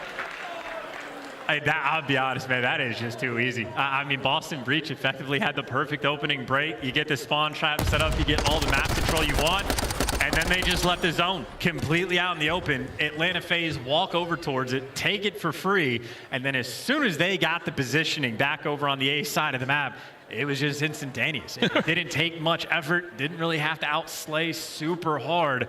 Round kind of just fell into their lap. It's a low kill game so far for both teams. An interesting sign of things to come. Here we go, though. Atlanta FaZe now on defense. Boston attacking both A and B. Let's see which way they lean this time. Of course, B was taken care of pretty handily in that first round chance by FaZe. And now Boston just trying to set up for the opening break. And hey, you take down aBeZy. That's a good start. A lot of pressure now on the A side of the map. Slasher, last one standing. Gonna be able to get it done. And maybe now Vivid opportunity to flank. But as good as the opening break was, Atlanta FaZe just trying to keep things stable. Stable is good. FaZe like stable. Can Vivid get this kill? Nope. Cell, clean work on the inside, keeping these numbers down, but you've managed to get one player on A. Nero wins a couple of fights to the inside. That's a good look now for Boston. You saw Nero down low as well. The pressure in the bottom of the building. Sasha, though, just waiting for the kills to fall into his lap. And looks like Atlanta FaZe, I mean, you finally had pressure for Boston Breach around the point. It does not last for very long. Big gunny, though, there from Vivid. Able to pick up 2. And Boston Breach is sort of the trickle effect. They're always able to try to keep that next guy towards the point. Yeah, it's a great conveyor belt now of green players making their way towards that point. You managed to secure the first segment at A. Nice nades from Nero. This is going to be an absolute melee, though, on the point of aBeZy. He's working on the flank here. I'm not sure if anyone's going to read this. Nero, he does. Big win there. Awakening here. Ban out. Methodz in the feed as well. This should be A captured. This is also a lot of pressure on the top side of the map because now you actually have Vivid winning gunfights over towards the B zone. So A gets secured. Vivid the opportunity to try to put some pressure on. And he's got players shooting at him. He's calling players on the cross, but all he was good for there is a little bit of information as aBeZy shuts those 2 players down. But just as we said for Atlanta FaZe, so much time for Boston to work with and a 4 life lead. You work hard to get that space and time, and FaZe snatch it right back again. aBeZy in the kill feed. Nero, this is a moment for him to try to cause a bit of discourse in that back line of Atlanta FaZe. Let his boys get forward as he roams around the halls of iLLeY now. Same thing for Vivid on the other side. Taking care of there. 10-10 overall in the kills department. Nothing bad whatsoever for anyone here. Yeah, Nero looking for a hero play as well. Unfortunately, number 6 actually just spawns right behind him, but gets the first one and now just wants to be annoying and maybe try to drag some pressure. Or maybe he needs to fly. He's being ignored because everyone else is just focusing on his teammates. Whoa! Made it to the back truck, but gets cut down, and now Methodz the most aggressive player on the map because Atlanta FaZe right now, they are living inside of Boston spawn. It's exactly the same thing on the other side of the map right now. It's all under Simp. He's the player on that side. Methodz the player on this side for Boston Breach. I mean, you're hoping to just slow the flow of reinforcements. 12 lives apiece here in this control game. I mean, yeah, Methodz is hiding in a corner, but Atlanta FaZe happy for it. They've got so much pressure on the top side of the minimap. That's a great start, though, for Methodz. Him and Nero trying to open things up, and it's only the Terrors left alive. Less than 30 seconds to go, and aBeZy's got himself a sweet corner. If Methodz can get on the point, that's great. Oh, here comes the trouble, though. aBeZy, he pounces right time, right place. Here comes Vivid. Is he able to get much out of this as well? aBeZy's still alive and kicking. You're running out of lives for both teams. This could be the moment. Oh, there's big too. You got to stop the clock, though. Someone needs to actually stand on the point. 10 seconds and ticking. Vivid's looking for the kills.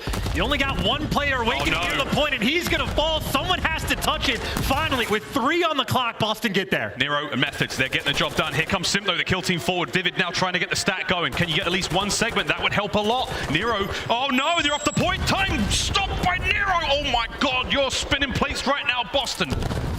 Got to stay alive. I mean, Awakening, the next one in line. You just have to find ways to get there. You don't have the trophies. You are getting tagged up and barely. You got the second tick. Atlanta FaZe are not here yet. And still holding it. He got up for a second. A quick contest. Dive, Nero. Oh my God, they get both. Ah, the kills. Wow, what a round. And FaZe may win it.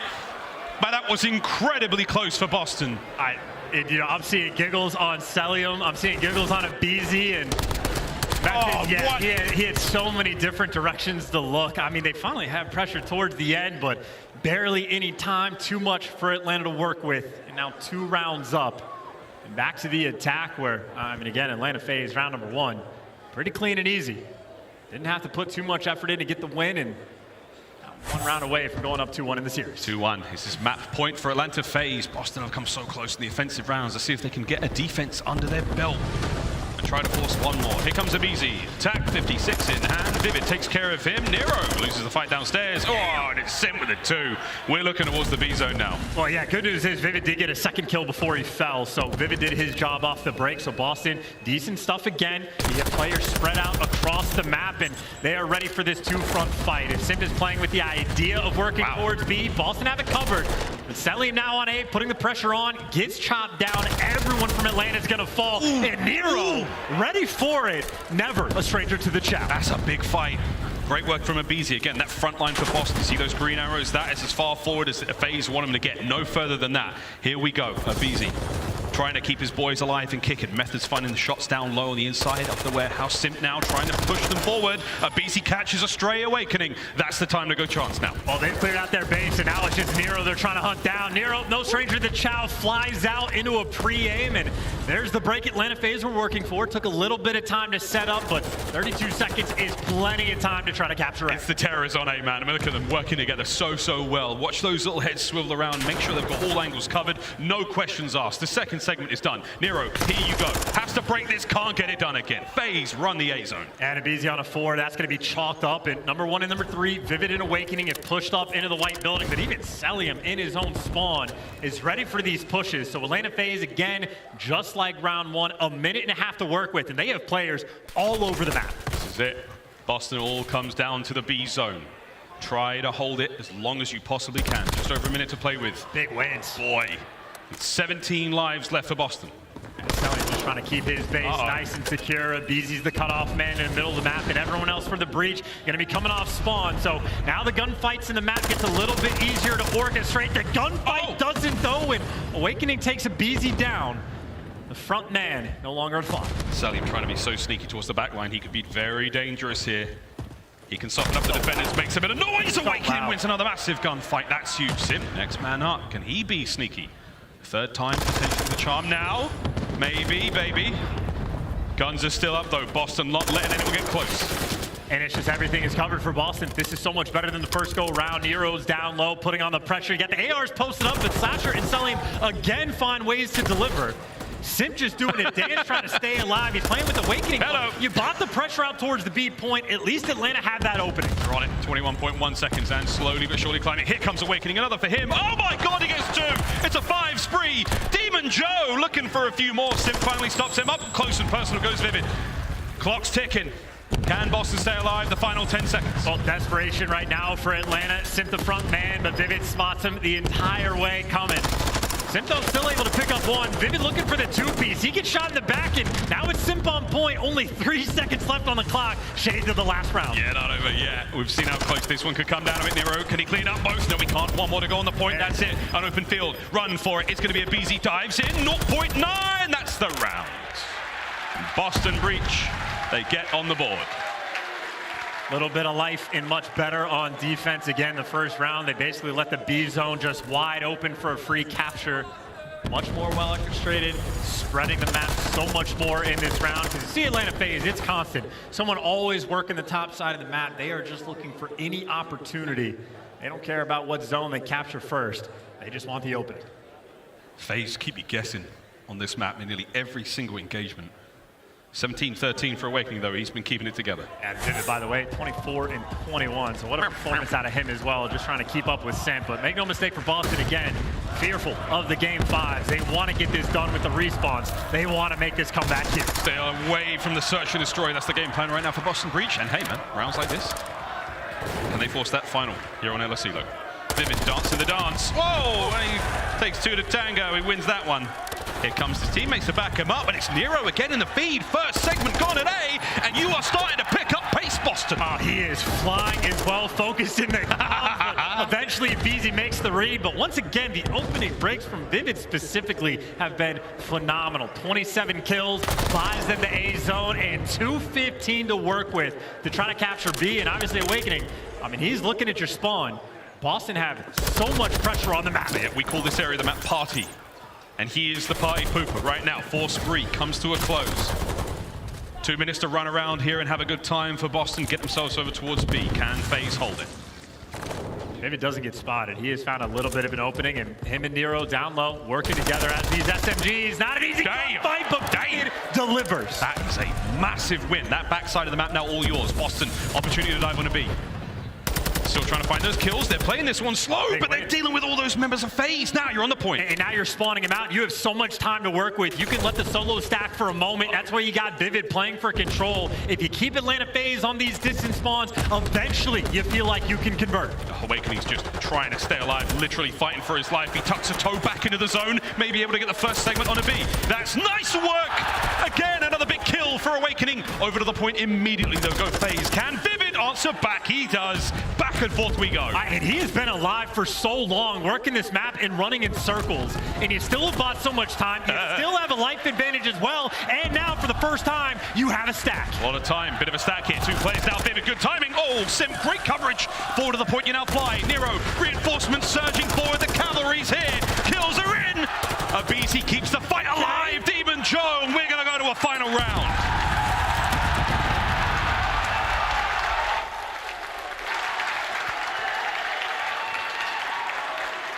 That is shades of the Empire right there in Vivid. Working the map, you got Owakening spinning in circles on the point. And the comeback might well just be in. Boston Breach, wonderful bounce back in these past 2 rounds. Trying to get things in the mix, and offense or defense for that team, I don't think they care. I think Vivid's got to be the man to watch. His opening breaks have been class so far this game. You managed to rip 2 straight rounds like that. The momentum now surely in your favor. Vivid 30 and 23 off rip here. And we go once again now. Boston Breach on defense. Can FaZe stop the reverse sweep here in control? This is only halfway through the series. I tell you what, friends. Here we go. And Vivid mixing things up. He's been up top every time, so he makes an adjustment, but so does FaZe. They want to deal with Methodz by the tower. But this is your guy that's 10 and 19. Try to take him down first. Said he's outside. He's managed to touch some grass, but will he make much of it? His teammates in the feed. 2 from Nero. Slasher brought down in a moment. Can he stay alive? Here comes the pressure from FaZe. They're not out of the woods yet. Yeah, trying to get cracked, and Slasher not far enough up, so Methodz able to stay alive. And again, you have #1 Vivid now rotating over towards the B zone. So Boston made that adjustment from round 1, trying to keep the spread on the map and keep them contained. They're feeling the pressure, though. Methodz has been dancing for such a long time, but where's the gunny? His Awakening getting it done. No way, FaZe. They set the play up so perfectly. Ruined by the huge 2-piece there from Awakening. Can they do it again? That's a 5-3 from Awakening as well. So talk about how big of an impact a cruise missile could have, and Awakening is feeding for it. Pressure on B. It's aBeZy and Cellium right next to this point. Awakening maybe wants to drop in from the sky. He might do this if he comes in from the right time, and it's going to work. There it is. Streaks. Assassinated immediately, though. However, over to Methodz now, trying to keep A safe. Big snap on a Slasher, but that's space now for FaZe. They should be able to get A. Yeah, still, though, pressure on the flank. Down low, aBeZy, perfect reads, trying to keep the middle of the map contained. More players in corners, and that is a massive stack by Atlanta. Oh, wow. A zone, without question, getting captured. A minute and a half to work with again. Every single round for Atlanta, seemingly. This has been how much time they have to work with. Now it's just that extra cruise is the extra problem. It's a war of attrition here towards the B zone. One final chance for both these teams here in this map. FaZe trying to break out, they do. Simp, Slasher kills their way. Nero trying to keep the numbers up. Slasher on the back line. Oh, Nero was a big one. That's huge. Eyes forward. Last man alive on the field, aBeZy. And FaZe have to go back to the drawing board. The reaction time on Nero is second to none. aBeZy right now waiting for the play to fall in his lap, but it's 2 players he's dealing with, and Awakening making the chow so difficult. You got Vivid on flanks as well. You got Atlanta FaZe trying to pierce through the middle of the map, but they're getting cut down along the way. Awakening finding kills. Vivid can't quite get the next one, but there is just barely any pressure that FaZe can work with. A single bullet either way between Methodz and Slasher. They're in that fight. And it changes to look Simp, though. He's managed to pierce the firewall. He's now in. On to the point. Here we go. FaZe starting to heat things up. Awakening once again on the defense. Cellium on the front line keeps it going. You're running out of numbers, FaZe, and you're running out of time. And you got Vivid pulling out the tack as well. The extra AR for this site. Clean so far. It is only aBeZy pressed up and aggressive with 17 seconds. Never a bad time to call in a cruise. Yeah, cruise time, surely. Awakening 31-16. Here we go. Letting it rain in from above. I'm not sure if there's any trophies on the B zone, but this is going to be it. This cruise perfectly timed. The Skyz are no longer a safe place. Slasher out there. It's done. Whoa, here we go. Simp, last possible second. And the reverse sweep is complete. Control goes to Boston Breach.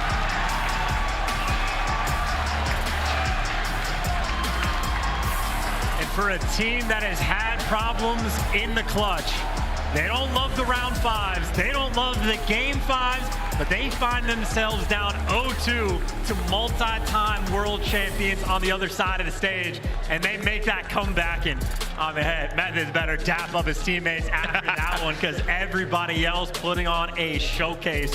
Vivid was a monster, making high IQ plays that entire time, but making those bounce back 3 rounds, that is beautiful stuff out of the Boston Breach. And who doesn't love alliteration? Hey, that's brilliant. One thing Boston, the absolute, the shining weakness in their trophy cabinet right now is the fact that they don't have the ice when it comes to these real clutch moments, and that was a huge one for them. What a turnaround there in the series. 3-2. They take the lead by 1 here. One more hard point's all they need. Let's have a look at the highlights as a banger of aBeZy comes to a close. And pick a player on Boston and point out as well. Vivid for the opening breaks. I think I saw Awakening with 20 kills on defense as well. So he was simply just able to lock it down. But I think the breaks were really the difference maker for Boston. Like, they were always able to keep control. Even the first round where they dropped the ball, they just left that one zone open. And that's the only time they really got punished. Outside of that, super clean through and through the entire time. And just a wonderfully orchestrated game, at least after the fact. So aLLeY, a very difficult one to predict for both of these squads, but if Boston can get it done, they set themselves up. This is how they want the series to go. They want to get it done in less than 4. Quite frankly, the perfect result for a series or a map that we could not have called any more crazy. 3-2 there, the final score as these highlights nearly come to a close.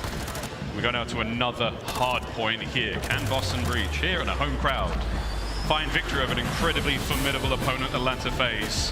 Good work on all accounts there from Breach and from FaZe as well, man. I mean, those opening breaks, incredibly difficult to deal with. The first 2 rounds, they took care of business so fast. That opening round chance, crazy stuff from FaZe. They weren't quite able to get back into that side of form towards the latter half of the control. But here we go, man, another map. This is also a map, by the way, I mean, this entire series, you could talk about the pick and bans for such a long time, because for aLLeY, both of these teams, it's been their primary veto. The fact that Boston let aBeZy Search and Destroy through is a talking point, at least for me, but that Mercado hardpoint, this is gonna be the first time Boston Breach have played this the entire year. A 0-0 record, but it's not like it's been their auto veto. They have let it through. It's just never worked out in a series to actually see them on the map, so they're not fearful to play it. But it is going to be our first time, which means we have no idea what to expect other than the fact that, I mean, at this point, we're just expecting Awakening to fry. Well, he's looking great, man. I mean, everyone in Boston's looking good. We're seeing very strong individual performances from nearly everyone in this series. So no one is being a sort of dead weight right now. That's what you love to see. Let's see how we go, though, into this Mercado Las Almas hard point. And 2 players we're going to be keeping a close eye on. It's the main ARs for both teams. It's Methodz and it's Slasher. And that is, wow, I was going to say, I thought Slasher was Mr. Consistent because of how well he was performing, at least in the first hard point in spite of the loss, but suffered just a little bit. That control did not go his way. And honestly, for Methodz, I mean, his KD suffered on that control, and he's still around a .88. So overall, again, in the respawns, Boston have been super solid, get things done. And on Mercado, these are the guys that you just are desperate to get them in good spots. If you get them posted up on the rotations, they can fry, but if they just find themselves in bad situations, oh, those KDs will suffer. Those KDs will suffer, but again, kills aren't everything. These guys aren't playing necessarily for these high kill games. If they're finding a ton of kills, that's not necessarily a good thing for the team in general. You want to find those guys holding back, making sure spawns are going your way, and that is essentially their job. Want to see them go wild here on this hard point. Match point for Boston Breach here in winners round 1 FaZe to force the game 5. And I'll tell you what, mate, another game 5 wouldn't be a bad thing. Not at all. I mean, maybe for Boston, but maybe not for the fans. Well, even maybe for the fans, at least in this venue. We get to see, but I'm thinking about the opening breaks. Perfect on aBeZy Fortress hard point for Boston, right? They just go on a massive tear right from the jump. Almost every single round of the control, it seemed like Boston had a game plan ready to go. And now the opening break on this map can be an absolute difference maker. Boston need to keep these bottom side spawns and need to keep Atlanta FaZe contained. Simp, though, he had a different idea, open things up with 2. And look at that spawn. Already FaZe have a couple players on the bottom. That's as good as it gets. That should translate into a lot of hard point time a little bit later for FaZe. For now, if any time they get is going to be a win. Awakening not able to be the man to drive the dagger deeper into FaZe and flip those spawns once again. Bottom side of the minimap, guys, that's what we're fighting over now. And honest to God, I mean, these are, you see a team that's never played this map before. It is all about like spawn management and just a small player a little out of position. I mean, Methodz is 4-0, that's great, but you're going to money hill, and you need to start chopping these players down if you want the opportunity, because the kills are great. If you don't have control, this lead is going to change radically at the start of this P2 hill. Yeah, P1 on this map is nothing really of any interest. It's towards the second we now go. FaZe in the hard point. Cantina's all theirs. Here comes the hit from Boston. How good will the break be? Through the barbershop? Nope, Nero's not got a problem there. aBeZy. He was the demon barber of Ramasa. He's looking to get it done here on Mikado as well. Yeah, well, that stun should not have gone that direction. That is not how physics work, but aBeZy stuns himself and ends up getting traded out because of it. A lot of the pressure on the back alley, and Simp, as all the players underneath him can only deliver for one. This is the break Boston are looking for. Cellium forced to retreat, looking for the kills. He's last man standing, but Breach have done enough at least to get the break. That is a big moment to make sure this game does not spiral out of control. And this is an awkward fight to take. He's not going to be able to get any more out of it. Awakening kills there. Late break there from Boston Breach. 20 seconds to be had. They'll get him back in the lead for now, but at the very least, you still need to hit the top of the map. I'd say I'd take that for Boston as well, because that is a big moment just to keep this game close. But obviously that rotation, not looking like a fun mini-map right now. 3 players grouped up together for the Breach on the left side, but they're going to be dealing with 4 in total. Trades have to be on point. The entry has to be on point. And aBeZy, head on a swivel. He's ready for everything. Simp's got the top window covered. Here comes the hit, and it's not looking great. Oh, okay, this is awkward. Real awkward indeed. Final kills come through, and it is a bloody mess there on the hard point. Well, they got the break, though. I mean, this is Cellium, last man standing. He's got 2 players underneath him, so Breach have already done enough. The trades were clean enough, and now Cell, the last one standing. So many players to deal with. My God. Hasn't gotten taken down yet, because him and Simp doing enough. Talk about the main AR staying alive to help your team secure that hill. Just when you think it was all going so well for Breach, FaZe break right on back. Here we go, though.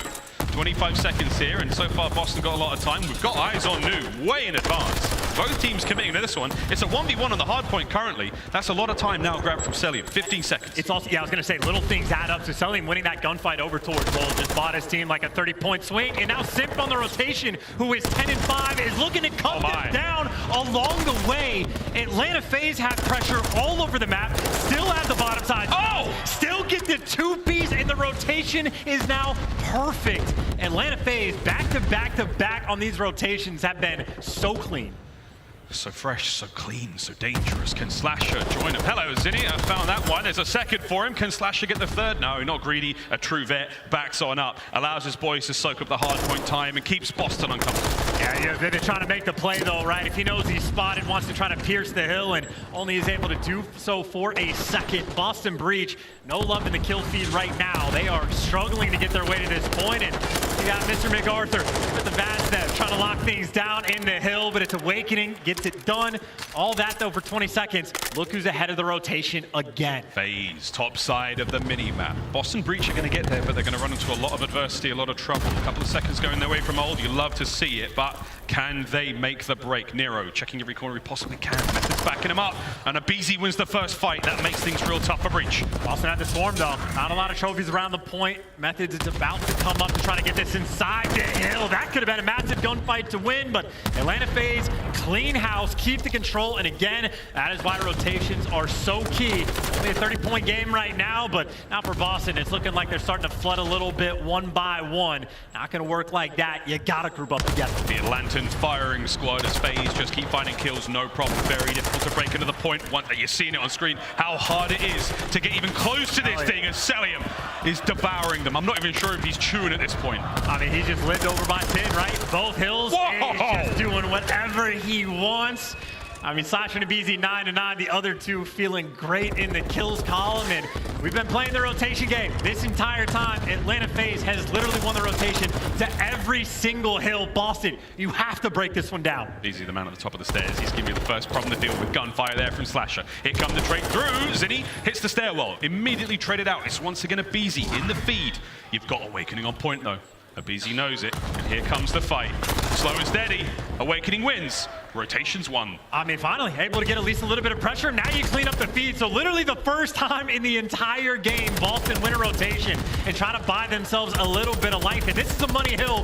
One good full 60. You will be right back in this game. Now, long-term, Cellium does have the cruise missile. Not fun to deal with, but so far you are handling the top of Canteen. He started to heat up, and Cellium is alive and kicking. You've seen him in this position so many times. Good work out of Boston, though, keeping these players at bay. Up to Methodz now. Beautiful work. Nice timing, but FaZe, late break, 20+ seconds to be had. You wanted it if you were Boston Breach, but for now for FaZe, push the lead forward. And this might also be cruise missile time as well. Very open hill. Cellium can play around the timing, and Atlanta FaZe can take the slow approach through this back alley. Owakening spots him out, but that's a lot of FaZe players flying. They are looking to dominate this alley. Easy reads for the moment. They got that control. Yeah, whether you want to break the hard point, win the rotation, that streak's going to help out a lot. There it is. Cellium takes care of Awakening. Methodz, though, still alive. Trophies here. How many fights can Zinni win? Oh, Simp does get involved. Gets the kills. Nero on the flank. Should be able to catch both these players out.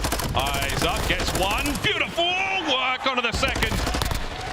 No! One more bullet! There it is. Awakening card slasher there. Teamwork from FaZe on point. I mean, hey, you dealt with the cruise though, and you still get the break, and hopefully maybe get Nero on the hot hand, but it only lasts for so long. FaZe right now, I mean, they're just on point. Clean 4 down in the feed. Look at the coverage they have on the map. Atlanta FaZe are everywhere. Wow, Atlanta FaZe, they are fiending for the game 5. Gameplay looks hot. Let's go for a quick listen in. See how the comms sound. I'm just trying to stay up. I don't see they bottom. Bottom. One gate. I was on the other side. Gate? Gate, Back one shot. Back one shot. Long still. Long still. One's pocket. Her, like hitting on. It's just like one still. Gate. Gate. He's on bottom truck. I'll see P3. Also, one's behind me. Long, I think. I think he's out. P3 now. I hear him. Oh, big cut. Nice. They're spawning 10. I'm trying to deep. They can be dark. I'm getting in the corner. Where's the time they can be dark? Let me know. I'm in the corner. I don't get dark. I think they go gate. Touch gate. I'm looking gate. Gate jumped out. Gate.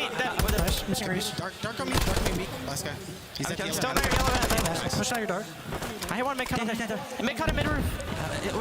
One shot. Another one mid roof. I think. I'll take mid roof. Could be dark. It could hide that. Stay down. I'm getting naded. Give me. Ivory yellow side. Don't win up this game. Have all that. One RB. It's a little bit of smack talk from Cellium at 23 and 8 chances. A disgusting performance, and FaZe are looking forward to that game 5 now. I mean, good news for Boston. You didn't get 100-point club. They got at least a 102, but again on rotation. Atlanta FaZe, no surprise. First one's in. Simp, no surprise. Able to get the 2-piece, and Cellium 23 and 8. You just expected Atlanta to end this game here, and honestly did so without breaking a sweat. Oh man, Cellium has just gone insane. 25 and 8. Looking for a few more. His boys are in, and that will be game 5. Let's go, Boston. Get involved, baby. What a series it's been, but it ain't over yet. One last chance now for these two teams here in the series, and winners bracket round 1 here at this tournament has already proven to be the most incredibly closely contested we've seen in a major so far. And Atlanta FaZe are just straight up sucking the life out of the crowd as well. I mean, it's dead in here. There was nothing optimistic about Boston that entire map. Literally, as soon as they gave up the spawns for P2 off the opening break, it was the collapse after the fact. They got out-rotated to nearly every single hill. Nero just went, what is that, like triple negative 9 and 27 as well. So that might be an example as why Boston have only played this map a total of 0 times this year. That is their first, not a good look in.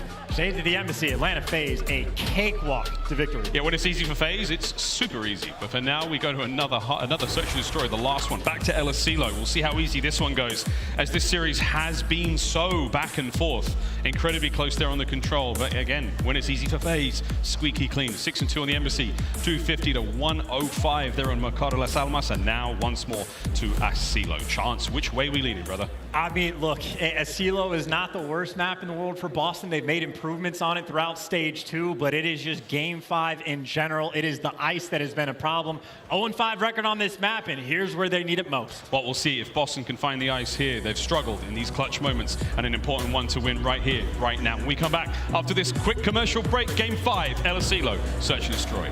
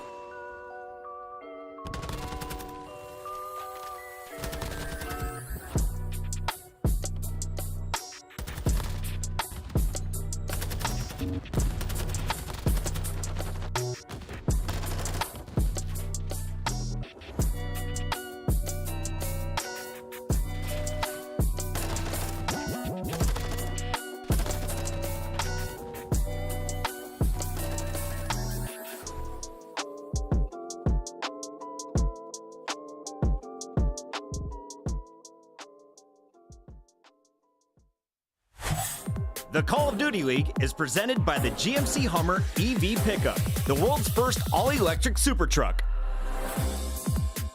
Upgrade your game with the Scuff, the official controller of the Call of Duty League. And here we go into Game 5. Boston Breach, Atlanta FaZe. Just going the distance after a very, very decisive victory there for FaZe. Chance surely going into this LSC though, Search and Destroy, they're feeling fantastic. The prediction for it to go to a Game 5, I think, was on everybody's minds. Atlanta FaZe has lived in the Game 5 throughout this stage, and again, you just have to say it time and time again, it's just been the thorn in Boston's side. How different their year would look if they were clutch in these moments. I mean, talk about just an extra like 50 CDL points. They'd be like top 3 in the game right now. It is the clutch that has been the problem. It is the clutch that is now required to get this win.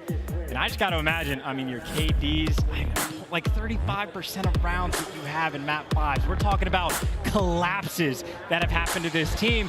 And we've seen in Game 5 on this map, literally how they ended their split against LA Thieves. You had Vivid clutching 1v3s. You had Nero dropping bombs and going on tears, and it was not enough to get it done. Boston needs something extra. Here we go.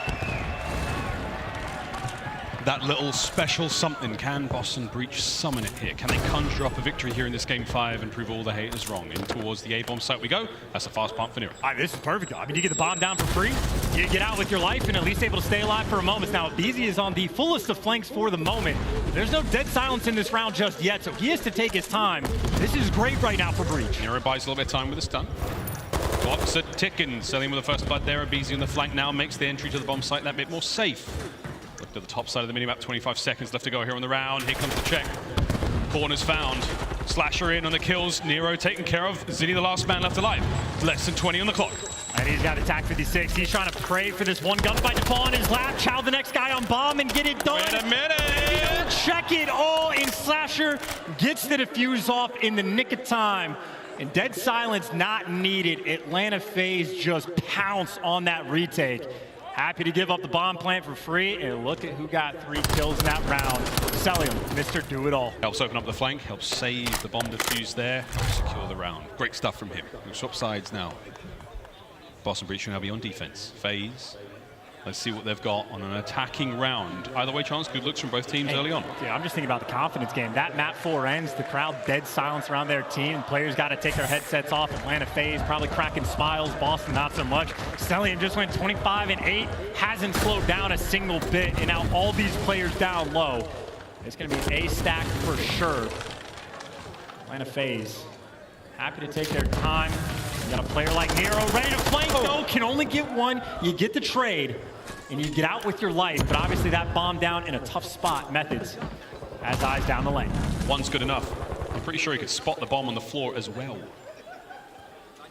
So in this 3v3, FaZe reinforcing the point here. And they're waiting on Slasher. I think Methodz can feel that pressure. He's going back and forth with Slasher right now, the man trying to play for picks. aBeZy and Cellium waiting for that play call. And look at aBeZy drawing him out as soon as Slasher's trying to move in a position. Methodz reads it but doesn't gun him down. Advantage now back to Atlanta. So close, not enough. Here comes Vivid. Tags, can't catch the second dive there from aBeZy. Awakening though does make it a 2v2. Looking towards that B bomb site hit. Time again, we've seen it. That's a square up. It's a big win from Vivid. Yeah, what a freebie on the rotation wraparound, and aBeZy now for the 1v2. Not a lot of time to work with because Boston Breach have bailed themselves out of this round. And aBeZy wants to take it to him. Do you hear him down low? Do you go for the plant? Do you go for the kill? What does aBeZy do? Well, Vivid's got the cross, and obviously Awakening is there for the trades. The timing's great for aBeZy, but you don't know the next location. You get to the bomb in the nick of time, and look at where Awakening's going, away from the bomb. Away from the bomb. It's been planted. It's a 1v1. Can aBeZy somehow pull out the clutch? What a moment this would be. We're running out of fingernails to bite here in this venue. And no dead silence pop for Awakening either. He might be loud to try to get this retake. He's having to take it from downstairs. Here we go. aBeZy guns are up. It's a straight up fight. The dive is there and aBeZy pounces. And that is a decisive round for Atlanta FaZe. Dude, this is a confidence killer in a round like that. aBeZy had, what, 12 seconds left on the clock in the 1v2. Granted, the Call of Duty timing was fantastic, but I mean, I guess Vivid was left responsible for both sites. Or Awakening, it seemed like, was looking over A. Vivid rat backs, gives up an opening, and aBeZy just breaks it down. Awakening can't even reach out because Hey, no dead silence active, and that is a painful round for Boston to have to swallow. It's not over yet, though. Boston offensive round, here we go. Nero with the bomb in hand, first time round. It was a quick hit towards A. aBeZy, he's moving. Won't find anyone on this side of the map. You might be able to get into the site, as is tradition. And aBeZy, he can hear a whole lot. He won't hear this bomb get planted, though. Well, Atlanta FaZe trusting the retakes once again. Not a lot of pressure, allowing it to go down on the A site. They were perfect last time, but it took a three-piece effectively for MC. Now it's up to aBeZy to find the intro. He delivers. First blood Atlanta. 35 on the clock. He's popping doors, or he's trying to at least. Nero, oh, he's feeling it. He goes out for the second, doesn't quite get it. 2v3, down a Vivid and Awakening here, trying to defend that bomb. Here come FaZe. They've overwhelmed the site. They might be able to dive on it straight away, and they may just do that. Vivid, this timing is outstanding. If he can get in there quick enough, he's got it. There it is, the fuser goes down. Back over to Awakening now, 1v2. And again, it's the exact same as round one, just a different player. We'll see if he's got the angle. Can't get it done. Deja vu all over again. That is the exact same situation. Cellium holding the exact same angle in Atlanta FaZe winning in the exact same way. I mean, it's just how you write it down. It is clinical, it is efficient, and it is now Atlanta FaZe 9-2 in round count in this series against Boston. It's tough to make these reads, man. You're showing a lot of respect to FaZe, rightfully so. A 3-0 lead thus far here in Game 5. No kills yet for Simp, no problem. The Slasher and Cellium doing the heavy lifting of aBeZy there as well. 4 kills for all of them. Here we go, another attacking round for FaZe. Got to work on the muscle up. Cellium can do everything but jump, or actually maybe this is exactly what he's going for. A lot of people hate him for a good reason, because playing like that, it is so annoying to deal with. He's not easy to deal with indeed. That's all with the left hand too. That is ridiculous. And boys, that forearm is something. What aBeZy. Another big first blood there from aBeZy. Second blood Slasher. Taking care of business. FaZe. And there, on the side of the wall, hanging off with a pistol. Cellium's down so much damage, doesn't seem to slow Vivid down at all. Gets 2. What in the name of all things sacred? The bomb is down on the inside of the A site now, and FaZe, they were trolling this one, but they paid for it. That's a bit too cheeky right there. I mean, I think it was what, Simp down low that just has to go for the trade when Vivid assuredly getting called out, but now 2 players behind enemy lines.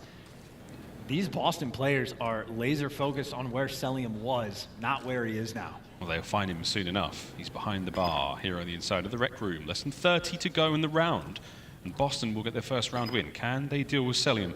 Can they deal with Slasher? aBeZy clutched the nail biter. Uh-oh. Oh, I thought Slasher knew. The intel and Vivid able to deliver. Does get traded out. 15 seconds left. Again, it is a clutch for Awakening with no time on the clock at the A site.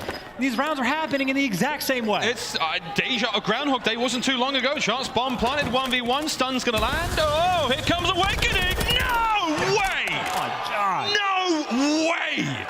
You are smiling if you're FaZe. 4-0. I mean, offense and defense. It is 2 rounds that end in the exact same situation. We're just trading around a couple of different players. Whether it be attack for the clutch or a Vaznev Slasher with attack, this go around the stun doesn't make a difference. The clock does not make a difference. Atlanta FaZe right now are the difference makers, effectively doing it 3v4. I mean, Simp is playing. He's here. He's His present. controller works. Doesn't have to do a whole lot, though. His teammates are outstanding thus far. Atlanta FaZe, 4-0.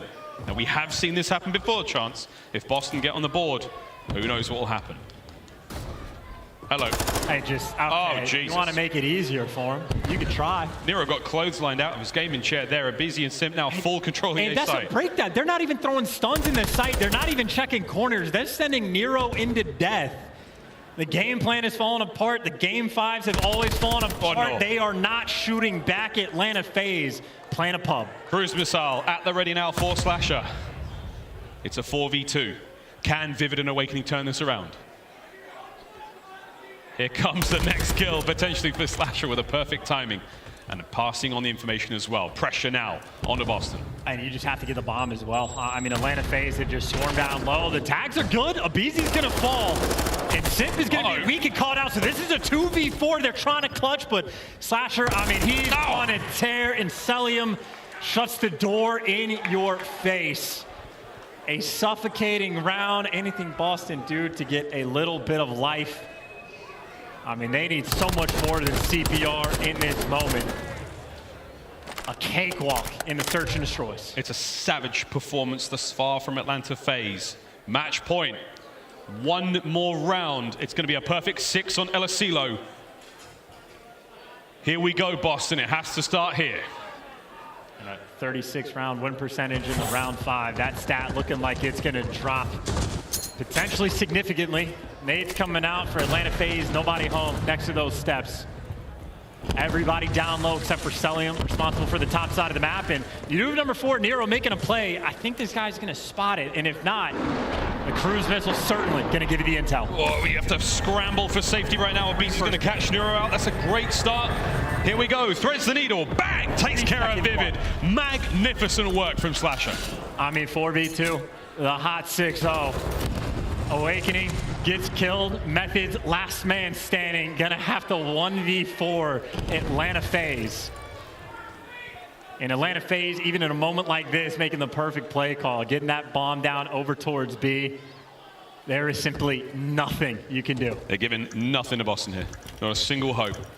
Methodz is going to have to challenge out wide. He's going to come across Cellium at down range. Here it goes. Beautiful shots from Zinni. You at least force him back. aBeZy the next man in on the site, and Slasher the island player. He may be coming out now to take care of business. No Zinni, no Winnie. We'll find out if he's got what it takes in this very difficult situation, and he's moving. Oh, that's a bad time to reload! And that is the series. A 6-0 slaughter on aBeZy brings the match to a close. Business as usual for Atlanta FaZe. I mean, yo, if we did a vibe check in the building or like a poll of who we thought was going to win that map 5, I don't know if there was a soul in this building that would have picked Boston. I mean, literally no life anywhere except for like in Slasher and Cellium's hand. Slasher throwing up the 10 KD, 10-1 to finish things off. Effectively a perfectly played game, a search and destroy. They got the clutches they needed because the first 4 rounds were technically close. Atlanta FaZe had the ice in every single one of them and walked away with a comfortable 6-0 win. A very decisive way to close out the series and a great way to advance further into the tournament. Boston Breach will go down to the losers bracket. More tough teams down there. That also might be the most comfortable Game 5 win of all time. Utter domination in both the search and destroys. Nearly 100-point club on the Mercado for map 4. I think Atlanta FaZe probably licking their lips when they saw the maps they got through because they said, hey, worst case scenario, even if we lose like the map 1, we're guaranteed to see a map 5 in this series, and obviously made very effective use of it. Nero, by the way, the only first blood for his team. That is, what, what's the math? 8 + 6, 14. 2 out of 14 rounds, Boston were able to get first blood. Crazy stuff indeed. Well, that is that, ladies and gents. The series comes to a close in a whimper and definitely not a bang for Boston Breach there. But hey, they will go to the losers bracket. We'll see them later on tomorrow. Until then, though, Chance, crazy start to the day. We're not even we're about halfway through now. It's been absolute pandemonium. Another Game 5 in the books. Let's find out if we get another one after this. But before that, it's over to Guy Blaze on stage with the one and only First Blood Wizard, aBeZy. Thank you so much, Miles and Chance. Give it up one more time for Atlanta FaZe as they come out on top. aBeZy, you guys played the villain here, okay? Yeah. But you are a hero to some of the fans out here in the crowd. Now, when it comes down to this series, the real turning point, what was going through your head after that devastating map 3 loss, and how did y'all really snap back into it into that map 4? Yeah, I think we just threw a few rounds in the control. I mean, it happens sometimes, and they brought it back. So, but after that, you know, we played lights out COD. Yeah, it definitely did, and that went into that game number 5. I don't know if there's really much to break down on how y'all did that. I think it was self-explanatory up there. But what I want you to do to break down is you guys coming into this event, you haven't had the placings in which you're used to. What's changing for Atlanta FaZe here? I mean, we're just really hammering down on the little things right now. I feel like our hard point is like our biggest point that we're working on right now. So, but I think we're doing a good job. So yeah. Okay. Well, hey, you know, knowing you guys the hard points, you know, you guys will make that look easy in due time. Anything you want to say to the fans out here in the crowd chanting your name? Yeah. Shout out to the fans. I mean, I know you guys are rooting against us, but I appreciate we still appreciate the love. So thank you. He don't care how loud you cheer. He appreciates the love. That's gonna do it for me and aBeZy on the stage. Chris, take it away. Some gorgeous gamers right there on the stage. Thank you, Guy Blaze and aBeZy. And what a series. Last time we saw the reverse sweep coming in as Boston jumped out to a 2-0 start. This time you go up 2-1, and then the last two are blowouts. FaZe making a statement at the end, and I feel like Slasher letting everyone know, this is what I do. Yeah, he played so well the entire series. I mean, the guy is an absolute phenom. Coming in that map 5, you've got that presence. That's one of the reasons that FaZe did to get him in, to have that captaincy, that veterancy for the team, and putting up a performance like that in the map 5 against this home crowd as well. Typical. Let's take a look at the bracket and how things are shaking up already. We have the Subliners dropping down. Now it's Boston with the 3 seed who will be dropping down to face off against the Seattle Surge. Do you like this draw for Boston, aLLeY, or could the Surge cause problems here in the lower bracket? Oh yeah, no, this is probably one of the worst draws you could have got when it came to this lower bracket. I mean, you're talking about Seattle Surge that made it to finals in that Major 1. They did have a struggling qualifier, but near the tail end of it, they looked like the Surge of old. Look for Boston to make that run. It starts tomorrow at 3 p.m., but we got to talk about this game 5 because this was a blowout, Joe, and you said it. Boston, well, there might be some sorcerers here in the building. Dude, this might be the new curse of the Bambino, dude. I'm just telling you, these game 5s getting away from them. It might be 86 years till they win one. It's going to be a long time. I don't know what it is with their search to destroy, but they got to get it figured out. I mean, you got what you wanted if you are Boston Breach. You win that map number 1. You got that stun pick. Slasher. I mean, you had everything under control. You were able to clutch up in that control. I mean, down 0-2. It just felt like all the momentum was riding their way, but that Mercado hardpoint, Atlanta FaZe are able to, you know, play their hardpoint, their style. Into this game 5, you had to feel like they had something cooked up, but Atlanta FaZe just didn't care. I used to look at Atlanta and think, oh, if it's respawn, this team is going to walk away with the W's. Now it feels like this may be one of the most dangerous search teams. aLLeY, when you're looking at FaZe and the future of their bracket, they don't have an easy road. They'll be playing Toronto or the LA Guerrillas. How do you feel they'll be able to match up against those squads moving forward? I think they'll match up against both those squads incredibly well. Those are also 2 really good respawn teams, and Atlanta FaZe, their woe last year was they were actually so good at respawn, but they couldn't figure out search and destroy. So now they flipped, now they figured out search and destroy, and it's Atlanta FaZe. You give them 3 opportunities in a respawn, you gotta think maybe one goes their way, and that's what happened in this series. What was more impressive for you, Ton, in this series? Was it the Mercado game 4 or that game 5 with the 6-0? I think the game 5, you got to think, as I said, it comes in those tense moments, but for me, it's the kind of the vetoes. Why are they playing them on aBeZy Search and Destroy? Why are they playing them on Mercado Hardpoint? Questions to be asked. All right, coaches, try and get your bands right next time, but we know something that might be consistent throughout this weekend. It's aBeZy and the team clutching up. This is our scuff play of the game. aBeZy was the one who turned it around against Boston last time. He started in a game 3. Tonight, pulls off the 1v2, aLLeY. I think this is one of the more tougher rounds if you're the Boston Breach. This is a situation that they should have had in the bag, but it's aBeZy that comes out on top. He gets the kill, he gets that palm plant down, and then it's just playing the angles, playing the sound cues. He wins the big 1 against Big Wake, and that was all the momentum Atlanta FaZe needed. Strong finish from the young gun as he sends Owakening packing once again. A 6-0 finish puts Atlanta into winners bracket round 2, but winners round 1 continues on the other side of the break. Before we go there, quick reminder, pick up your team packs today. Support the pros, look like the pros, play like the pros. Your team packs are incredible, and you can pick them up right now. The new 2023 CDL packs with home and away styles, male and female variants, weapon camos, emblems, calling cards of your favorite squads. It's all at CallOfDutyLeague.com. Keep going, Puck. It's been hot fire right now. Whoa, Man. I had a Dunkin' Donuts, baby, and I'm about to re-up. Don't go anywhere. When we come back, we got the 3rd match of the day. Can Joe Thieves get some revenge against Scrappy? We'll find out after this.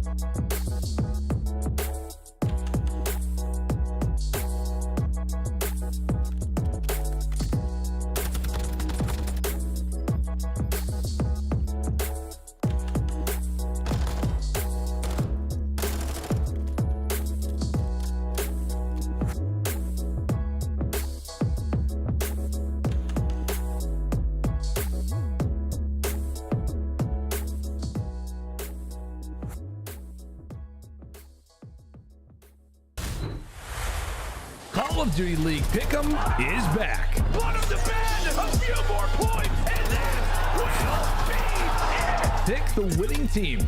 Pick the final score. Now with 2 new features. Fan Insights are here to give you real-time intel. Feeling good about a pick? We now have double boost points and point matches. Bonus picks, extra points to rank you up on the leaderboard. So as you get hyped for the weekend, pick, watch, win. Woo, it's getting good.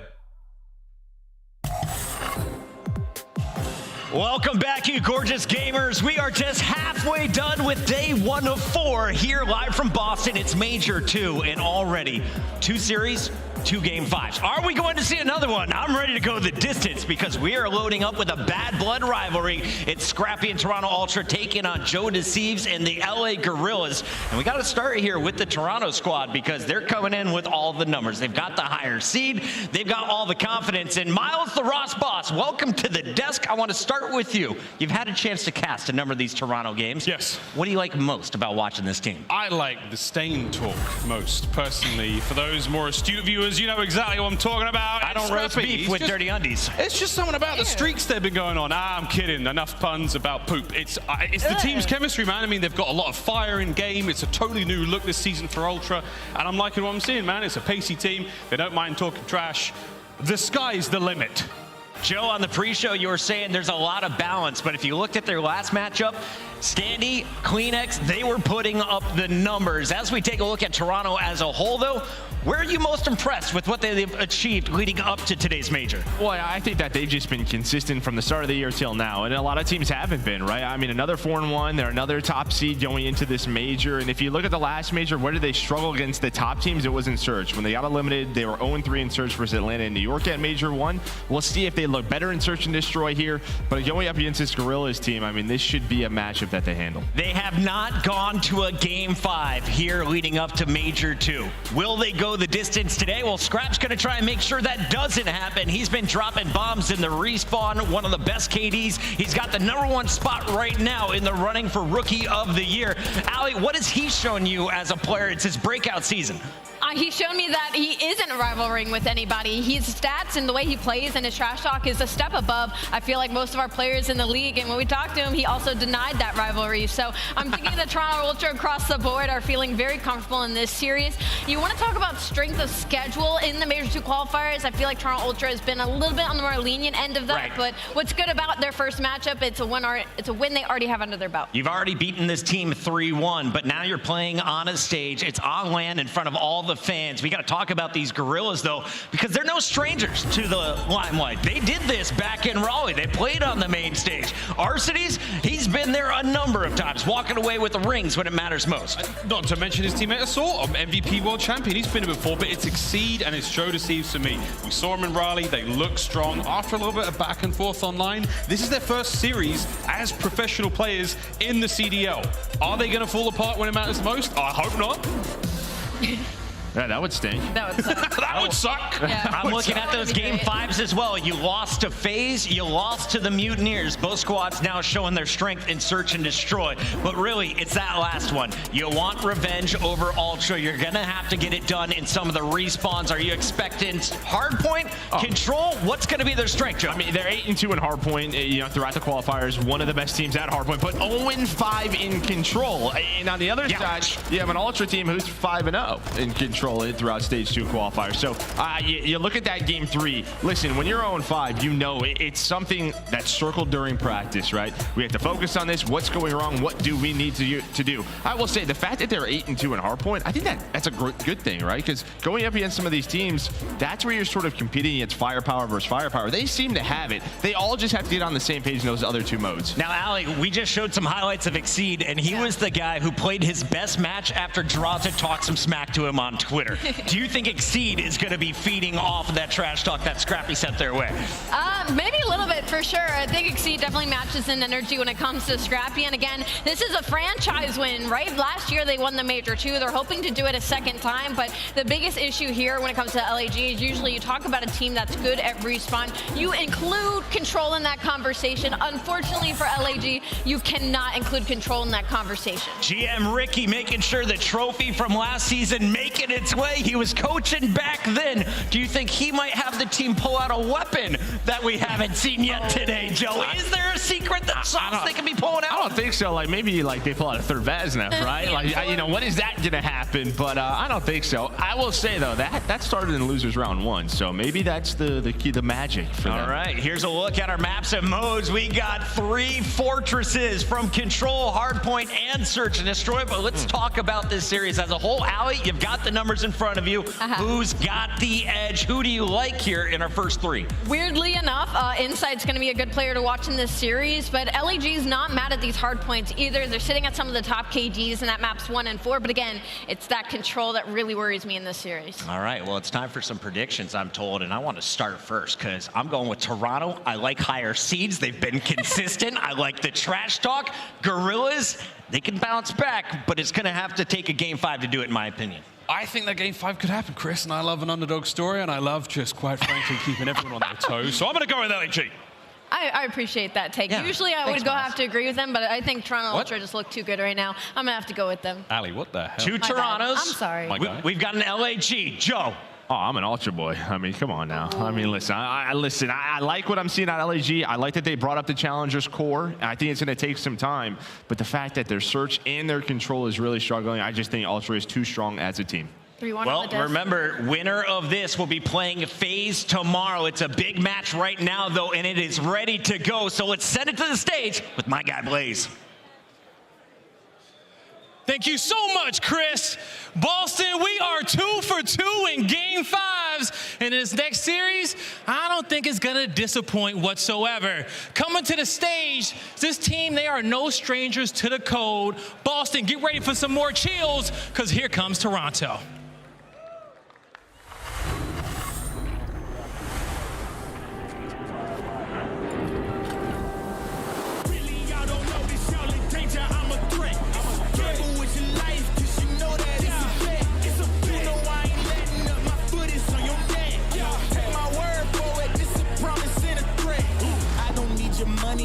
Pay me in respect, cause once I do it big, what's to follow is a check. I need 100 bags, nothing more, nothing less. And the ops feel away, cause I'm next, I'm a threat. Oh yeah, really, y'all don't know this, y'all in danger, I'm a threat. It's a gamble with your life, cause you know that it's a bet. Gotta one up the next, point to the sky with the one up, I'm blessed. I'm young, rich and black, so you know I'm a threat.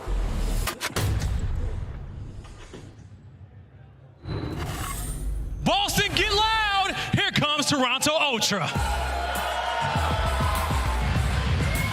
Give it up for Standy, Kleenex, Insight, and Scrapz. It's your Toronto Ultra. The boys from the north decided to bring it down with them with the way it's feeling outside. And talk about an icy series, well, Toronto Ultra's got it. The 4 players on our screen now, they all need their glasses, and they're going to need to tee up here in this series. It's going to be warfare. Bring out the other team, Blaze. You are right, aLLeY. It's going to be absolute warfare here on the stage. So without further ado, let's bring out the LA Guerrillas.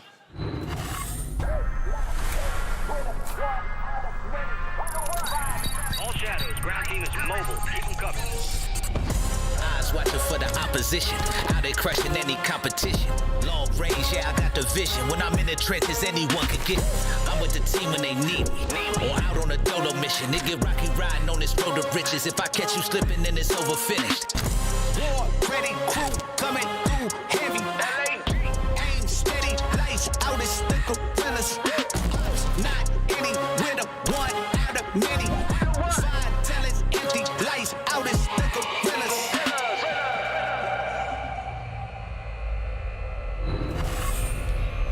Boston, here comes the Guerrillas. We got the man himself in a new color. It's Arsenes. Where's the squad? Uh-oh, it's a new team. Here comes Assault, Asim, and Joe Deceives. Give it up one more time for the LA Guerrillas. You got one rookie on the other side of the stage with a loud mouth. Don't forget, this is the rise of the rookies here in MW2. Exceed and Joe Deceives looking to shut the haters up and give LAG a big win here. It's a grudge match, Blaze. Let's get it on. Let's get it on, Miles. It's a grudge match. Boston, y'all ready? For your casters, take it away. It's Bryson time.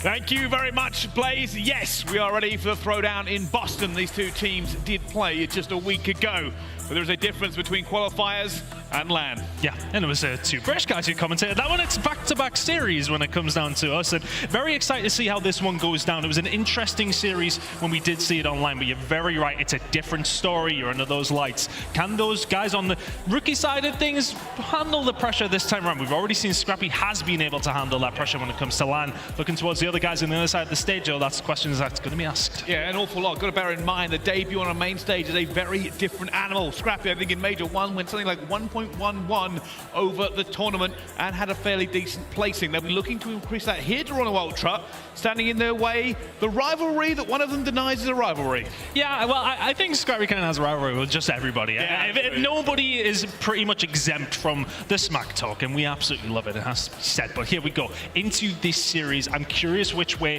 things are going to go. We're going to have a look at the maps at a certain stage, but the first two maps in particular, both these maps were played in that series that they played online against each other and were very, very tight. But the next three, of course, if we do need to see 4 and 5, are all fortresses. So yeah, interested to see how they go. But first two maps, it's a really hard decision to make. The S&D, when we get there, we'll divulge into the stats maybe a little bit more, but it was very, very close. Some clutch rounds from Ultra that got them the win.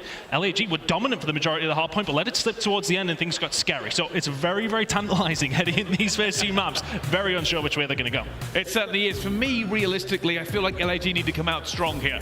We know what happened in that last series when they played in the qualifiers. They've lent on their hard point in a very, very big way as they've made their entry into the league.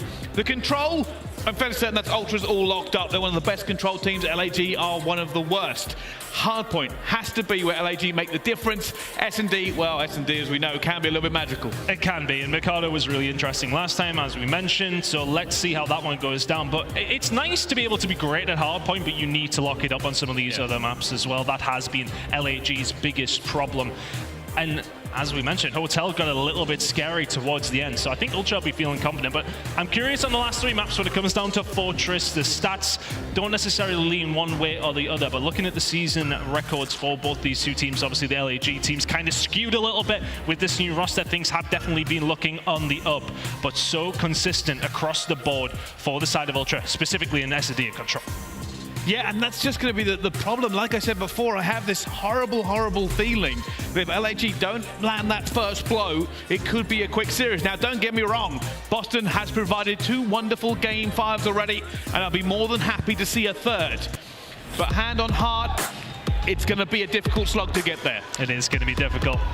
Arcides on the LAG team. The experience that does belong to that lineup is countered by some inexperience, but this Ultra side, similar in a certain kind of way.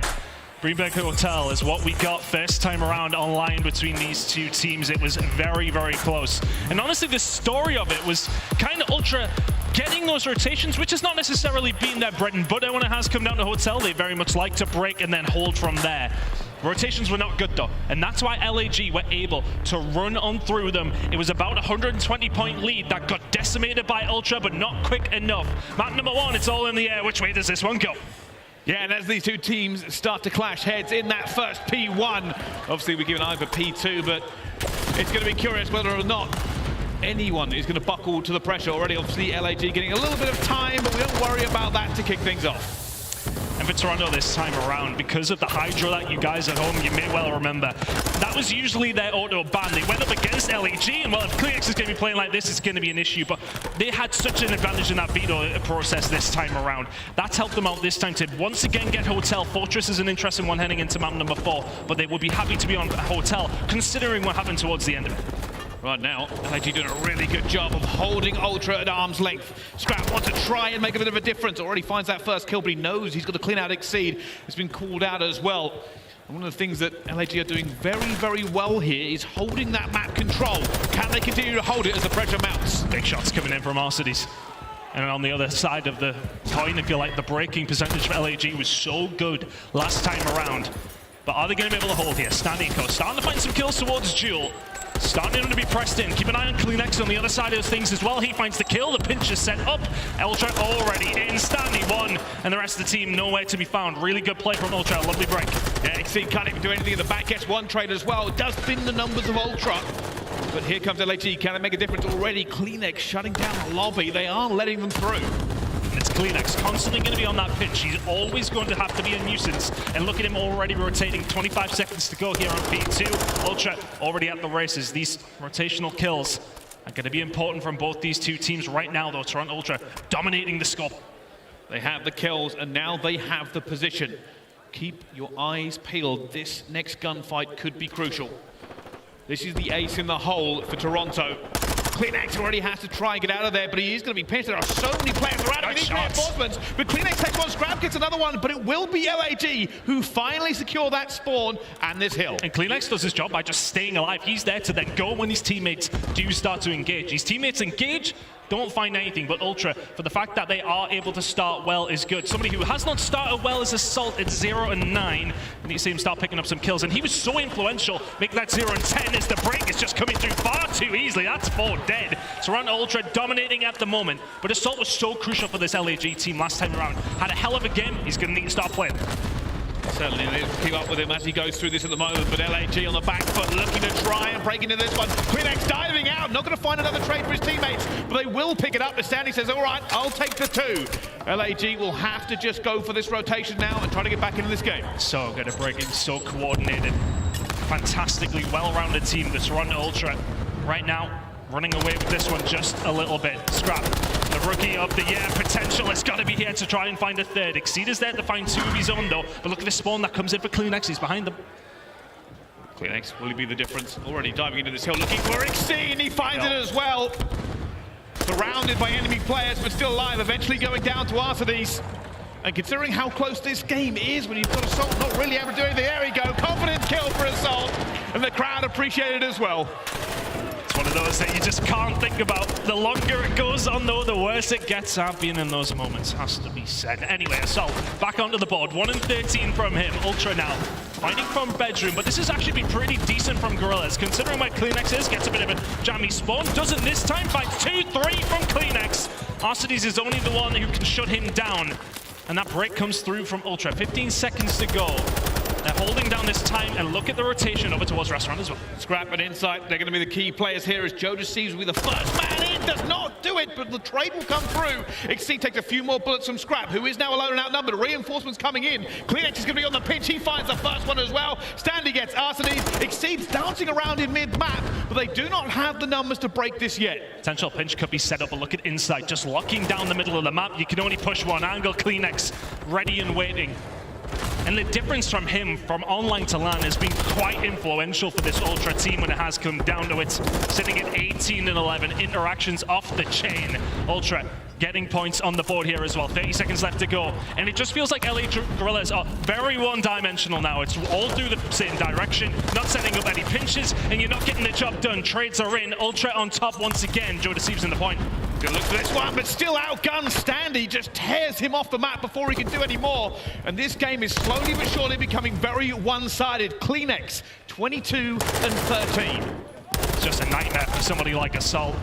You're getting KliNX up in your face. There's not a lot you can do. The tack hits hard, but doesn't hit as hard as the Vaznet from KliNX, specifically when it comes to LAN. But heading over towards Glass now. LA Guerrillas, yeah, they may well be far behind here, Pricey, but it's not out of touch. One decent hold gets them back into this game. Kitchen control is paramount. They will find it with Exceed. And aBeZy's setting up towards lower Glass side. Potential break here for the side of LAG. It's huge for aBeZy. He gets that first kill as well. They will now be on the point. A little bit of a glimmer of hope as aBeZy makes his second as well. LA Guerrillas, they need these points. They need this relief to come back into this game and make it a fair fight. Looking for the pinch over through mid-map. You don't want KliNX to be able to push this. This is why Thieves has to commit to it. Can't get gun, doesn't. Fight comes through. 20 seconds to go here. Heading over towards Glass side. And it's going to be about a 30-40 point game. If LAG can keep a hold of this, I say if his Insight finds 2 of his own, Scrap with another. It's just far too easy. The breaks have come like knife through butter every single time for Toronto Ultra as we head into a second rotation of hills. Is a healthy lead. LAG with this second rotation are going to need to find another gear. Thieves opening up proceedings here. You've got to keep Ultra off of this point, but do not lose the spawns. It is imperative that you find a way to win these gunfights. Last time around between these two, I think it was about 120 point difference by the time we were heading over towards P2 for the second time. But look at this from Ultra. It's quite flawless. Kills all across the map. You're getting plenty of time at P1. You've got someone over towards P3. LA Guerrillas are really getting taught a lesson here. Trying to find the break over towards Archers. Exceed will find 2. It should help them out, and that should be a flip over towards LAG. Looking that way, but Insight lining them up says no. Big fight coming here, though. The 4th streak, he's already called this as well. I think KliNX has called it out for him. Actually has lost him. Keep an eye on number 6. Exceed could make a difference with gun before he finds the gap he wants. and scrap time to LA Guerrillas, but rotation to Ultra. Nowhere near once again. Ultra just doing everything right here. Exceed will find a good gunfight onto Scrap though as rotation starts to come in. Typically, P2 has been the bread and butter for Toronto Ultra. The majority of the time when they get a hold of this team, do not let it go. And if they can get a full 60 here, they're pretty much in the game. Well, here comes the pressure. LAG spreading out, looking for this pinch. They're going to try and get the trade in their direction. Exceed burst through the door, gun by Stanley. Jonas, gun by Stanley, and down they fall like dominoes. Nobody from LAG able to crack the defense here of Ultra. Insight's had to do nothing this game. He's sitting at 12 and 8. 20 interactions across the board. Look at everybody else on Ultra. Absolutely running Guerrillas over. May well not have done much, but the gunny is still hot inside. 5 spree for him inside the point now. The rest of the team there exceed. A couple of bullets missed, some scrap time gained. Rotation though, again, Ultras all day long. It's 22, make it 23 and 11 from Scrap. This has been the dominant performance and they may well close it out here at Kitchen. Well, here is the opportunity. Kleenex standing in front of LA Guerrillas. Scrap backing up as well and nothing coming through. Kleenex challenges as well. LAG have to play perfect Call of Duty. They have to find something in this game, something they have not found so far in this hard point as they try to get in the kitchen. Sometimes teams just look a class above. LA Guerrillas though will find the kills. Assault, oh well, he got 5 kills up to the point and then finds 3 for the break. It's a good time to start heating up, but is it too little, too late? Good hold from Guerrillas so far. The break was nice. Ultra will not panic about this too much. 12 points for the win.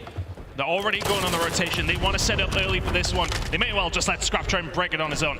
Yeah, Scrapz going to try and find something here. Calls the wrong corner, will eventually go down. Sandy will find his trade, but there are too many players of LAG here for him to make an impact. Now, they have to move. LA Guerrillas need a clean break. They have to go through Ultra like anything that they have done so far. And here we go. One last roll for LAG. Kleenex finds the first, Kleenex finds the second, and he is mopping them up out of this map with 7 seconds to go. LAG have to move, they have to run, they're nowhere near. This has not been a war, this has been pest control. Oh, he's letting them know, and I'm not surprised. That was abhorrently dominant. And they never missed a beat, Ultra. Every single time. Oh, what, you want rotation? Yeah, we'll break it. Oh, yeah, okay, we've got rotation. We'll hold it. Dominant. Dominant from Ultra. It may well only be 90 points. But it never felt like they were going to lose that from the word go. Looking at the scoreboard, I mean, there's one that's going to stand out to everybody at home. It's one that was mentioned throughout, a 9 and 26 from Assault. And bearing in mind, you got a 3-piece to break up in Kitchen. That could have been a lot worse. But when you're heading over towards the second to last hill, and one of your main ARs has only got 5 kills, it's never going to help you out. We try not to go on KD too much, but when it's that bad, you can't not comment. No, you're 100% right. That is an issue. There's no way around it. There's no way to break it down differently. Insight only had 25 interactions, and Assault died more than that. It's one of those games that you need to just be locking down when you can. He wasn't necessarily in a hell of a lot of interactions like we've seen from Kleenex, who's constantly in the face. But you've got to win some of those gunnies. I know Insight's a hard player to go up against, as is Scrap on the AR department. But honestly, it was just kind of night and day from what we see in the line between these two. The breaks were so easy for LA Guerrillas in that series. The rotations were not working for Ultra. Everything worked for Ultra there. Yeah, it did. I mean, you got to kind of throw you back to that last series as well. Realistically, the only shining point of that last series was the first hard point. The rest of it was pretty one-sided. The issue being is that we come through to LAN, you can't really afford to continue the same vein as you set off with. You know Scrap is now extra confident. All of Ultra are playing confident, and it is a blow to the LA Guerrillas. The S&D is critical. They have to find their feet in this mode. And we'll touch on Mikado in just a second, but I think you're right. When it is coming down to your crutch game mode that you are winning over and over again, you go into a map number 1 and get beaten around just a little bit like that. It does not set you up for what is the next potential 4 maps. Mikado Search and Destroy coming up next. Fortress Control. And what we've talked about Control, it's a 6-loss spree for LA Guerrillas. It's like a 7-win spree for the side of Ultra, something like that. Either way, it's not good looks for the side of LA Guerrillas when we do get to that Control. So of course, the S&D then becomes just that bit more vital. And this was played between these two teams, and it was a close game. it did go pretty much down to the wire. And one factor that was just that little bit different, Toronto Ultra heading into the final 3 rounds, 2 of those rounds, 2v4. You can't let that happen this time around if you're LAG. No, this is essentially their lifeboat. We have heard from some behind-the-sound staff about the control for LAG, right? It is supposed to be better. They have been trying to improve the control. They need it. They really need it now. They have to find a way back into this. It does sound a little bit doom and gloom, but bear in mind that Ultra are one of the favorites coming into this tournament. They are basically, for some people, I think I saw the reverse sweep. I think they said they were going to win the entire tournament, and that was a hell of a performance. Unfortunately, I've also got them down to win, and how my predictions have been going so far, I apologize to all the Ultra fans. But for good reason. They're just very well rounded. Their hardpoint is good. Their S&D and control are great. They kind of don't miss in any particular game mode. They've got a couple of, I want to say, crutch vetoes when it did come down to hardpoint. We've seen one of them in HyDra last time around. They play LA Guerrillas, and it was significantly worse than what we just seen there. It was a dominating performance, 100-point clubbed against one of the best, so-called best hardpoint teams in the game. You can't let that happen if you're LAG, but it gets that little bit scarier. And something I do want to actually point out, if we do see a map number 4, based on what we see in map number 1, I'm not too sure we do. We get to see a Fortress only the 2nd time from Toronto Ultra. We haven't seen a Fortress hardpoint specifically from this squad since the 3rd of December. So that is a way back, and I'm curious how good they are on that. It was a question we asked about HyDra last time we've seen them play it, of course, online against LA Guerrillas. We hadn't seen HyDra from this squad again for over a month and a half. So they have clearly been practicing some of these weaker hardpoint maps. They are well-rounded in every single mode. They're rounding out their hardpoint just a little bit better at the moment as well. Yeah, and also to kind of add on to that point as well, one of the reasons we may not see maps from teams sometimes is just due to the veto process. They may not have had the opportunity to play it. It may have been banned away from them. It doesn't mean that they are bad, that they haven't played it a lot. They may actually be very, very good. It just means that it's usually taken away from them. And I think moving forward into this one, the story has to be, for me, is that Ultra already have set the pace for the rest of their tournament. LAG are basically now in recovery mode. The S&D, for me, is a must-win. I do not trust their control. No, I don't. And honestly, heading into this series, we all kind of chalk map number 3 up. Will be Ultras. If you're LAG, what other maps can you win out of the ball? Well, you need to find 3. There's 1 down. It's going to have to be the S&Ds and a hard point, because honestly, if they can turn things around and control it, will be a hell of a turnaround. And shout out to Marky B if they can get that done, because that was so dominant online. The worst beating in control we've seen this year, I would say, or at least from my standpoint. Yeah. From our casts, it was so one-sided. One of those rounds took like a minute. The game was over in 6. It was just so one-sided on hotel control. But of course, we are going over towards Fortress. It's very, very different. I'd imagine we'll at least see a round 1 by the side of LA Guerrillas. But Mikado last time out, as we mentioned, was a close affair. It's going to have to go towards the LA Guerrillas, though, with control looming. And map number 3, it's got to be an issue, and another issue is that performance from Assault. As said, we don't like to harp on it too much, but a 0.35 on a hotel hardpoint from an AR player, 1700 damage, not what you want to see. No, but again, a map does not a series make, all right? A map does not a series make. There are still the opportunities in abundance to come back in. There is still always the glimmer of hope for LAG. There is always a chance, especially at these events. Think about what we've already seen. We've already seen Minnesota upset the Major 1 champions. We've seen Boston Breach and Atlanta FaZe go all the way to a map 5. Magic happens on LAN, and it happens all the time. Yeah, hell of a magic trick. Taking away that control.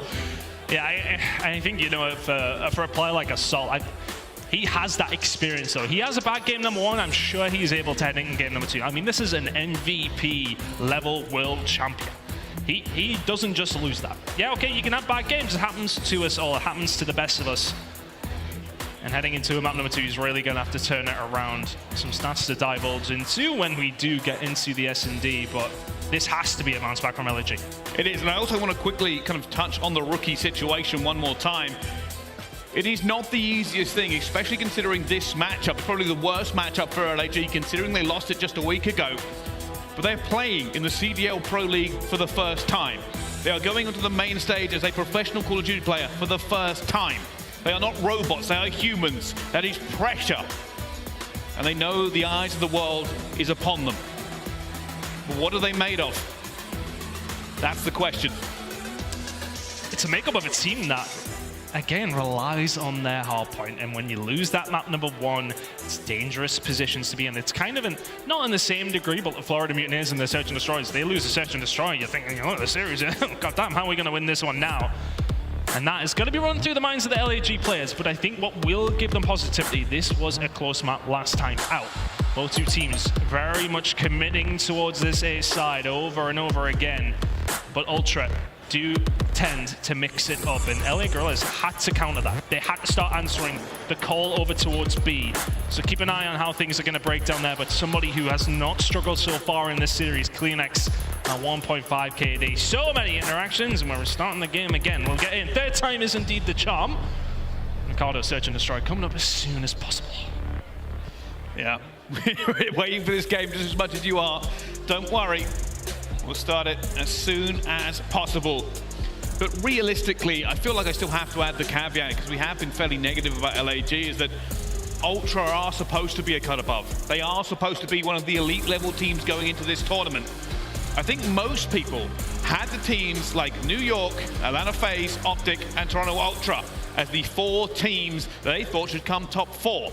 And Ultra has been pretty consistent across it. A couple of results that went the wrong way for them, but a very strong team in basically every mode. And how much confidence would it give them knowing that, you know, Subliners are now down in the losers bracket? Yeah, you've got a date with FaZe potentially coming up next if you can win this game, but FaZe didn't look lights out in their series. There was some very close moments. Of course, their Search and Destroys look good, of course, specifically when it came down to that map number 5, their MC looks great, but I feel like Ultra do match up typically well against FaZe in this game, maybe not in the past, but I don't think they'll be too concerned if they can find this game up against LAG, but they still have a lot of series to go.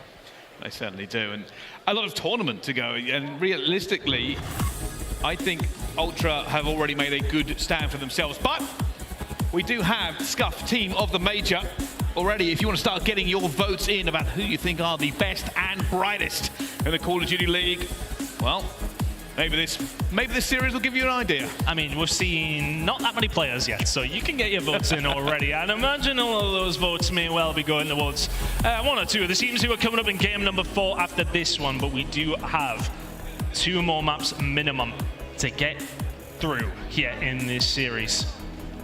And honestly, with the way that Ultra played there, still a fan favorite in Narcity's for this LAG team, he's going to have to be one of the guys that gets them locked into this one, especially with this long wait time. I wonder if is this some icing tactics, I wonder, coming from LAG? The hand warmers are out. Well, it's not cold in the venue, but I don't know what they're doing. I'm sweating.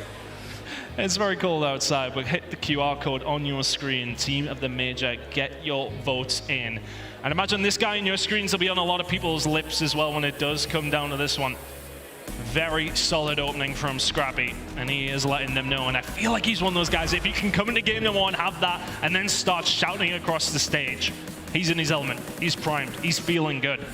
Heading into map number 2, they want to get the same job done. Mikado, I said, third time is the charm. Hopefully I haven't jinxed it. Heading in now. All right, let's everybody cross your fingers. Let's hope for a load-in.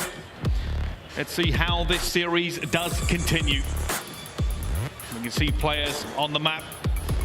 We can see players racking the guns. I think we're good. It does look hopeful. It does look good. Are we starting?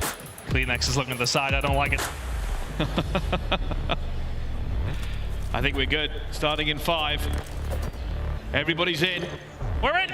We are good. Let's go. All right, into the Search Destroy finally. Let's find out who walks away the winner of this one. Already on board with CleanX, the MVP from the hardpoint. And this is one of those bomb sites where we do often see quite a lot of first bloods coming on through. But look at this setup actually from LAG. Quite happy to give over control and then go for the retake. Still a 4 versus 4. Bomb going down. LAG spread themselves across the map to run Ultra. Set up and ready with. Usually this is a little bit more contested here. It's a difficult retake, but it will be insight as the first bulwark against any pressure from LAG. Last time, neither team found a retake when that bomb went down over towards A, so this will have to break the mold if you're LAG, and it's not going to start now. CleanX finds 2, Assault finds 1. And it's a pinch still, but they are outnumbered.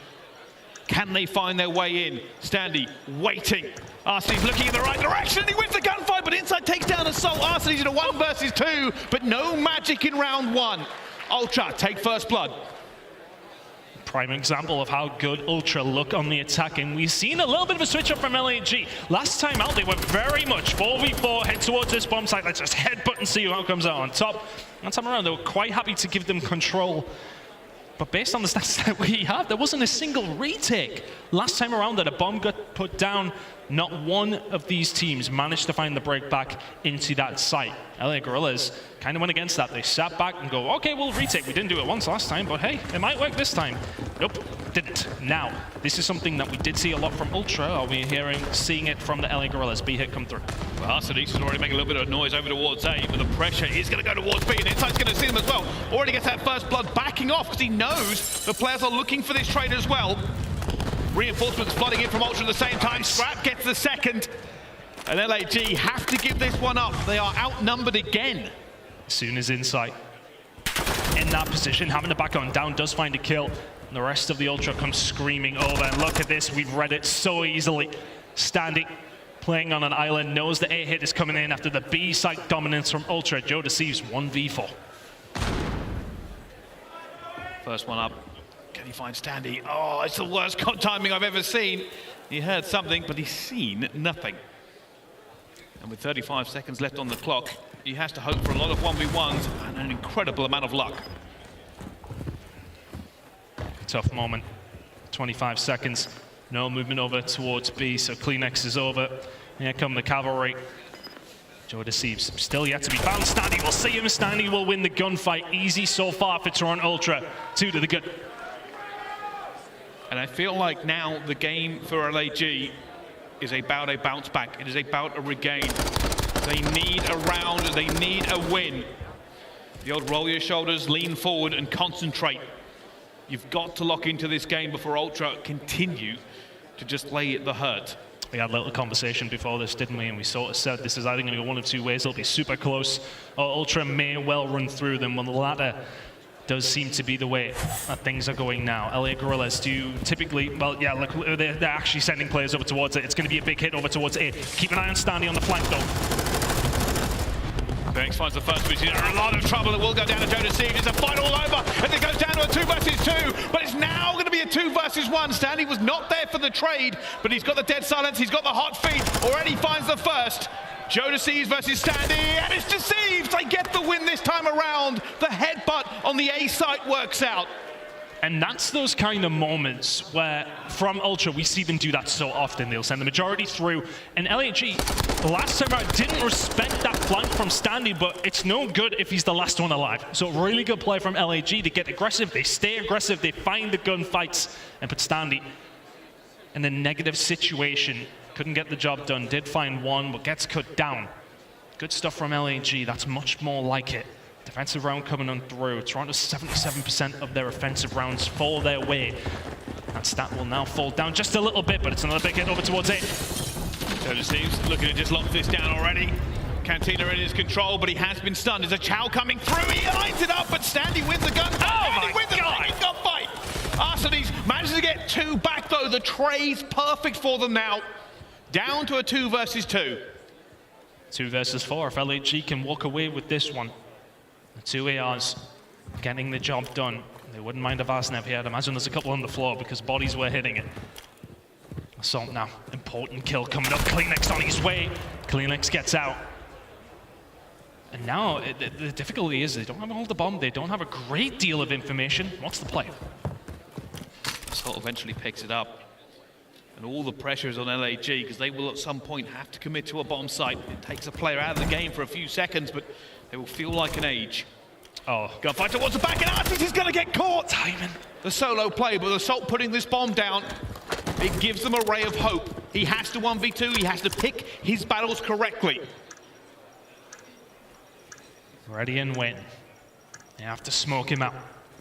Assault in Cantina. You'll hear that. We hear it. Kleenex first on the chopping block. He will fall. Lines it up to Inside, but he has got the gunny. Inside on a head glitch. You don't chow those. 3-1 Ultra. Big win from Inside. Inside threads the needle there and finds him before he can get away. And it was so close for Assault. The first blood for him in that 1 versus 2. He just had to play around it, but Insight was quicker on the draw. Insight, yeah, having a really, really good game here. Last matchup, he really did struggle in the search and destroy, a 0.71 in that one, but in this one, sitting at a 5, so that's not too bad of a return this time out. Ultra, though, just seemed to be a step ahead. They were somewhat throughout the whole of the hard point. They feel like they're a step ahead here and heading over towards their more favored attacking round. I'm curious, yeah, it's all 4 men. We're just going to have a child over towards here. Here we go. Here we go, it's the headbutt again. CleanX already going to go out for this one, but he gets stunned. Steve takes the first blood, Exceed takes the second. LAG in control of this bomb site. Insight looking for somebody, but nobody here to take. He slowly but surely gets all the way around the tunnel. Is this a great position for him? Arthur goes down. Oh, it's a full wipe. LAG go toe-to-toe and come out the victors. And I was about to actually say it. Insight's managed to wiggle his way through to a really good spot here, but I mean, you can't forget absolutely gun Thieves. Trying to get the team back into this one. It's such a big part of the conversation for this new team. And he really is doing the job so far in the search and destroy, but they need to continue to see some good numbers from him. Exceed eventually does get himself on the board.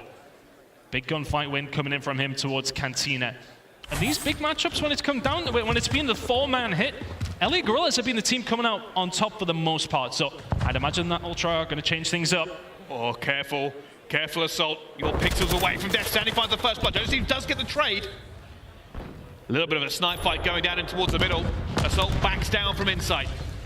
Do they have any info here on Exceed? No, they don't. Oh, CleanX nearly finds him anyway. Exceed backs down. Awkward positioning here for Ultra. It's a 2 versus 2. Oh, they are all over the map. A little bit spread. It's going to be a gunfight. Steve does end up finding it. And in Insight, find him across. Have to find the 1 versus 2 with the sniper in hand. Oh, he's going to pick this and surely get caught. I respect the challenge of the bomb planter, but LA Guerrillas again finding another round. And these big gunfights going on over towards the site. We didn't see a great deal of it over towards A, but the overextension towards B from Exceed works out when he finds that opening kill. Then Insight can't really do anything without his man inside of Tin. Oka positioning, Ultra all over the place. LA Guerrillas take the advantage, 3-3, and all of a sudden this game looks a very much a different outlet. Joe receives 5 spree for him. And that's exactly what they needed. If they can put the brakes onto Ultra in this round as well, it'll feel like a very different game. Already a bit of a push coming through. Standing goes straight down the middle and straight into Artades. And he's in the bomb as well. He's called out. Insight will get the trade though. Looked a little bit too long. Down to a 3 versus 3. Will Insight be expecting this though?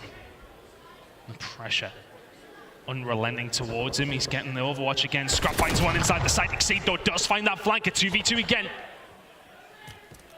And it has been chaos in these rounds so far. The battle lines will be redrawn. Ultra looking for a more stereotypical A hit at this point, but there is a lot of players from LAG who could play spoiler. Bomb down. CleanX needs to get out and does. And now, LA Guerrillas nowhere to be seen when this bomb went down. No information at all. Scrapz playing a little bit of an awkward angle here. I don't think they'll be expecting that CleanX inside of Cantina is just going to cause distraction. Scrapz is there to clean up the pieces. CleanX playing peekaboo over and over again.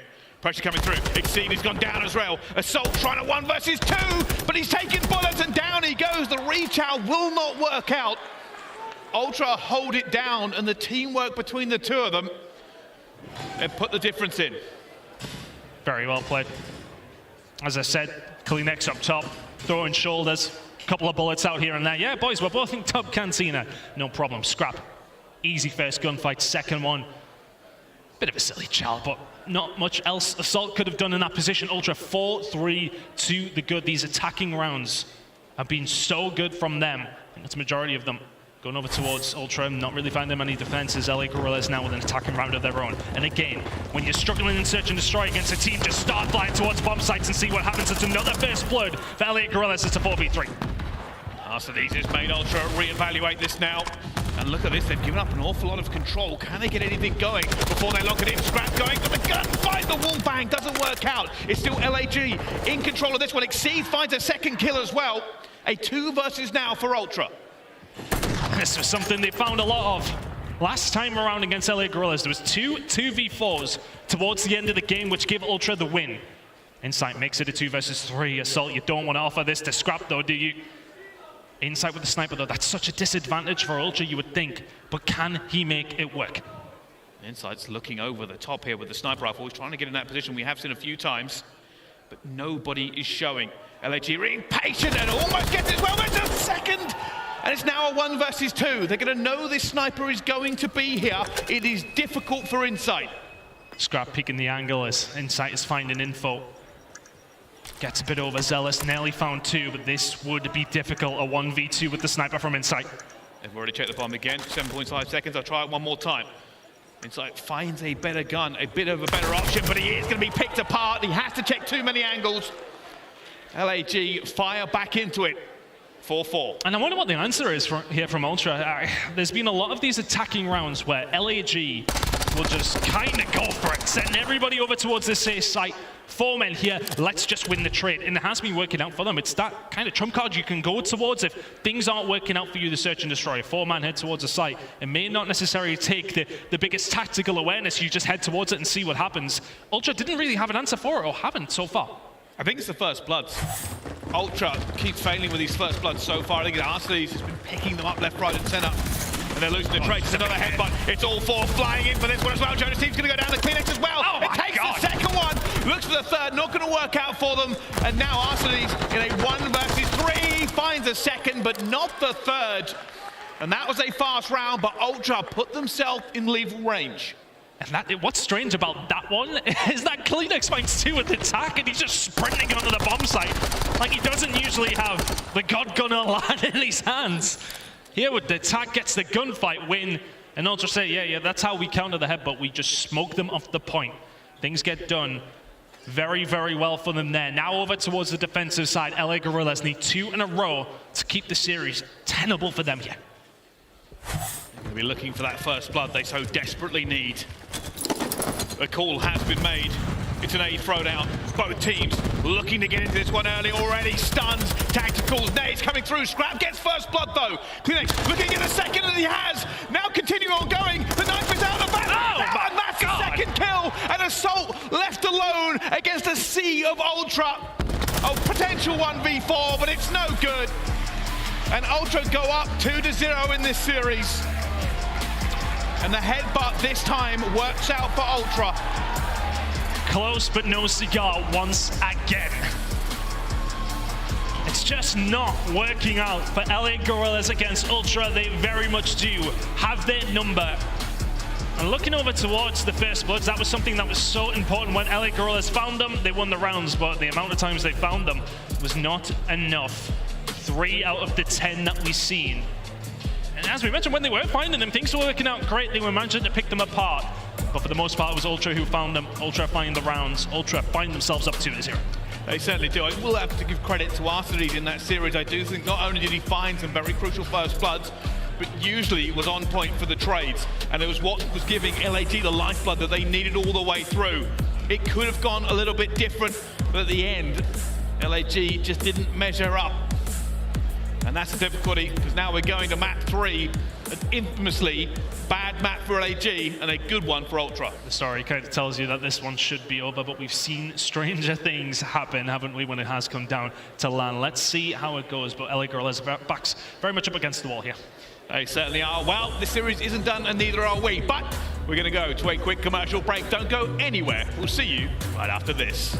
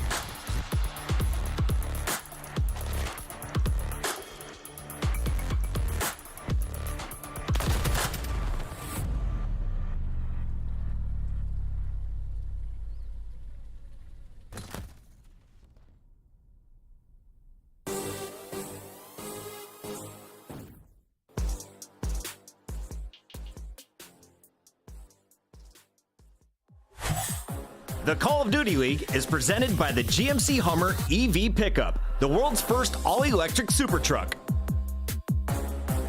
Upgrade your game with the Scuff, the official controller of the Call of Duty League. Ladies and gentlemen, welcome back to the Call of Duty League. We are in a game with Toronto Ultra versus LAG. At the moment, not looking pretty for the Guerrillas, but anything could happen. Toronto Ultra, though, are going into one of their favorite modes. They are, and if that's their favorite mode, then I would say this is LA Guerrillas' least favorite mode. Control has not been good for them since this new roster came on board. I believe it's 0 and 6, whereas Ultra were perfect across the stage. Tells you the story, but this is Call of Duty and things can happen. Weird things can happen. This would be a tall order, though. We're going to be heading into a Fortress Control. For the side of Toronto Ultra, they played it twice. Not a single tick they have conceded on either one of these. Just so, you know, if we want to stack the numbers up against LA Guerrillas, let's sell the dream. If they can manage this, it starts the potential reverse sweep. But I don't think there could be a worse mode for them to start it on. And Control is our third mode, Brycey. And unfortunately, LA Guerrillas, their backs against the wall, a mountain to climb. It will be a hell of a turnaround, Bryce. It will, but there is always hope. There is always redemption. And LAG want that right now.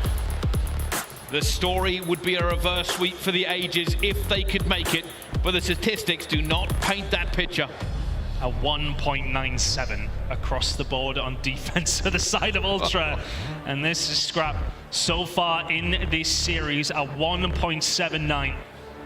Having a hell of a game. The Rookie of the Year conversation will go on for a long time, but there's a lot of people looking to try and beat him. And at this moment in time, he's the man to beat. But can LA Guerrillas pull off a miracle here? It's a hit over towards A, and well, can we see a tick goal already? It's a good start. That's a great start for LAG, already getting in the breakout. Scrap will find one eventually, but that first tick is coming through and they've conceded it. There you go. Broken statistic already, Ton. And they're looking for it, but Scrap is looking for this, trying to get to the trade, but eventually just clears them off, but they aren't pinned in yet. LA Guerrillas have to keep these trades moving. And the thing is, for LA Guerrillas, you get those first breaks, but you need to make it count. A tick actually might help them out in this game in general. If they can keep Toronto off it in their defenses, then yeah, you're looking at a good spot. So a tick already, not a bad start here from the LA Guerrillas, trying to push it down Barnes' side. But this is where things get scary on Fortress. Teams are set up, and even if you find these 2 kills, make it 3, that definitely helps you out. But again, you've got to find waves of them to find a successful attacking round on this map. You do, and Scrap continues his reign of terror, currently 4 and 1 on this. And for LAG, it's all about breaking out. Can they find any weakness in this defense? Can they find a way to break through and get back into this trade game? And Assault finds one. Scrap already trying to put the cork back into this bottle, though. CleanX will eventually clean it up. And truth being told, with 17 seconds left to go, LAG have to move. They find a couple of kills, but then that's pretty much it. Big gunfight win from Standy. Assault needs to get his Nikes on and get across from that side. Not gonna happen. It's a round over towards Ultra. But keep a hold, everything in mind, that a tick did go over towards LAG. Let's see if Toronto Ultra can go one better here. And it was looking a little bit promising for LAG. It's a good start. The break happened, they managed to get out. They were winning it, but I mean, Scrap only died twice that entire round. But you look, it was a dominant win for Toronto Ultra, but I don't think anyone will be getting it twisted. It's a defense on Fortress Control. They are very much expected to win it in that fashion. But is a tick over towards LA Guerrillas, so keep that in mind. Ultra have to go one better if they possibly can. But if LA Guerrillas can hold a solid defense here after 2 rounds, they're in the lead. That's exactly what they'll be looking to do. Put the pain on the Ultra, pin them in, and just keep on slaying. Already looking at Assault, trying to make sure he can get any trade here, holding the angle over and over again. Ultra trying to find it through, and already Scrap has to back down inside, trying to get this one as well, but Assault holds him back. CleanX will eventually find it, and he's out. Slow and methodical to find a route through. And CleanX could be the guy for Ultra that breaks things wide open. Big gunfight goes on. Scrap actually wins it over towards B. He's going to have some backup very, very shortly. Then he popped. Here comes the child, never going to win it. But then that's opened things up over towards A. Wonderfully worked from Ultra. CleanX can't find the second, but as mentioned, that door A wide open. And that's the key here for Ultra. Keep the doors open, keep the map flowing. LAG looking to regain here, trying to see if they can shut anything down. They want the trades away from it. Already a tick for Ultra. The B tick is also coming in. They have to commit to one of them. Got to make a decision if you're LAG. You make the decision, you win the gunfights, but is the damage done? One tick over towards it, already locked in here for Ultra, but that may well have been their only opportunity. Big gunfight coming through, Exceed gets beamed, and Kleenex still continues his reign of terror. Once he gets into bottom art, he's just such a slippery little boy to try and deal with, as is Standy here, finds the kill himself. A lot of pressure from Ultra, but not a lot to show for it so far. The benefit here for LAG is if they can keep this to one tick, it ties the game up. I think the kills are still in favor of Ultra, but a tick could be massive. They've just got to hold them off here. Standy though, breaking them up already. They're on to B. They have the numbers. And there's nobody from LAG in a great position, but those kills have already come through, and it's Standy left alone. Is he gonna get the tick? He gets the tick. So advantage over towards Ultra. The small wins is something you just have to take when it does come down to Fortress control, and there's more small wins for the side of Ultra than there was for LAG. Narcity's putting up a 4 spree. The kills are there or thereabouts. It's a pretty close game so far, but is there still opportunity here for Ultra? Insight finds his way out and finds himself back in the respawn queue. 13 seconds to go. That should be it for the round. Ultra, I think, are going to hold fire here. They have the tick, and they also have the lives. They don't really want to give anything away. Scrap will get a kill, but they're nowhere near a point. And the story of this so far is 2 ticks to 1. Keep that in your mind. It may prove crucial. So LA Guerrillas, not too bad, because that was looking really dangerous. So we weren't just thinking about ticks, we were thinking about a potential round for Ultra, who maybe, if anything, spread themselves a little bit too thin, I want to say. When you get a little bit of pressure over towards B, and then you try and send a distraction over towards A, they won all their gunfights there, but then as soon as they start to break back, you're kind of at 6s and 7s. You would rather have 3 and 1, and it was more of a 2 and 2. So a good split from LAG to win your gunfights, but can you do a little bit better here on this attacking route? Yeah, Arsenal had some really big kills in that defense. It kind of stopped Ultra in their tracks, stopped them from getting any sort of a round win. But another break here from LAG. It was good last time, it needs to be good again. Scrap already dominating up top art. Jodeci's going to find Kleenex, but it's not going to be enough. Only Exceed outside the gates. And they got that first tick in the first round based off a really good opening break. They don't find that opening break this time, but Exceed, can he find it? Open Standy finds the gunfight. Exceed already weak, and now it's danger time for the side of LAG. Toronto Ultra getting aggressive further up the map. It's such a difficult spot to try and get yourself out of when Scrap and the boys are finding the fight. Standy and Kleenex inside of green. It's just the worst possible situation to be in. They want to break out. It's just going to be slogging against the guns of Ultra over and over again. They're looking to break it, but already 2 more of them fall. Standy dancing around it. It's a wipe completely. And the difference maker is here. If LA Guerrillas cannot find a tick on this attacking round, it guarantees Ultra a round 5 defense if we do get there. Push out coming over towards Bance. It needs to be good for LA Guerrillas. This puts them in such a bad position. Scrap on an 8 spree. It's far too easy. Look at the streaks in the top left corner. Make that 17 kills in a row for Ultra. LAG nowhere to be seen. Scrap looking for it, doesn't really have the ammo left in his tack. Trying to get out with a pistol. Kleenex is pushed straight up as well. And they knew they had that on lock. And Ultra will have the round 5 if we get that far. LAG will have to find a little bit of a miracle. That may be the little bit of a difference realistically. Ultra look a lot more solid on defense. And it's a free hit for them now. They're heading this attacking round. They don't need to do anything specific. They already have round 5 locked in. So an opportunity here as that streak of, what was it in the end? It was a ridiculous, I think it was 17, 18, 19, something along those lines. Toronto Ultra very much dealt with LAG in that one. It was the opening break, just wasn't good enough from LAG, which is where they found their success in round number 1. But heading in to round number 4, it is do or die for LAG. Well, while we've been talking about that round 5, we know Ultra aren't going to go quietly into it. They want to take this win right here and right now, inside. On the outside, he wants a trade. He wants to be able to try to make a move forward. But realistically, none of his teammates are in the position. Finds Thieves though. But nobody from LAG really overcommitting, and he finds Arsenes as well. Wonderfully patient. Insight waits to find his kill. It opens up some routes for his teammates to cause the distraction. He finds his second. now at both fronts once again. Ultra sending more men over towards A. They may well just leave inside to do it on his own. He's been doing that for quite some time. 7 in a row, eventually will get cut down, but his job is done. A now under lock and key from Ultra. And now aLLeY have to recover from this. They have to try and get them back into the bottle.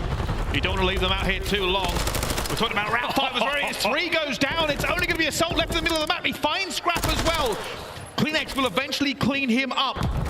But Ultra are looking for the round 5. They are looking for the win. They may well have that advantage, but you are very, very right. They want to close it out here. It's been such a good performance, wonderfully done from Thieves. Gets cut down, looking like it's going to go over towards Ultra. And that's when things start to get scary for aLLeY. You're in big, big danger of being blown away by the Toronto Ultra side here.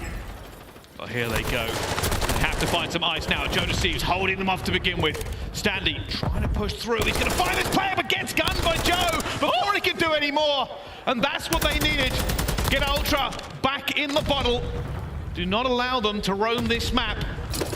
And that may just be enough to get this to a round 5. Inside Cleanex will find kills though. And we never seen really a relay of kills from LA Guerrillas that was just all white down that left-hand side for quite some time. It's give them a chance to now set up. Toronto Ultra still have a good minute and 10 seconds here. It may well come down to lives if they're not careful, but they have the time to set up. LA Guerrillas sat back deep. A lot of map control for both two teams. Scrapz can invest this. They don't want to see this round 5. Here we go. They're looking for it. Cruise controls everywhere. And he's going to find the first one, but the trophy will deflect it, but not the second. And is that a big enough gap? Ultra looking to move forward on this map. They want to put this series to bed. And they're going for the final. Wow, Standy, that's huge. And they open it up for Assault, both of those cruise missiles. Get rid of Assault, allow Standy into these positions, and he's going to be the one to try and break things open here. 2 kills for LA Guerrillas is going to just relieve some of that tension, as Thieves will find another, but Standy is still in your face, and this is allowing Ultra out of their spawn, 30 seconds, 10 lives apiece. aLLeY have to find the steel in the spine. They have to hold the line against Ultra here as well. Assault and Standy go toe-to-toe, and he gets out of it, and inside finds Assault. Ultra are piling the pressure on. aLLeY are reeling, they are losing the kill count. Exceed finds 2, but Standy gets the trade, but Ultra are in! They found a way through. It has to be down to Assault. He's managed to find this push through mid. The bullets are there. Arsa needs to clean up. Can only find 1. Gunfight's being traded. 2v2 on the site. The gunny is there. Can Cleanex find a way through? aLLeY need to do it. Scrap fight 2 are still going. And Ultra are back in. Clock stop, 10 seconds left. 3 lives for aLLeY. Everyone must be spent incredibly well already. Cleanex takes him down. Assault gets Cleanex. Inside gun by Arsenes. And aLLeY holds. 2v2 are still going. Oh my god, Assault. He'll find another. The 1v2 is there even time. Cleanex is going to get himself inside. Gets gunned as well. Assault turns up when he needs to. A hell of a round 4. And aLLeY breathed the tiniest amount of life into this control. They needed every trade to go their way. They found it. But now they have to attack. It has not been pretty. But can it be different? The break could be everything. Cast your minds back to round number 1. The initial break is where LA Guerrillas found that glimmer immediately, and for the first time we've seen Ultra concede a tick. We're talking about those small wins. There needs to be a big one here from LA Guerrillas. A good opening break is just so crucial. Here we go. One more time into this control, and they're going a little bit different. Thieves opens up proceedings. Through. Going straight through. Inside will shut him down. Exceed though, still alive. Alive and kicking. We head over towards A, but Cleanex always going to be in this position. War is really his playground. But look at this presence from LA Guerrillas over towards A. They're very well aware of where Cleanex is, but still that time is ticking over towards A. The time has been stopped, if anything. Exceed getting some time up towards it, but the rest of his teammates do fall. It's a good retake from Ultra, puts themselves in a good position. Thieves has to keep it open. That's 3 for him. The lives of aLLeY rely on him trying to get some more kills, but he did so much work. And aLLeY are now going to feel the pressure. Assault and Exceed, though, find 2. They are streaming out of their spawn. They do not want to be locked away. But it is a game of inches. They have to continue to find these kills. They're finding the kills, and they need to keep going. You are very right. A lot of pressure over towards A now. Can Ultra deal with it? Exceed will be the first one to get cut down. You can see Scrap and Code just firing the bullets away, trying to slow them down. Good defensive hold here from Ultra, but LAG have definitely threatened more. They're still alive, they're still out, they're still fighting the kills. There's 2 more for Thieves, and they're out, they're back and away, clock stopped. Astandi's gonna win 1 gunfight. The rest of the reinforcements for LAG are streaming forward.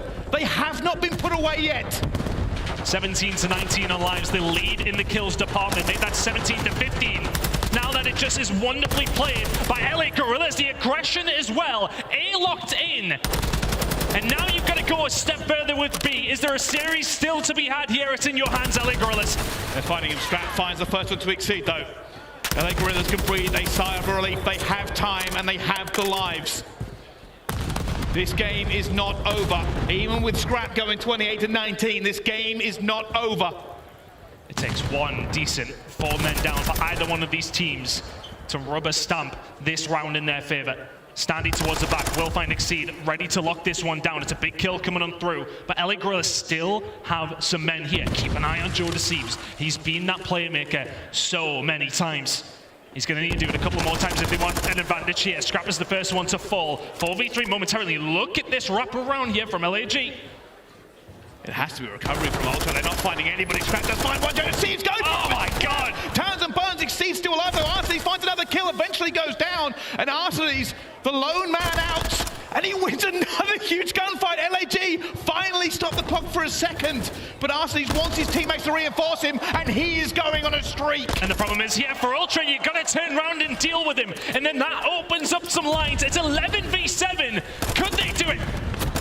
Now here comes the pressure. Inside already finds 2 though. Thieves on 1 health point, eventually recovering. The pressure coming through. He knows it's being contested. He has to look 2 different ways. He's alone on the point. And Ultra Chow, he finds 1 but not the second. It's the last roll of the dice now for LAG. Ultra can only concede 1 more. No more respawns remaining for the side of Toronto Ultra. LA Guerrillas, you just got to go fast. You got to go really, really fast. And look where aBeZy's at the back. It's a huge kill again. At 2 versus 6. It's Scrapz alone at 2 versus 5. But LAG are in. Standy finds 1. It's a 1 versus 4 for Scrapz. He looks for a soul. Guns him out of the hill. And here they come. LAG have the numbers. And they win a control. They have regained in this series. I said miracles happen on land and statistics be damned. We're going to a map 4. Oh, we've woken up now, Boston. That was looking dominant. It was looking one-sided. But all of a sudden, out of absolutely nothing, a series on our hands. And honestly, I want to give props to Assault. And that round number 4 goes huge for his team to stop Ultra finding the win within 4 rounds. And then goes to the harder part where you've got to win your attack. And they never let up the pressure. It was that moment for aRestyx as well when he's the last one alive in any sort of area to find some attacking prowess, to find some attacking pressure, and finds 3 on his own. All of a sudden, Ultra are reeling, never regained control of the map, and LAG walk away with the control. The streak is broken for both 2 teams. Yeah, and I want to give props to aRestyx in that last round as well. Not only were the kills massive, but it held everything open for his team. Ultra wanted to kill him. They wanted to lock the doors. But after these, he was slippery. He was running around with the Vaznev. He kept getting kills and running away. And Ultra could not stuff him back in. And then they lost the kill battle. And now, all of a sudden, we head over towards a Fortress hardpoint, which is the pick for LAG, and we have a series on our hands. This has been surprising. Look, I mean, we went to maps 1 and 2. We knew that they were going to be tight. You find Ultra 2-0 up. I think everybody else is kind of like, yeah, okay, well, the OpTic series will be coming up very, very shortly. Nope. LAG out of nowhere. And bear in mind, backs against the wall. 2-1 down. Just about hold on to that round number 4. Yeah. I mean, just. Numbers were against them. They had the least lives, and somehow it was Assault and Nastie who came up with like a 2v4. And then to go and win the attack as well.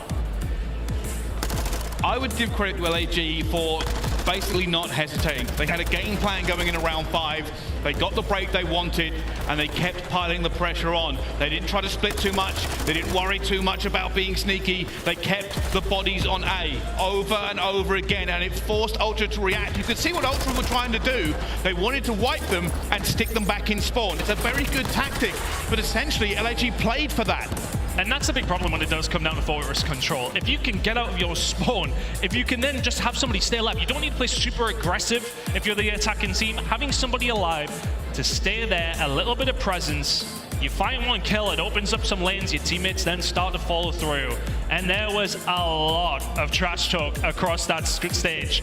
After that win from LAG, it's interesting. It's very interesting. It's not over. It's not over. It's very much not over now. LAG, it wasn't a great first hardpoint, but they are known as hardpoint masters. Can they find this map 4? Send it to another map 5 here at the major. Fairly certain they're just waiting for Maven to get off his flight. They actually want to see him come back in the venue, but unbelievable scenes already. And the statistics, none of it was on LAG's side. None of it told us that they were going to walk away with that map. Statistics to be damned. It's quite often the case. We come in, we got like a fire stat. It was straight away. It was like, oh, okay, yeah, you haven't conceded a single tick on this map. If you're Toronto Ultra on the defensive side, you go on to lose a defensive round 5 to elongate this series. And all of a sudden, what was looking like a comfortable 3-0, one of the tournament favorites, feeling good. First game of the major, and now you delve into somewhat an unknown. We haven't played Fortress Hardpoint if you're Toronto Ultra in quite some time. Both two teams, last time out, played up against Minnesota. And for the side of Ultra, that was a loss. We haven't seen Fortress since the 3rd of December from them. Whereas for LAG, last time out, who'd they beat? Minnesota, the team that put Ultra to bed back in December. Confidence after that map number 3 will well and truly be flowing, and aRSity's leads the charge for this LA Guerrillas team. Things are about to get very, very interesting, because this one, we don't have a lot of stats from either two of these teams. We don't know what's going to happen, but Priestahh, I'm sure it's going to be a good one. Hey, they want the control. Can they now win a hard point? Opening kills will go the way of Toronto Ultra, but a P1, there's not a hard point to make. Ready Assault looking to try and break out here as well. He knows what the plans are to come through, and Standy basically sold that one. And for Ultra, the positive for them is they start on the better of sides. They will get dealt with, though. That's 4 dead momentarily. LA Guerrillas find themselves a way out over towards P1, and already stretching themselves over towards P2. You're thinking about that if you're Joe Deceives. Can't find any kills in the front. Oh, that's 4 men dead. Spawns should come over towards the gate side, and there they are. Ultra track back to make sure they keep a hold of the spawns for P2, and now they set themselves up to pin LA Guerrillas back. Yeah, they're going to take the scrap time, and they're going to try and take the kill as well. Scrap almost gets caught and does. The reload and the trade does come through. Assault looking for it as well. aRSity's trying to get out, reinforce his teammates as they try and slay their way through to this second hard point. And already they have broken out. Assault and Joe Deceives making a nuisance of themselves. A little bit of a break, and you can see a spawn coming in for Ultra over towards the stable side. You can see the cross being watched by aRSity's. Will find one, won't find the second, but here comes the pressure from LAG. Really good play by aRSity's just to stop that spawn that was coming in. He stops the players getting there. It's an easy retake from LA Guerrillas. Some good time potentially on the board here. At the moment, Ultra are a little bit pinned. aRSity's eventually giving up. They're trying to flip the spawns here, and they have. aRSity's moving out, eventually gunned down by Standy. As Ultra look to regain, they have found nothing on this hill. It's pixel perfect from LA Guerrillas. It's a really good hold so far. 20 seconds to go, and it's all based on the break. It's all based on getting P1 control. aRSity's on Overwatch, but now heading over towards P3. We know how many points some teams can lock down on this one. Toronto Ultra, a good setup here. Keep an eye on Insight in the middle of the map as well to try and disrupt it, but here comes the break. Right, here's the first clinic, looking for the second, and the Vaznev spits. Still more pressure though. LAG do not want to give this away. They are stacking up towards the gate. Klinex looking for everything, and bodies just fly through, and he cannot hit everybody who goes for it in the end, but Standy will get his trade. Still spawns here for Ultra.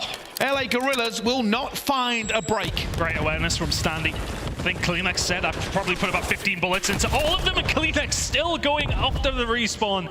Finds himself 2 really good hold here so far from Toronto Ultra. Both two teams, when they are getting the lock, they are finding a lot of points, but that's Fortress. You've got to make sure if you win that rotation, it's It's mostly job done, but you need to make sure you're very, very tight on these holds. Now for aLLeY Guerrillas, they've got them pinned back here.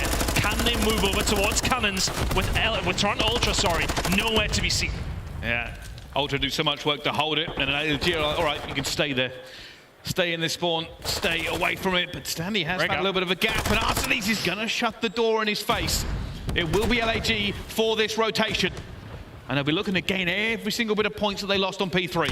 As that timer does tick through, Toronto Ultra not being pinned in whatsoever, and here come the spawns for them towards the back as well. aLLeY Guerrillas spawning out, they'll know where they are. The break comes through, it's only aBeZy who was left.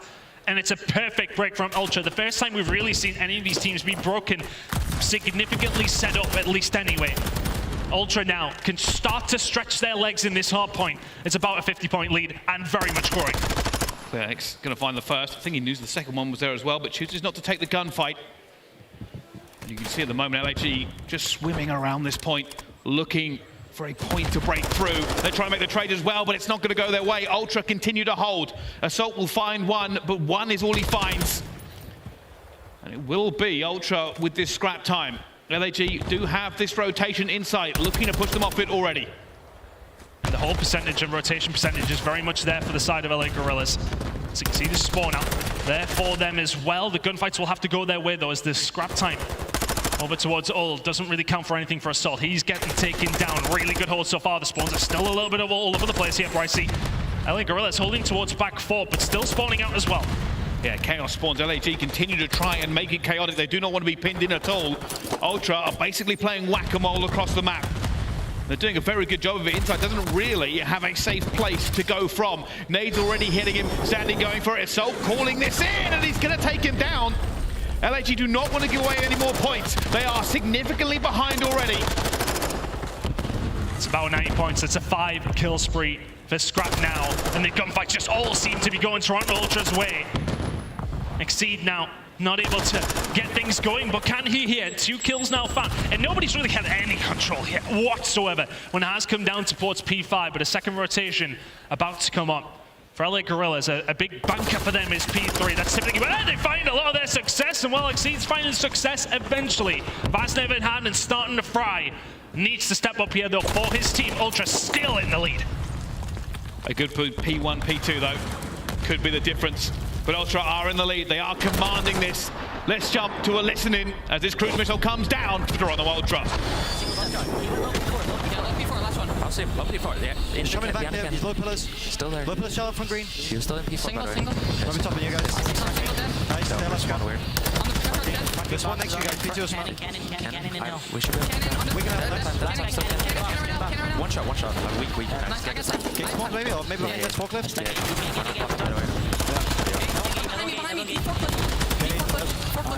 Play for spawns. One shot. And having P4. Look back P door. He's going single. I'm hopping up single forklift. Yeah, take your time, man. It's a big fucking door. Okay. And we can hold. One shot top hop. He's still top hop. Still top hop. Find the stage. Still on the hop up. One thing left, okay. Just see one shot top hop. There's 2. I need to hop. He's in ship now. I'm looking here at the pinch right now. Yep. Is he still cages? One thing left, mate. Top hop. I'm going to P2 door. He's going to be P2 door. Challenge. Ready? I can get time. You have the I'm holding One shot top hop. Make sure you rotate to me. Back on me. Back on P4 me. One more deep on you. Still deep on you. One deep on you. One last one deep. He's on the truck. Really weak. Just play alive. Play alive. Make him push. Pinch close. Exceed. Close. He's rotating that one shot. Only one. He's running. Let's go. Go quick. Low green, one shot. Go on top green. Low green, one shot top green. Meet top spot. Well, Ultra are still holding this lead. They are still calm and in control. The pressure, it switches to aLLeY. Let's find out how they are dealing with it with their own. Listen in. Double check. You guys back. Someone close. It's eLLeY. Deep like P3 steps. He's still top when I see him.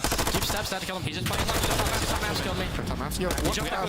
Okay, one is stone steps. One is hill. Bottom maps. That's him. Try your body firm. Back pull, weak, and twice.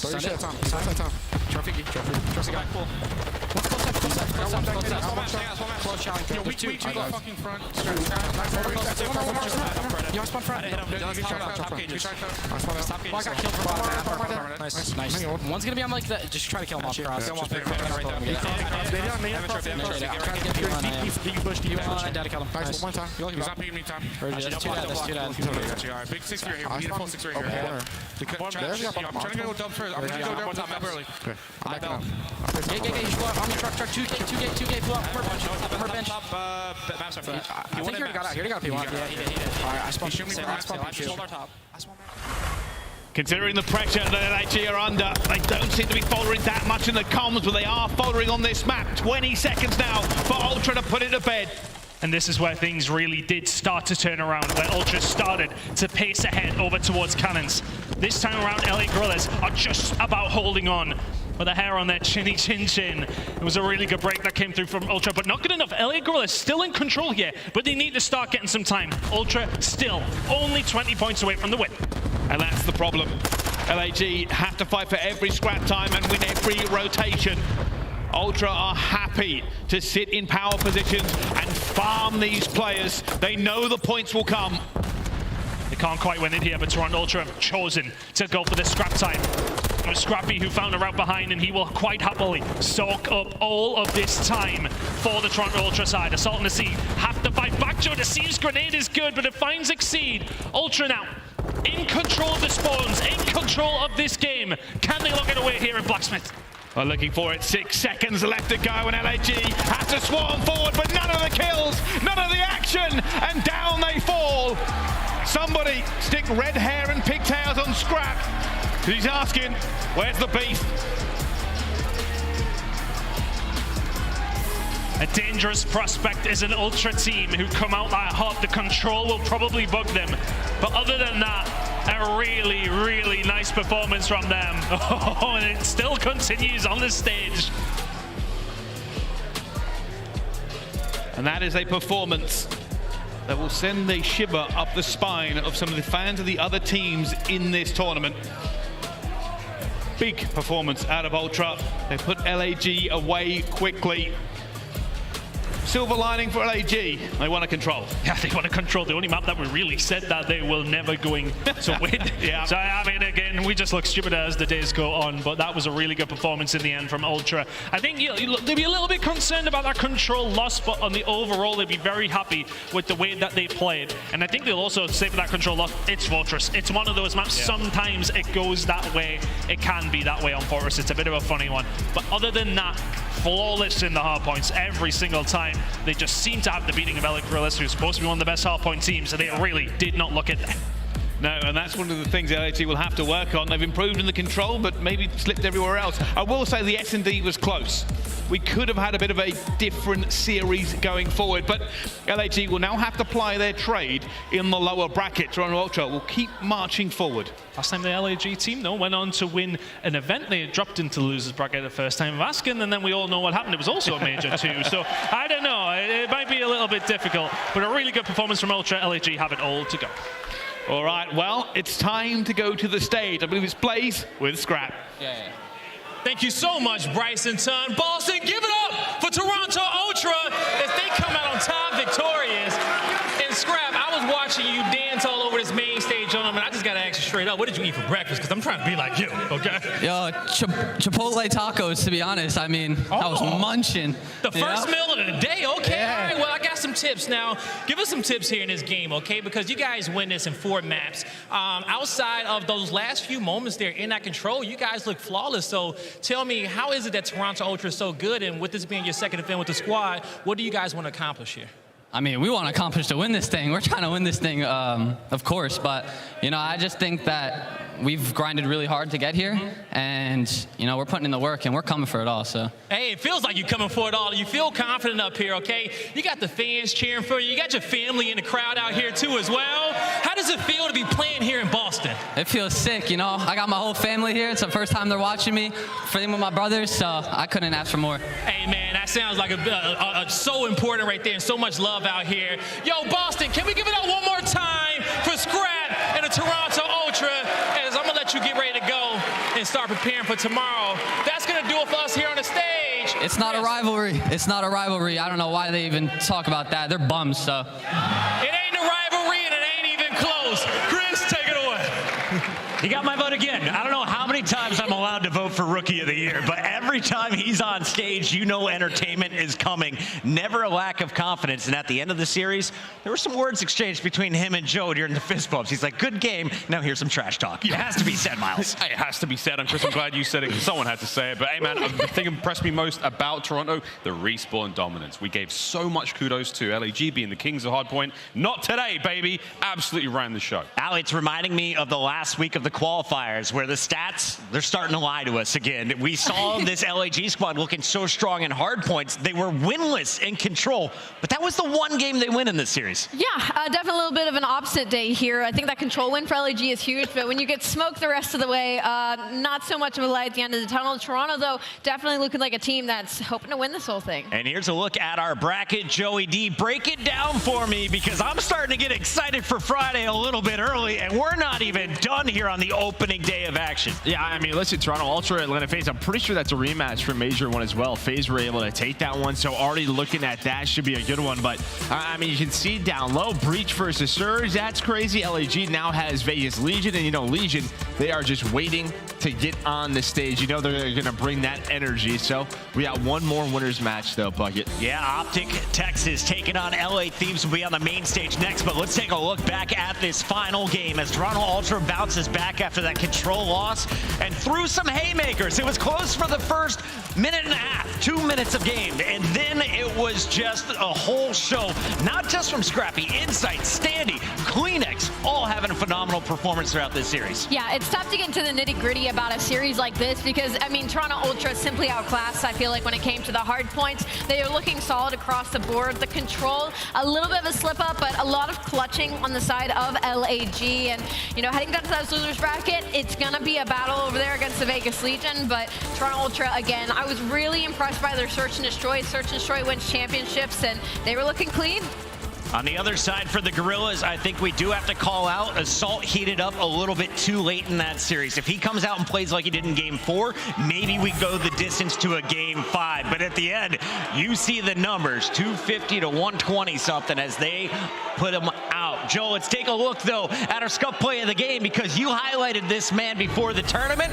Kleenex, again, putting up some numbers for us. Yeah, I mean, listen, man, I think this Toronto Ultra team, this SMG duo with Kleenex and Standy, maybe one of the more underrated SMG duos that we have in the league. And when Kleenex is putting up numbers like this, when he finishes with 33 kills, I don't think anybody is beating them, honestly, because he is setting the pace. He's very similar to aBeZy. He is going to go forward and run at you as many times as possible. And when he's finding multi-kills, that makes the game easy for their entire team. And I mean, Kleenex, man, just so good this year. I love the reaction time. You see the knives were coming out there. Quick. He's pre-firing almost 50% of the fights. Are gorgeous. I'm going to be honest. We were walking through the PBAs, the pro player area, and his settings are on point. I got to get that config. We're going to get dialed in like Kleenex, and you guys should stay dialed in right here to the Call of Duty League. When we come back, these fans behind me, they're about to get rowdy. It is OpTic going up on the main stage against the LA Thieves. Stop booing my man J-Cap. Give him some love. We'll see him on the other side of this break.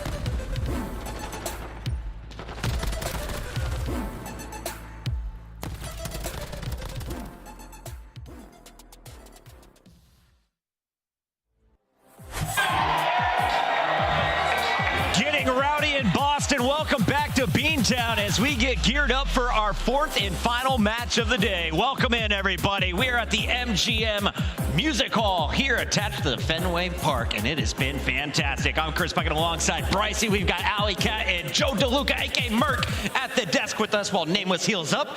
This is a good one, Joe. We are closing out the day with our #1 seed, and OpTic got this seed by taking down FaZe on that final day of the qualifier. Yeah, they did. I mean, you know, they were able to win that game 5, a reverse sweep, and I think that gives them that confidence moving forward. They were able to steal that #1 seed, but ever since sort of the roster shuffle went down, Dashy comes back in, they add Huke, Simp retires. There's just a big question of like, how's this team gonna look? But the Zero trio in Search and Destroy, that has been their go-to. Relying on that search, it's a question of, has their hardpoint got a little bit better, right? More reps, the better. You're here at LAN. I'm sure they're working on some things, you know, some fans at home looking at the hard points in this matchup. Maybe not the happiest with the decisions, but we'll see what happens. LA Thieves, of course, got here by reverse sweeping Boston in their final qualifier match that jumped them up from 11th all the way up to 8, where they are now going up against our #1 seed. But let's start here with OpTic Texas, because this squad, they started Major 2's qualifiers with Scump.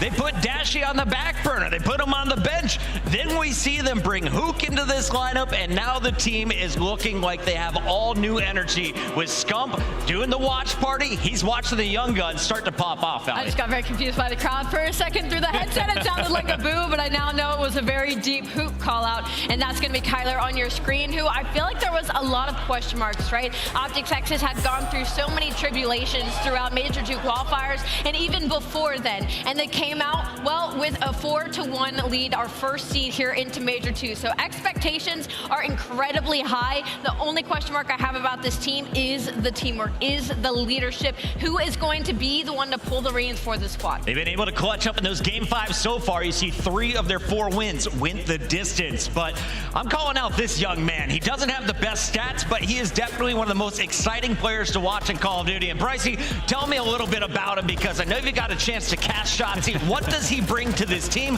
What should the fans expect if they haven't tuned in before? Poetry in motion. Truthfully, moving around the map, Shotzzy is always an issue, always a problem. He is a difficult kill. He will be in places you do not expect him to be. Shotzzy has been the MVP for OpTic for quite some time, and he's always the player that other teams are afraid to get against. I want to talk to you about this, Merc.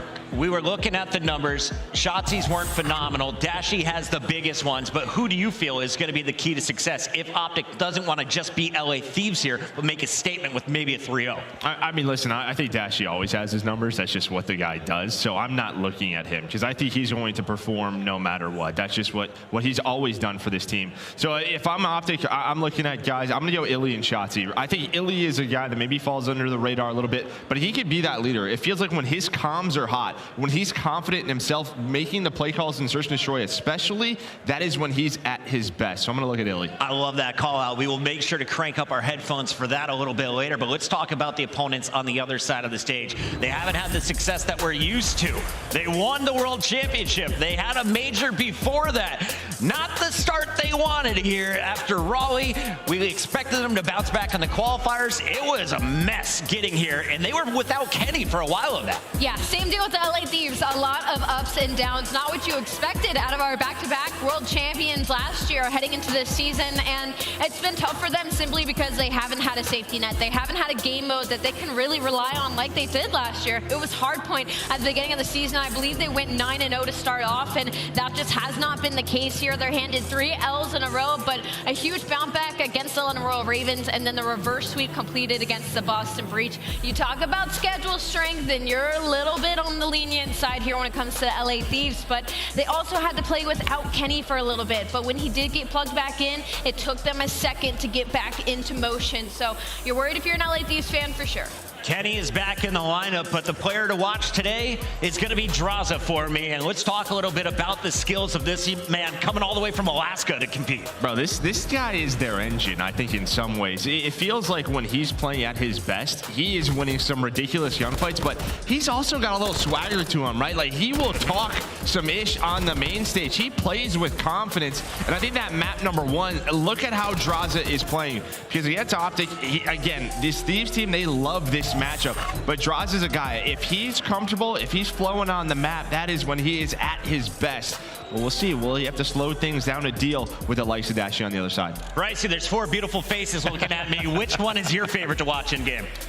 I often like to watch Octane. I genuinely do. Obviously known as the human turret, I feel like he's the backbone of this team. They have to rely on him to win some very crucial gunfights as they go through. The problem is the Thieves have not been consistent in the winning department. They haven't shown me enough through the qualifiers to really give me a ton of hope in this matchup.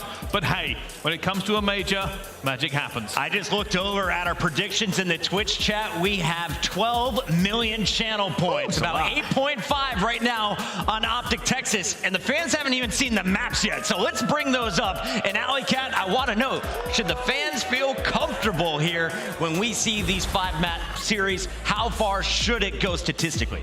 I mean, both these teams, again, you're talking about both of them coming off a reverse sweeps to even get in this situation. So longevity and conversation for sure here. I'm looking over at this hotel specifically for control. OpTic Texas, one of the best defensive teams in the game when it comes to control. The issue is that's going to be hotel. It's going to favor the attacking side of things. So LA Thieves looking for an opportunity here in the middle of the series. Bryce, how far does it go? Let's get some predictions in here, my friend. Oh, I'm going to go 3-1. Realistically, I don't think OpTic are a perfect team, but the horsepower they've shown gives me more confidence in them than LA Thieves. Senior Joe, you used to wear an OpTic jersey once. How do you feel about the squad today? I mean, I feel pretty good, right? I mean, obviously the qualifiers went really well for them, but I think this does go the distance. I think Thieves play with a lot of confidence versus them. That Mercado hardpoint, I don't know if I like that. We saw the game versus Vegas Legion that they were going to drop, and both of these hardpoints very rotation heavy, very fundamentally, you know, that's where you look at the side of LA Thieves to take advantage of this.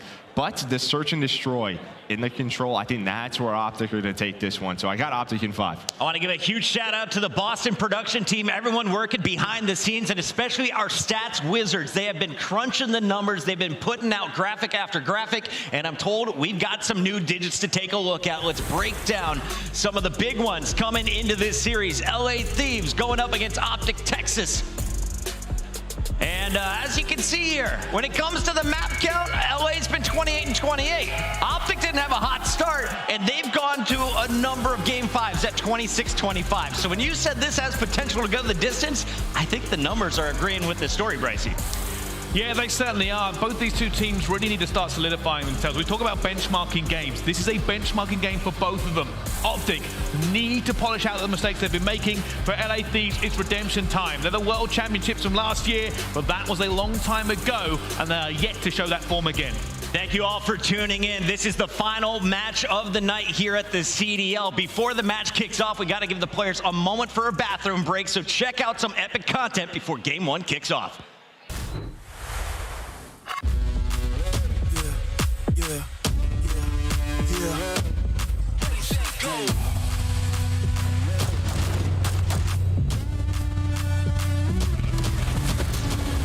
I'ma get up in it, we about to win it. Are you ready for the show? Now we caught up in the flow. We gon' give a little roll. Ready, set, go. Are you ready for the show? Now we caught up in the flow. We gon' give a little roll. Ready, set, go.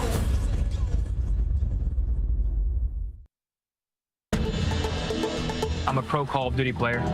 I just like being outside whenever I can be. But yeah, big fan of touching grass.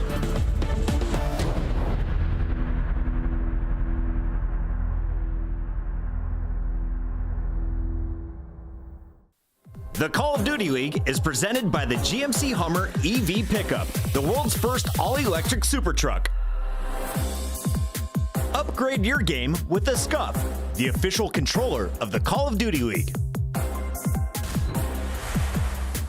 Boston, make some noise, because this game is just a few moments from kicking off as we bring our players out to the main stage. Before we do, aLLeY, real quick, we were talking during that content piece, it can't just be Drazah, right? If you're going to see an upset here from the LA Thieves, who do you think is the X factor in this matchup? I think it's going to be Kenny. I think if any player is going to pop off, it's going to be Kenny, and I think when he does incredibly well, the rest of LA Thieves can kind of take a seat back, just focus on the fundamentals, and let him have control of the map. So keep keep your eye on the Kylo Ken. Joe, you agree with this? Do you like the Jedi? No, I do. And obviously it just depends. Him in the roster takes a little bit. Hopefully he's feeling well, comes back into the roster. That Ken might be a little bit off, but Kenny is a guy, when he finds his flow, line on the mat, just feels like he's playing a different game. Sometimes just like Shotzzy, it's just a question of can he find it. I feel like it's sometimes Ken is a guy who's very much, hey, are we on the same page? And I think maybe tries to overthink some things, do a little bit too much. If I'm Ken, just focus on myself, win my one-on-ones,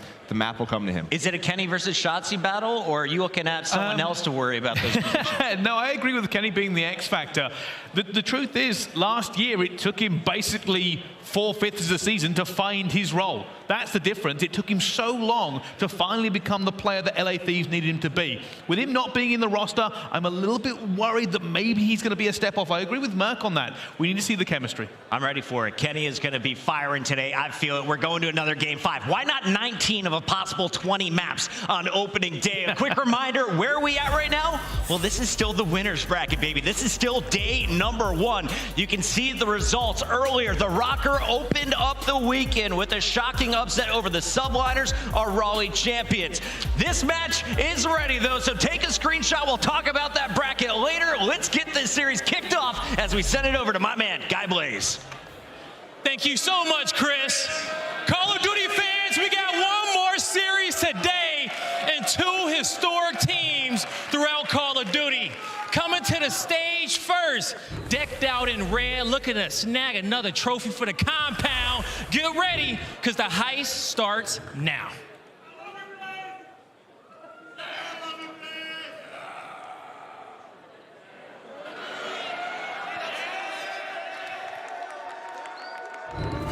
So what's the plan? Same crew, but this time, we take everything.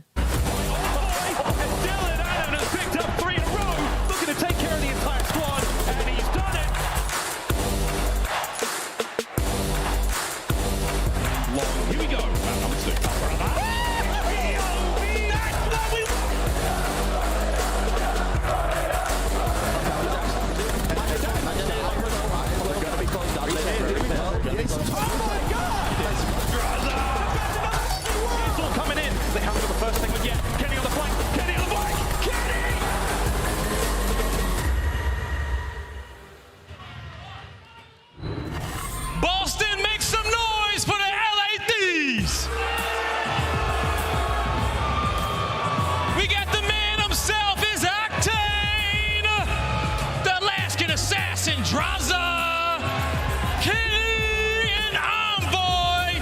Give it up for your LA Thieves. The slow burn that is our back-to-back champions from last year in the LA Thieves. Another slow start this season, but when you look at this roster, you have the Dark Prince in Envoy who can change the flow at any moment. And Blaze, I don't see a king on the other side of that stage. All right, now it's time to bring out their opponents. You know them, you love them. Here comes OpTic Texas. Give it up for iLLeY, Shotzzy, Dashy, and the final piece of Zio, it's Huke. I give to you OpTic Texas. The green wall to rule them all. And while the king may be resting, this team looks to make their own legacy here on the main stage. Horsepower in abundance and looking to start off the major in fantastic fashion. We'll see just how OpTic Texas puts this game all the way. Blaze, it is time to get this game going. I agree with you, Ton. The time is now. Boston, y'all ready? It's time to get this one going. Lando, Study, take it away. Oh, let's do it, Blaze. I'll tell you what, man, Boston is already getting hyped for the final matchup of the day. OpTic Texas, LA Thieves. I'll tell you what, man, the stories are there. Stories are everywhere when it comes down to this matchup. Oh, man, I'm so excited for this one. Obviously, OpTic Texas, they complete the reverse sweep versus Atlanta FaZe to get the #1 seed. Yeah. And on the opposite side, LA Thieves, they complete the reverse sweep versus Boston Breach and get that AC to make it into the winner's bracket. This is a grueler of a series, man, because you don't want to be playing either one of these squads in your very first round. You're going up against the world champions if you're OpTic, and then if you're OpTic, you're literally dominating so far, especially in Search and Destroy. So this series is going to be insane, man. Yeah, it's going to be a great one. Obviously, we've talked about it, right? Throughout the qualifiers, OpTic no longer with Scump. Jay, this is the very first matchup on LAN that OpTic has played without Scump in the lineup since the MLG National Championship in 2011. It has been 4,000 days since OpTic has been on a main stage without the king. I wasn't even a pro at that time, man. Like, that's insane. Some people weren't even alive, I think, in that time. Definitely a couple people, probably. No, definitely none of us, but super excited, man. Obviously, this king isn't here anymore. Whole new roster for this OpTic Texas team. And ever since they made this roster change, their hardpoint has gotten a lot better when it comes to that pacing. And I think a majority of that comes down to the damage that Dashy has been able to put. #1 in damage in 10 minutes all throughout stage 2. And then also the improvement in hardpoint. Throughout stage 1, he only averaged about 19 kills in hardpoint. Throughout stage 2, he's at 28. So Bruce has been a man on a mission ever since this squad has been formed. Without a doubt, my friend, it's the final matchup of the day. Boston, get loud as we fly in here for Mercado. OpTic Texas, LA Thieves, the #1 seed, taking on the #8. OpTic Texas will start off with preferred spawns as we jump in to game 1. And when you take a look at the maps and modes in this series, I'm pretty sure like all the respawns can go either way. The S&Ds for me is what's going to be able to be that turning point. But early start into this game, it's the Thieves. They start off on the bad side. They win a majority of those gunfights, and spawns have already flipped. Spawns have already flipped, at least for the moment. OpTic looking to lock things down for the time. LA Thieves, as we said, a huge matchup for them coming into this one as well, Jay. As hardpoint, it feels like nothing really seems to be their strong suit right now. No, yeah, especially when you talk about this new OpTic roster, the only thing that they really do struggle with is their rotations. And that's the same thing on the other side for the Thieves. They are dead last in rotation in hardpoints. But if you are OpTic Texas, I think it's all about the teamwork. For both of these squads, it's going to be all about teamwork, not any individual players. And they're going to need that teamwork coming up. As we said, the hard point to look out for here on the Mercado is going to be those P2s. It's going to be a few different hard points played throughout this bad boy, but majority of the time, it's about Cantina. As we ready up and prepare, it is OpTic early Thieves trying to build up a push. Now making their way through the back alley. iLLeY, first line of defense. He's going to be here. Slowly weakened, but still up. Yeah, you got to stay alive if you are iLLeY. The only player watching towards back alley, so a lot of pressure coming in from both squads, but OpTic, they're winning the trade battle. Now it's all left up to Shotzzy in a 1v2. He gets taken care of, and the break is instantly there from the Thieves. And now this final 35 could potentially be there. And Jay, this has been the game plan, right, for the Thieves all season long. It's not been about the rotations. They're like number 12 in rotating, number 1 in breaking. I know on Mercado, the stats don't necessarily suggest that it works out all that well, but it absolutely does here off the rip as Drazah starting things off at 6-3. He finds himself on the 4th spree. Meanwhile, it's a 2v2 on the top side of the map. We're battling right now for 10, and the Thieves win both of those gun engagements. Combination of Envoy and Octane. Find both kills. Now they're set up inside 10. You allow the pinch to come in from Kenny.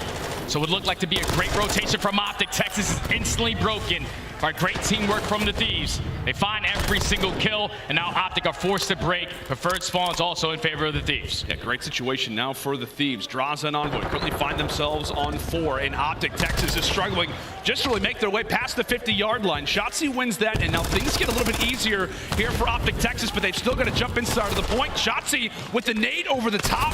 Huke as well. Everybody getting involved, but it's a majority. It's going to be that SMG duo. Granted, a team kill comes forward, but OpTic have broken. LA Thieves knocking on the door as they've got man count right now. Yeah, and that's a big break right there from OpTic Texas, because on this map, they are 9th in break percentage. And they made that one look easy. Got themselves right back into this game. Even though they lose the final 20 seconds, they win the rotation over towards Barbershop. And this is where you need to set up a good hold. It's going to be the Thieves trying to push out through back blue. Shotzzy finds that first kill. iLLeY with the second. And so far, this has been a flawless rotation. OpTic should be fully set up. And this is really what you want to see out of this team, Jay, right? I mean, it feels like the one time we saw them on Mercado was versus the Las Vegas Legion in our Major 2 qualifiers with this new squad. They've been a little late to adapt. And right now, they've got that set up locked and loaded over at the barbershop. It can be chaotic from time to time, and that's exactly what Drazah is going to attempt to do. He drops, OpTic still with time, in threat of taking the lead. OpTic still with time, but LA Thieves, they're getting surrounded by all the players from OpTic. Kenny finds two, can't find the trade onto iLLeY. Huge one-on-one between Dashy, can't win it as LA Thieves able to set up the pinch through middle and through back alley, find another break on towards B4. It's another one. It's another break. Thieves doing great work, still contesting for those final 20 seconds, a big 20 at that, as the Thieves win that 2v1 battle. And again, it's a war of the rotations. It's a war of making sure that you've got preferred spawns, a current 3v2. Still favoring the boys in green, but as we said, Jay, Thieves, they typically are able to walk away with gunfights that they arguably shouldn't. Down by 30, we'll see how they look to adapt now. Yeah, these kills are gonna be big. It's Dashy and Shotzzy. That's going to be 3 dead in the feed. Last player up is going to be Kenny towards Dark. He drops, and now you control the first push on the side of OpTic Texas. But do you read these spawns? There's 3 players from LA Thieves who spawn out towards Cantinas. You have 1 player in iLLeY who spawns out towards the middle of the map. They just have to read this player who's going for that late pinch. Octane finds the first, and now the pinch is going to be in. Yeah, now all the pressure starts to fall in toward Dashy, brought down to 2 HP. He falls. Huke with some solid shots, but he eventually does get dropped. iLLeY gets tossed out a nade. That one sticks to his chest.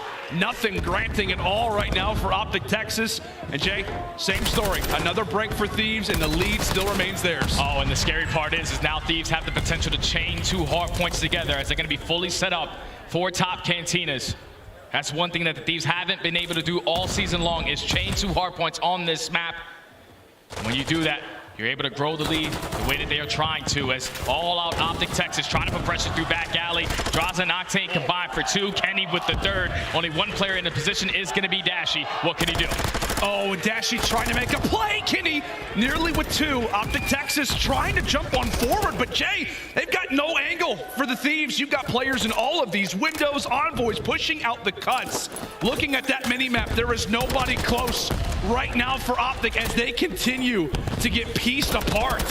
And these are just money hills. Goodness. Oh my, Drazah finds himself on a 7 spree, already earns himself that cruise missile.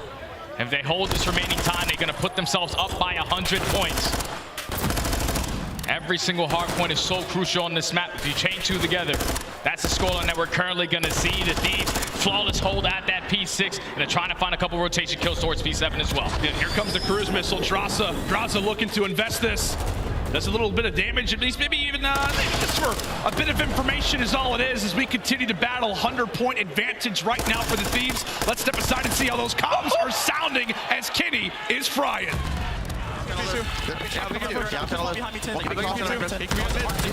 Yo, gate out. On God Heady. On God Heady. Good job. Should be 10 spawns here. Should be 10 spawns here. Should be 10 spawns. I spawn behind. I spawn 10. I have your bid 2 seconds. Okay, let me know. I have bid 0 bid. 0 bid. Back P2. Gate right now, Sam. Gate. 2 P2. 2 P2. And then 1 Half tick. No, another one. Gate. Go in. Jump up on me. There's no behind me. All you. Oh my God. I think that's one shot on top. On RV. I saw RV. I'm chilling. Yeah, he's behind it. On top of the house. I hate you, Sam. Right here. Dark and yellow bit. I'll take that over. They can't be dark and yellow bit. Reset. Everyone reset. I'm coming to you. I'm coming to you. I think they heavy played old, bro.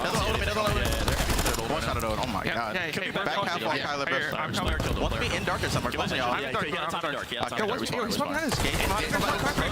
3 times. I'm one shot, bro. I'll chop bricks. That's all you on top. Because it's on top. We're going down. Sam. And hot dog. 2 mid cut. 2 mid. Yeah, let's reset. Yellow man pushed out 10. Pushed out street. I'll give you a trick on me, bro. We can play God Heady up the time here. I'm still playing mid. I'll give you God Heady. I'm trying to go half wall. I don't think half wall. Yo, in tunnel, nade time. Top 10. Yo, he's close right time. Oh, my word, that sounds like a well-oiled machine. The Thieves, it's not even just Jay, like they're calming out like, hey, this guy's dead, I killed him over here, whatever it may be. It's just like the intuition, the call-outs from everybody telling us when to calm down, where the likelihood of where OpTic Texas could be. It is just picture-perfect work right now out of the Thieves, Jay. It feels like they are very much prepared right now for this matchup. Yeah, those comms right there from the Thieves show why they are world champions of last year. Small talk on small talk. They're making sure they're keeping track of every single situation that could potentially happen, controlling the spawns, controlling the power positions. The but just haven't been able to find anything off of that P1. This is where OpTic can get back into the game. Dashy finds himself on a 3-3. They win that rotation over towards bottom Cantinas. And now only being down 80, this game is far from over. Yeah, I mean, if they grab all 40 of this, we're at like 190 to 223. That makes it look a whole lot better than it does right now. But Dashy, by losing a few of his teammates, has to hop off the point, and that allows for the LA Thieves to inch ever closer, now to 250. Bit of a crossfire toward the outside of the Cantina. Shotzzy has pulled out that tack, and he's putting it to good use. Able to put a few in the dirt, as now it's a 1v1 inside of the point. Bruce is able to take it, and as we said, Jay, that score begins to improve, but it's all about that fight that's toward the top side. LA Thieves just got close spawns. Oh, LA Thieves, they have every single player on this side of the map, so it's all up to the SMGs for OpTic Texas. They have to go big. Octane was a huge one-on-one. Unfortunately, Huke cannot find the trade. Now it's all on to iLLeY with the SMG in hand, finds it first. Almost hits the snap onto Octane, but that's going to be the Thieves winning that rotation gunfight. I was going to say, you might as well write the hard point off there. Yeah, OpTic back to the comeback if iLLeY hits a shot like that. However, continuing to put OpTic Texas in the rear view mirror as Thieves continue to build upon their advantage. Now less than 5 points away. Octane winning another crucial 1v1 as it's all going to come down to one more break. That's what it's been about for the Thieves so far throughout this Mercado is on breaking, and it will end with it as well. Dominance early from LAT.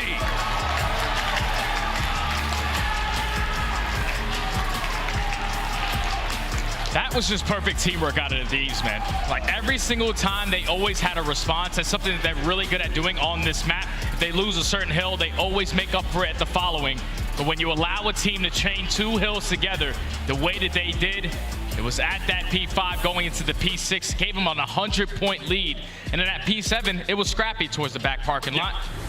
But when the Thieves put themselves in such a comfortable position, up by 100 points, all you need is one rotation to one of these money hills, and that's exactly what they did. More bodies off the rotation towards Sin, you win your gunfights, you're able to close out the game.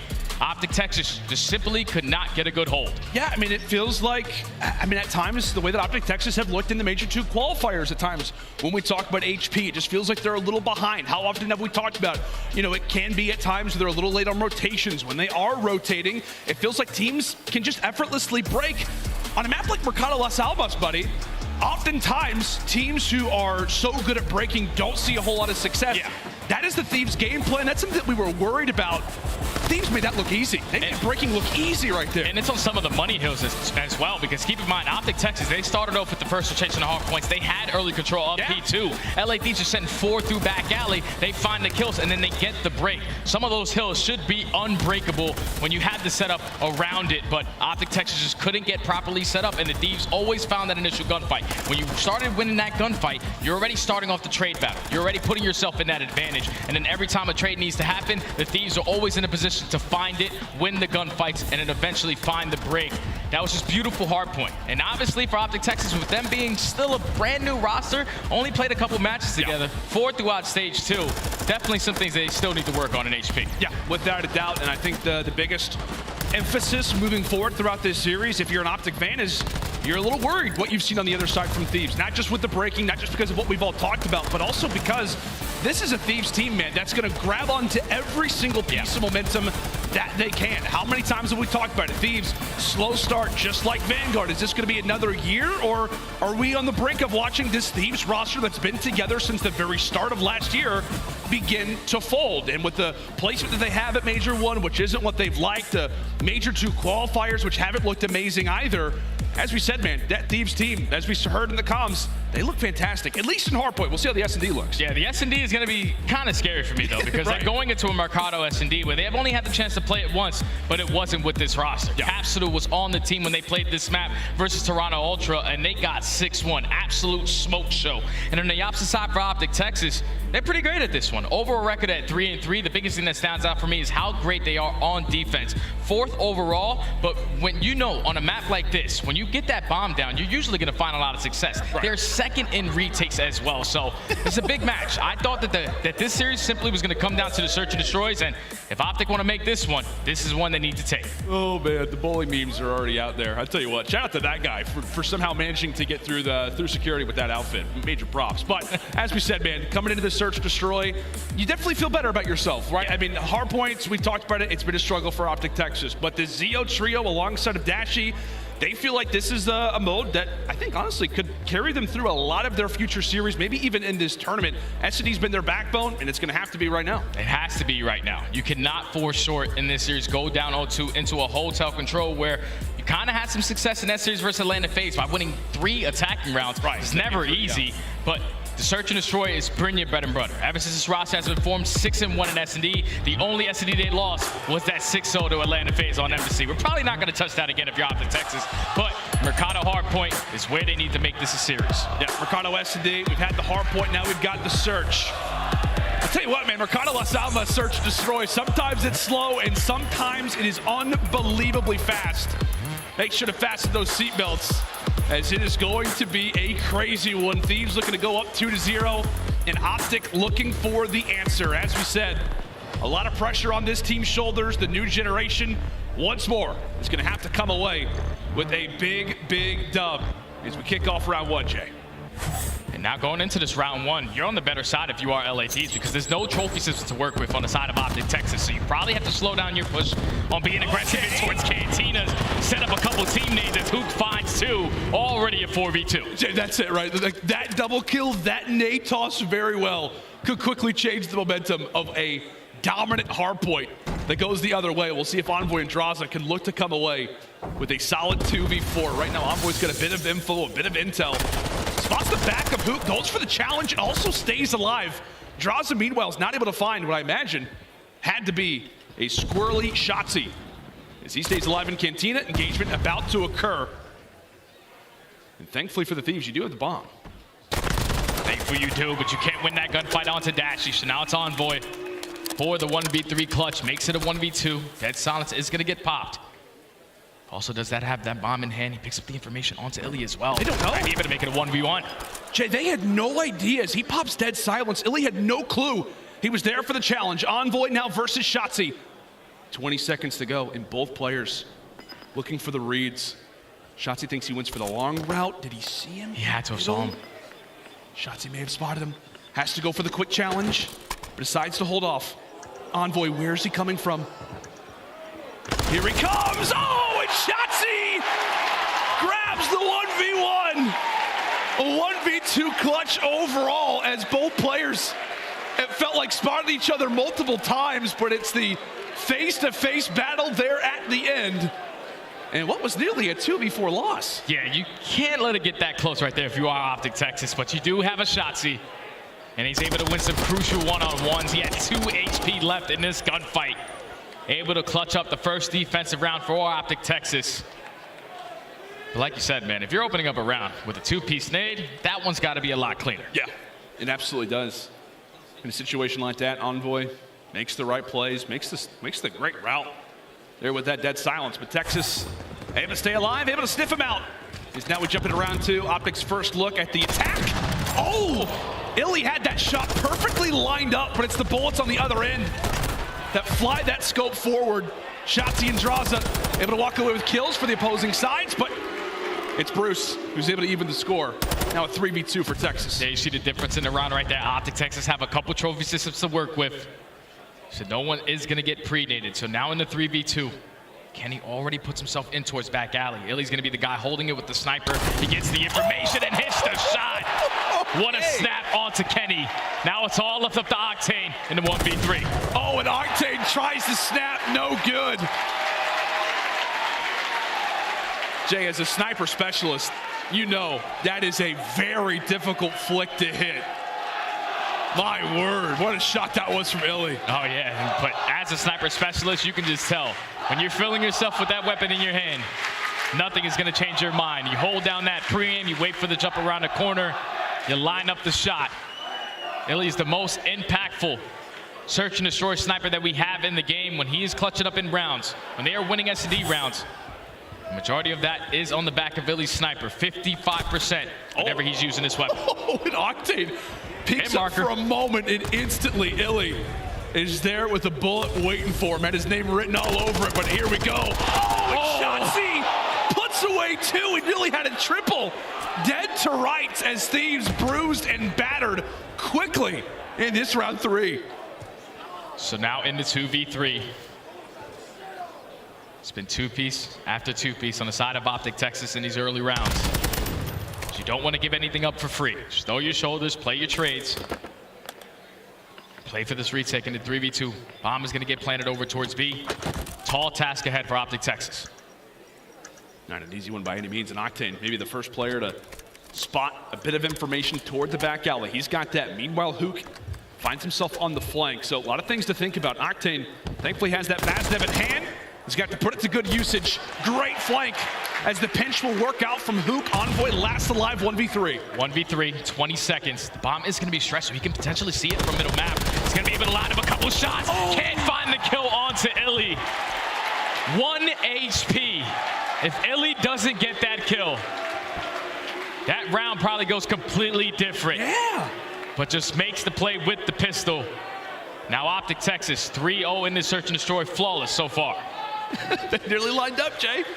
They That almost got scary, man. How many times have we said that with OpTic associated with it? They've had a few positives where the opposing side has lined up for them, but you called it perfectly. 1 HP is the difference between what could have been a 1v3 clutch there out of Envoy. But on the other side, it is 3 rounds straight.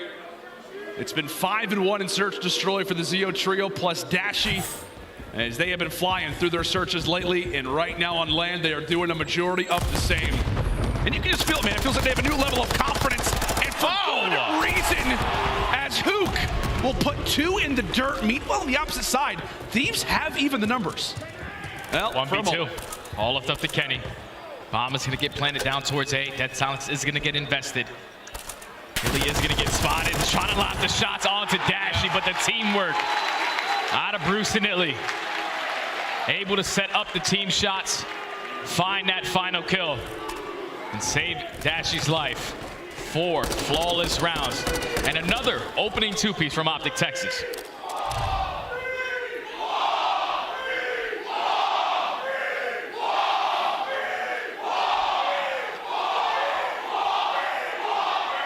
It's fair to say, Jay, Boston has awoken. The OpTic fans have awoken after a flawless 4-0 start here on the Mercado. We'll see if they can make it 5 as the nades are out. However, Trophy not able to save Shotzzy's life. So for the first time, it's not an OpTic opening 2-piece this time. It's a 2-piece actually for the opposite side for Thieves, as it comes quickly into a 1v3 now for Bruce. Bruce all left in the 1v3. Gets the information of at least 1 player crossing towards that site. He finds the kill onto Envoy. 1v2. Pops that Dead Silence. He can catch a timing. Oh, he absolutely can. He's going to spot him off the bomb. He's going to wait a minute. Bomb does not get planted. Oh, it's a 1v3. Oh, it's so close. Octane has got to be on a sliver of health. Jay, I swear he won this fight. It's got to be like a bullet that goes through that lantern. Yeah, Dashy definitely wants to fight with that light pole right there, because that light pole just held him back from clutching an insane 1v3. This place would have gone nuts if he clutches that. Definitely made it an opportunity. But you'll take that. Thieves are able to get the first round on the board. Wasn't easy. That's what it takes, right? That's what it takes to search destroy. You're down 4-0. You don't care that you nearly just got 1v3. You're happy the fact that you finally have a round to speak of. And off the start, it is player number 5 in iLLeY. Bomb at his back and the sniper in hand. 3-2, but those kills have been impactful. And I love this play call right now from OpTic. Let's slow the game down. Let's try to catch a couple players from the Thieves, trying to get aggressive, trying to hit a flank through B. Shotzzy's just getting that information that Kenny is going to be sitting in towards 10. The stun is able to connect. So, what does that do to the setup? Forces a couple players from the Thieves to hit that early rotation as iLLeY finds the first blood. iLLeY cracks the whip. And now OpTic Texas look to run wild. Octane will fall. Drazah does 2. That's a 2-piece from Shotzzy. I thought that was 2 totally different players. And now it is Kenny all by himself. A 1v4. iLLeY pops his head up for a quarter of a second and hits another snipe. This has been downright dominance as we'll watch this snipe again. And a few extra bullets from Huke, 5-1. He's just lining him up, man. He's lining him up. iLLeY with that sniper in hand is changing the way that this search and destroy is being played. Finds the first blood, finds the final kill. So now OpTic Texas are 1 round away from tying up the series. If you're Thieves, it's just like, can we just not get 2-pieced off the start? Can we not just allow for iLLeY to line us up quick? Can we get something going, please? That would be great. Thieves down, but technically not out. We've seen crazier comebacks happen previously, but Huke, another first blood for OpTic Texas, 7-4 now for the nuke. So now in the 3v4, not an easy task for the Thieves players. You have one player in Drazah who invests that dead silence, already pushes his way up through elbow. But you have a player in watching that position. It's going to be Dashy. He gets the information. The stun is able to connect. As Shotzzy finds another one, 4v2. Drazah gets sniffed out. All up to Kenny to try to keep them alive. All up to Quavo Ken, 1v3. And a best of luck to Kenny considering where he's at, considering the amount of time left on the round. As he just prays that somebody from OpTic gets over aggressive. But it is a perfect reply there out of OpTic Texas as they answer back on a Mercado themselves. A 6-1 performance. And that, Jay, that is the OpTic Texas that we have seen online now to land as this new lineup now improves to a 6-1 record in this mode. They just took over in that search and destroy, man. Early on, you're thinking Thieves start off on the attacking round. We're going to put a lot of pressure towards Cantinas and try to get this bomb down. But when you get 2-piece landed right off the rip, then it changes your entire game plan. OpTic Texas, they had the aggression early on, and in the later rounds, they started to slow the game down, pick them apart, read their setups, and then allow a couple players to walk right in front of iLLeY with that sniper rifle. That was just a perfect game plan from OpTic Texas. Yeah. Obviously, if you are LA Thieves, you only played this map once before, wasn't with your full roster. I don't know if you lose it 6-1. Yeah, and now you get your full roster and you lose 6-1 again. So you probably might have to get rid of this one from now on. Yeah, I think you may want to go ahead and maybe remove this one from the map pool for a while. Capstone or not, Kenny or not, Thieves struggle mightily on this very map and mode. Not a good time for them here in this game number 2, but it's a good time for us because we've got ourselves a 1-1 series, buddy. Hotel Control up next. How you feeling about it? Oh, I'm excited, man, because we saw OpTic Texas versus Atlanta FaZe. They're 11th overall in attacking rounds, but to start that reverse sweep, they won 3 attacking rounds in that control. So it's up in the air for me, man. I'm excited we're going at least to map 4. Absolutely. We got ourselves a guaranteed map 4, but could it go to 5? I think there's absolutely potential for it, ladies and gentlemen. Make sure and stay with us. It is the final matchup here of day 1 at the Boston Major. OpTic Texas, LA Thieves. Stay with us. Control up next.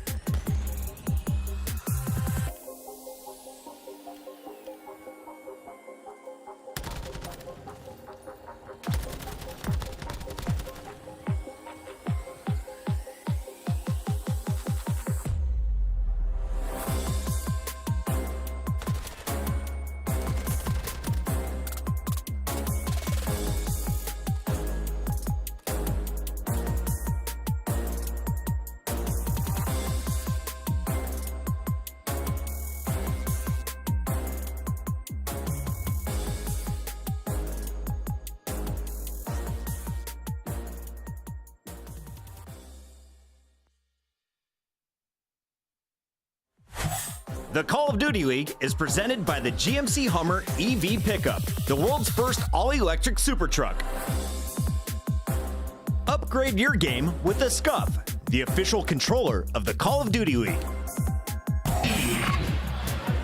Howdy, friends, and welcome back to Major 2 live from Boston as we're in our final matchup of the day. OpTic Texas taking on the LA Thieves as we get ready to jump in toward our control. Jay, really for the LA Thieves, control has been the blueprint. It's been the name of the game for them as of late. 7 wins this season. All 7 of those W's have come with a control win as well. Oh, well, this is going to be a big one for them then. Obviously, both of these squads, at least I said it in the beginning of the series, all the respawns, I feel like they're going to be dead even.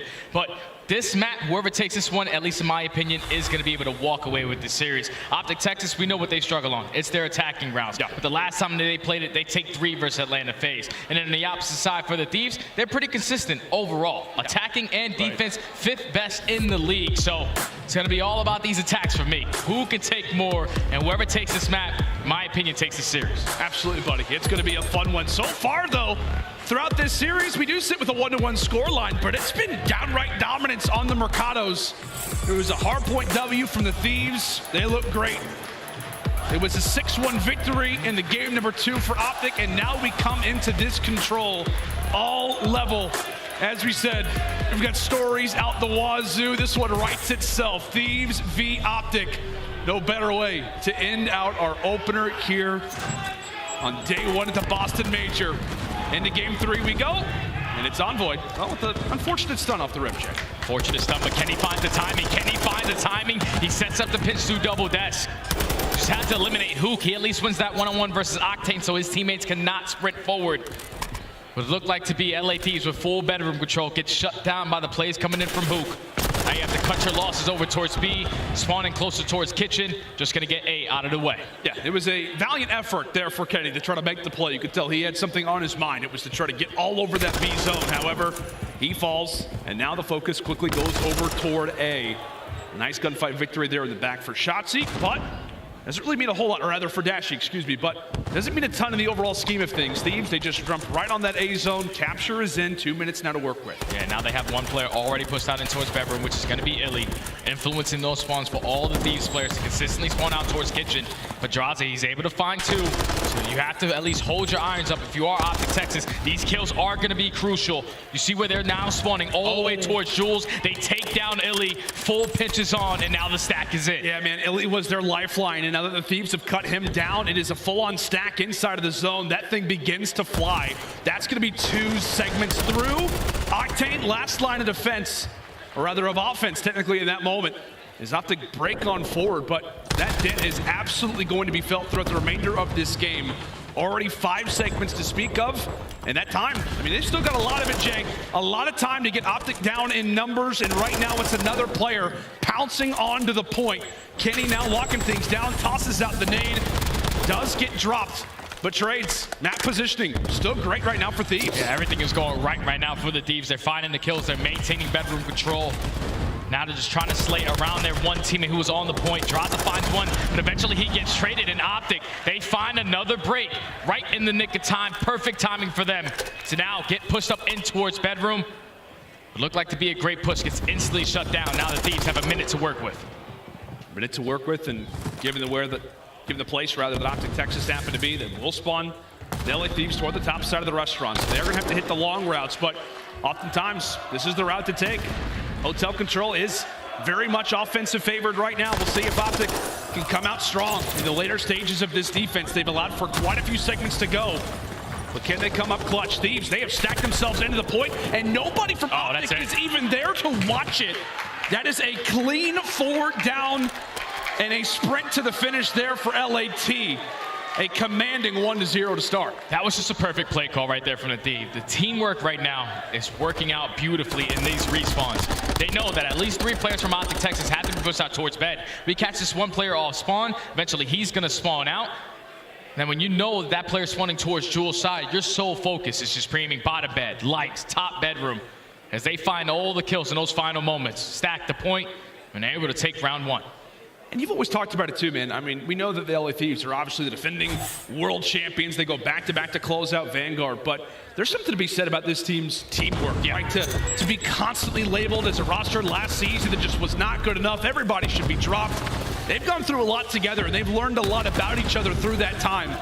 As you said, man, it just feels like whether it's hard points, if it's search destroys, even just maps in general, they can be down 2-0, 0-2 in a control, and they just always have that composure. They display it in that round 1. We'll see if they can make it a commanding 2-0, as it is a solid start in terms of the kills for them. This has just been a perfect hold from the Thieves. It's already been 35 seconds, and OpTic have nothing to show for it.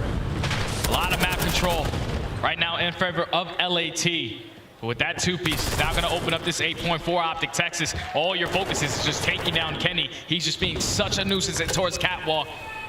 And OpTic Texas at least win a couple gunfights over towards B, and there's 3 plays on that side of the map. And that's a great pick for Huke. That's really going to be one player now for Thieves that you have to think about who could be rotating over. Octane wins a big fight as Shotzzy look to get all kinds of comfortable inside of the Thieves' base. One player locked on the point. OpTic, they do grab a segment. And thankfully for them, player number 6, that's going to be Shotzzy, has made his way over at the restaurant. So pausing time really is the biggest factor. But Thieves, they are here. Kenny tries to get aggressive. Same thing can be said for Octane. He's looking for a few. And I think the last player who could try to cause a bit of issues is Drazah, but he quickly gets found out. This looks to be an objective that should go the way of OpTic. And Shotzzy once more gets sent forward. Depending on the play that Envoy tries to make, he's thinking about it. He's thinking about it because there's only one player right now for OpTic Texas on that point. Slowly trying to work his way in through back kitchen, trying to find a couple spawners.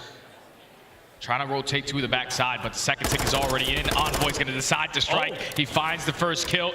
Kenny finds the second. And the clock is ticking. It's only 20 seconds left. OpTic have to close out A. You can tell, man, OpTic Texas were banking on that A capture. They had no idea that there was a pinch being established. Now we've got 13 seconds, and it's an all-out brawl. A lot of lives that you may have to throw at this if you're OpTic, all things considered. You've got one player also in that B zone, trying to distract, trying to make life easier for his other squad mates. While he falls, it is a worthy transaction in the end. A zone granted, but it did not come without a lot of live sacrifice. 16-12 right now in favor of Thieves. Now a minute to work with if you are OpTic Texas. It all starts with getting this bedroom control. Shotzzy win that first gunfight. Dashy finds the second. Now the pinch is going to be here. It's going to be on Huke, trying to find these timing on the kills towards Spa. Everybody is dropping. The stack is going to be in for OpTic. You can feel it, right? They've got the great crossfire established. Dashy toward the top side. Kenny's able to wipe away one. Only one player currently sits inside of that objective, but boy, is his Vaznet firing. Shotzzy right now on the 5 spree. The SMG duo now in Huke is here. However, Envoy comes away with 2. iLLeY still in the back lines, and OpTic Texas. It looks slow to start, but boy, were they sprint toward the end. Just found the right timing, Jay. That's what it's all about in hotel control. That's all it came down to. Once Shotzzy wins that first gunfight towards bedroom, you already put yourself in a powerful position. Then Dashy finds one through the middle of the map. Then you eventually allow Huke, that player that was going on the flank, to time those kills of the players coming off spawn in towards back Spa. They're able to find every single kill. They don't even need the stack to happen, as Shotzzy was the only player from OpTic Texas to close out that B point. 16-9 so far in this control. 1 kill, he earns that cruise.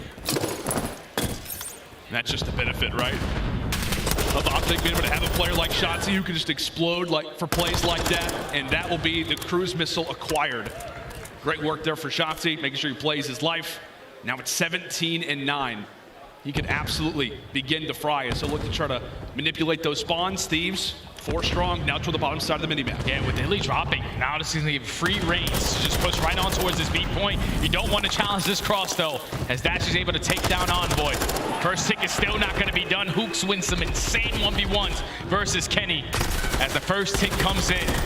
All of LA Thieves spawning on the better side towards bedroom. They're trying to flood out towards B, but Dashy trying to hold strong. Yeah, it felt like for a moment, I think like 3 players in OpTic Texas all had the right idea, but they all make the same play at the same time. Gives Thieves an opening at that B zone.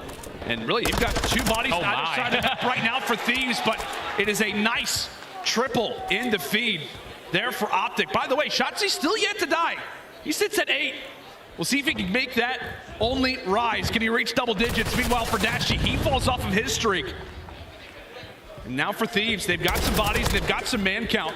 Now over at B, as they jump on, stall the time for the moment. It could be iLLeY to make the play. Stunned out, trying to find one. No. Nothing guaranteed, tosses up the nade, sets a prayer, hoping to find a pick, but nothing granted. This looks to be the B zone acquired. Oh yeah, B zone is done and dusted. LA Thieves, they get the stack going. They're able to extend time by a minute.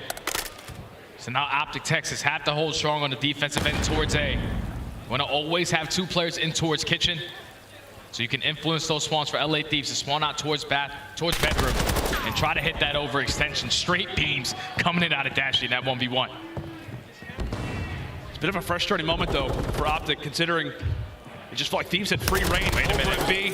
Now things can begin to get complicated. However, Dashy able to find a few players making their way on the flank. Same thing can be said right now for Huke. He's in the back. Spawn eventually does get traded out, but you see what his life does. It allows for the rest of OpTic Texas to inch on forward. iLLeY a bit aggressive. He ends up falling. It is a full-on headbutt. Now into the restaurant we go. It's a party of 8 as we fly on forward. And right now, OpTic Texas are winning the fights. Last man here is Kenny. Oh, he's able to win his 2. Kenny finds 2, and look at the pitch coming in from Envoy. Have 1 player in Dashy, reads the play beautifully. He knows that 1 player has to be pitching from Jewel. He doesn't win the gunfight, so now LA Thieves have the man advantage. The pitch comes in from Drazah. The stack is now going to be here. Closest player is going to be Shotzzy. He's taking the long route. He's hitting the long route, but Thieves, they all are on that objective. Shotzzy's going to have to get a move on. He's going to have to get a move on. He gets found out. Can anybody for OpTic Texas dive into the point? They will, but it's just a sliver too late, as it is all about attack. And this is what we saw in the last series for OpTic Texas, Jay. On this very map and mode, it was 5 for 5 in attack. So far, it is a straight 3 for 3. I don't know what it is, but OpTic on Hotel, but nobody is taking defenses. Yeah, right there was just on that 2-piece from Kenny. Once he finds that 2, all of OpTic Texas now spawn out at Spa. You had Envoy go for the pinch. He wins a huge 1-on-1 versus Dashy. And then the last player up is Huke. You take care of him towards kitchen. The stack comes in. You know they're spawning all the way across the map. Perfect teamwork right there from the Thieves to now go up to 1. See what they can do with it. A huge spot for Thieves. Back and forth we go. Each team saying anything you can do, we can do better. OpTic handed a haymaker when it came down to that last round, and a great start ultimately here for Thieves, but a lot of it's going to be based off this 1v1. If Envoy's able to take it, that would be big, able to do so. And with those spawns, OpTic Texas now have numbers at B. They have numbers at B. You just have to get past the human turret. As he's staying alive towards top. God, Eddie, you take him down, so now you can sprint forward. You're also eliminating these players, trying to set up that pinch towards top bedroom. So now the stack is potentially going to be on in. First segment is about to be complete. We got 2 players on it, and you can see OpTic Texas trying to prepare for the brigade that's about to be the Thieves as they rush on forward. iLLeY needing to win this fight, able to do so. He drops, still a 2v1, now making it 2v0. Shotzi's here, and they tell him to rush on forward, and they're going to give this one up. The Thieves decide to say, you know what? They bested us at it. Let's not toss too many lives away, and that will be B zone acquired. And the more difficult one at that, Jay, is now going to be confirmed. 2-minute hold. It has to be for the Thieves. Over towards this 8 point. You have Octane who's taking his sweet time in towards kitchen. Probably preparing a couple meals in there. She's sitting in a nice corner. He knows that he's influencing the spawn for OpTic Texas to try to overextend through bedroom. But the SMGs for OpTic, they're not slowing down. They're trying to find an opening. See if they can find it. Shotzzy now tries to go for the flank. Dashy is there for the trade. He eventually gets found out, so wave 1 cleared for Thieves. Wave 1 cleared. You're getting those close spawns if you are OpTic Texas towards kitchen, but they cannot find any wins in the gun department.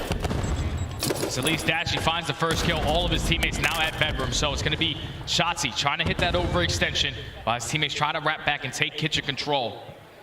But this opening kill is going to be big. If OpTic can get it, and they're going to invest the cruise right now. We'll see if he can do any damage. Oh, Dashy ends up falling and now makes this streak that much more important. Information is all that they will have. No kills acquired. Now less than a minute on the clock. Shotzzy, you can tell the wheels are turning. He wants to make a flank, but the problem is that not only are Thieves prepared for it, but there's no real pinch to be established. Shotzzy's on the back, but nobody can stay alive through the front. But has he found his lane? Eventually does get found out, and that will allow for OpTic Texas to send their players on forward. The other member of this SMG duo and Huke trying to get something done. He gets shut down too. Thieves locking this one down perfectly.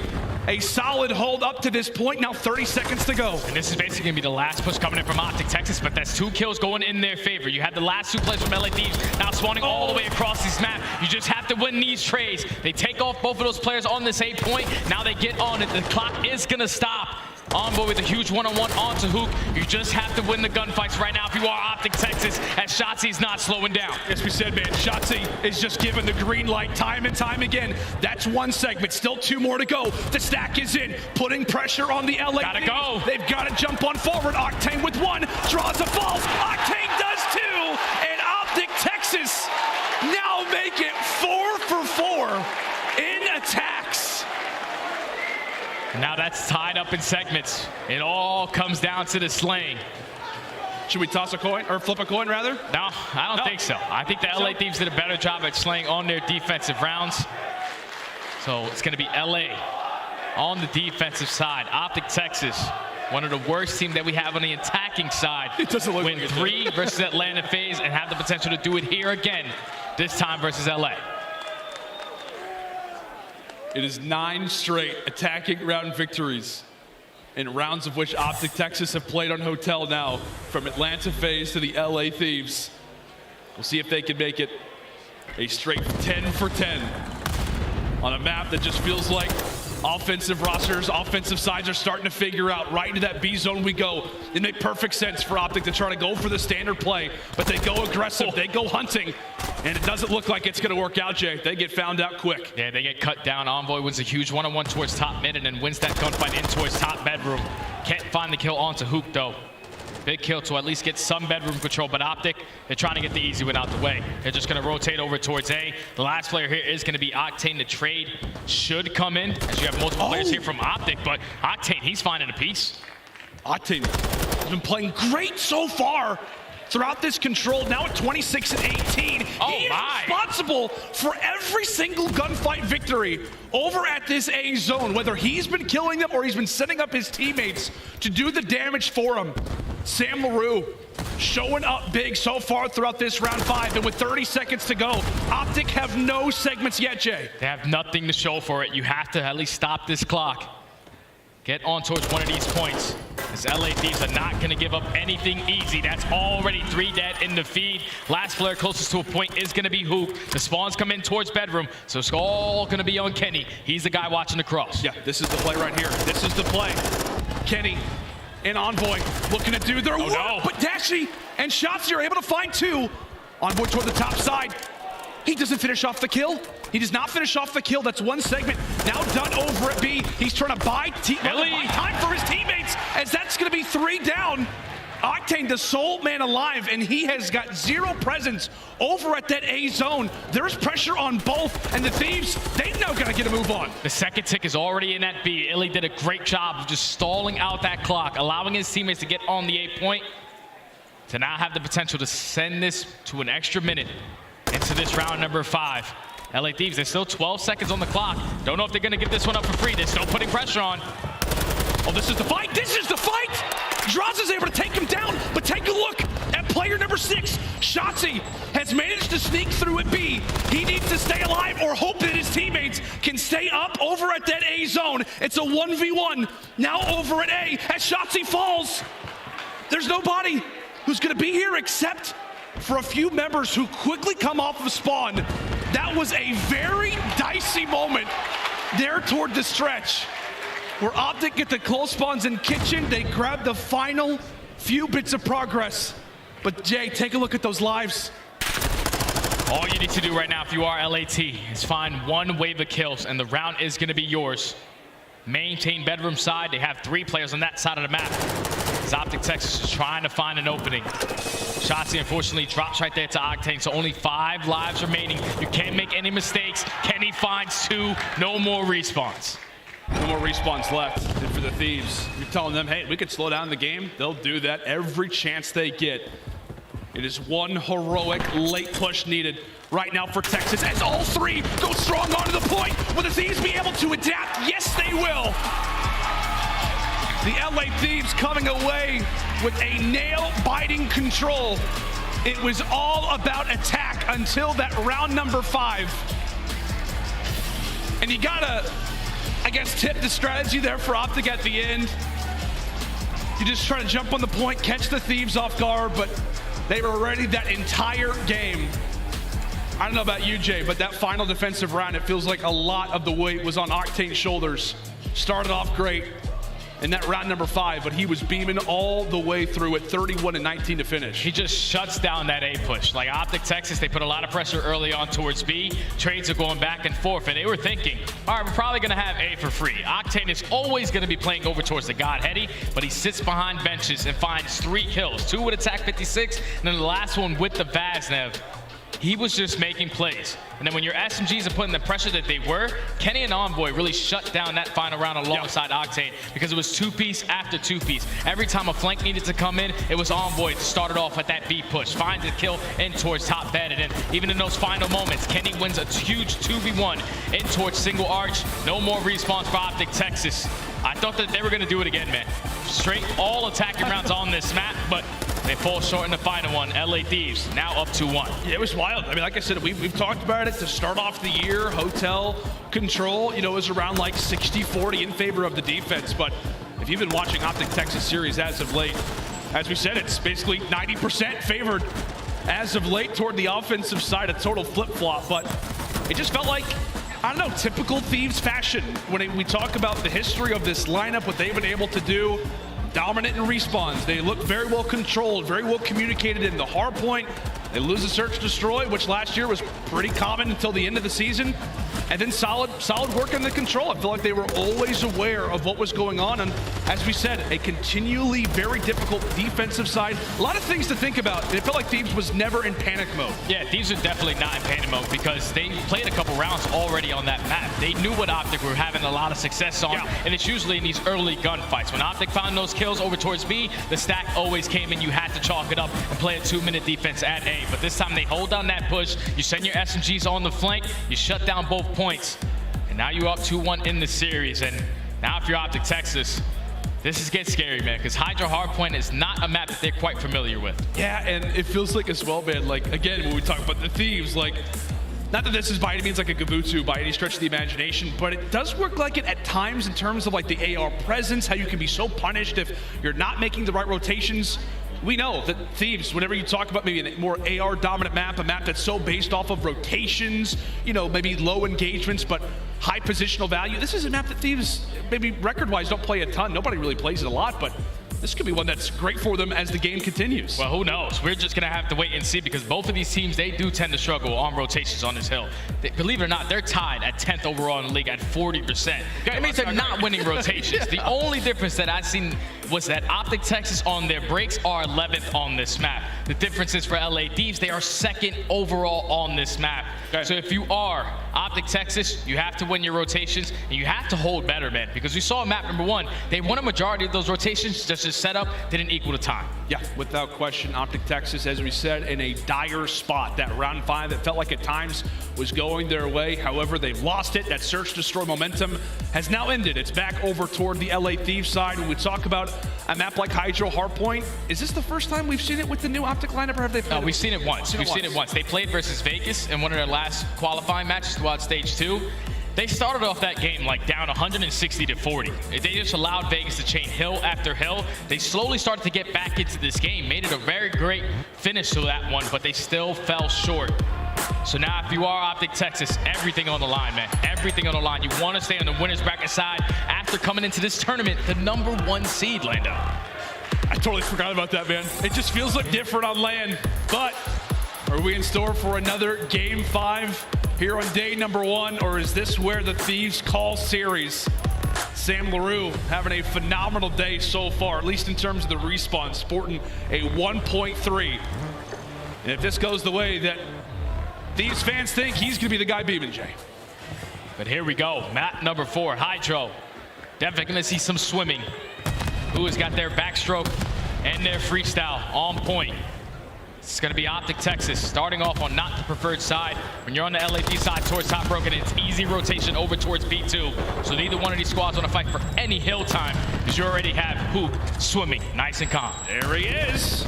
Good old Huke, he's got his goggles on. Unfortunately, Envoy is there to read him here in the splishy splashes over toward the right side of the hill. It's Envoy who claims the first second, and right as he does that, Røkkr there to greet him with the nade. It's all water routes. We don't want to hop in the hard point.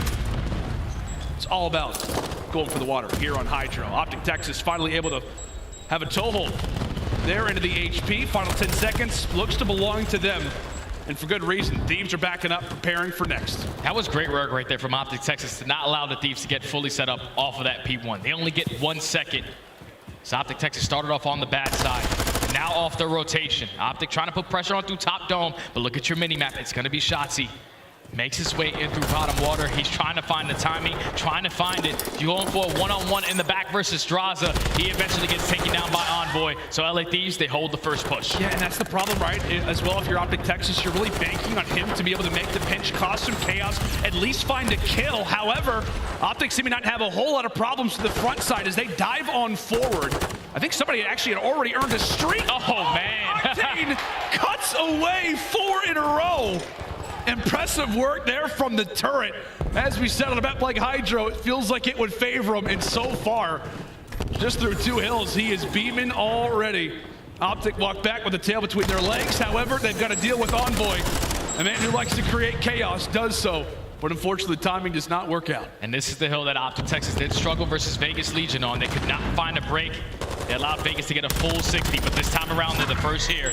Fully set up, spawns in towards the back. You have Shotzzy, who is blocking that back spawn towards back gas and also back green. But now with his teammates dropping, it's time to rotate on in.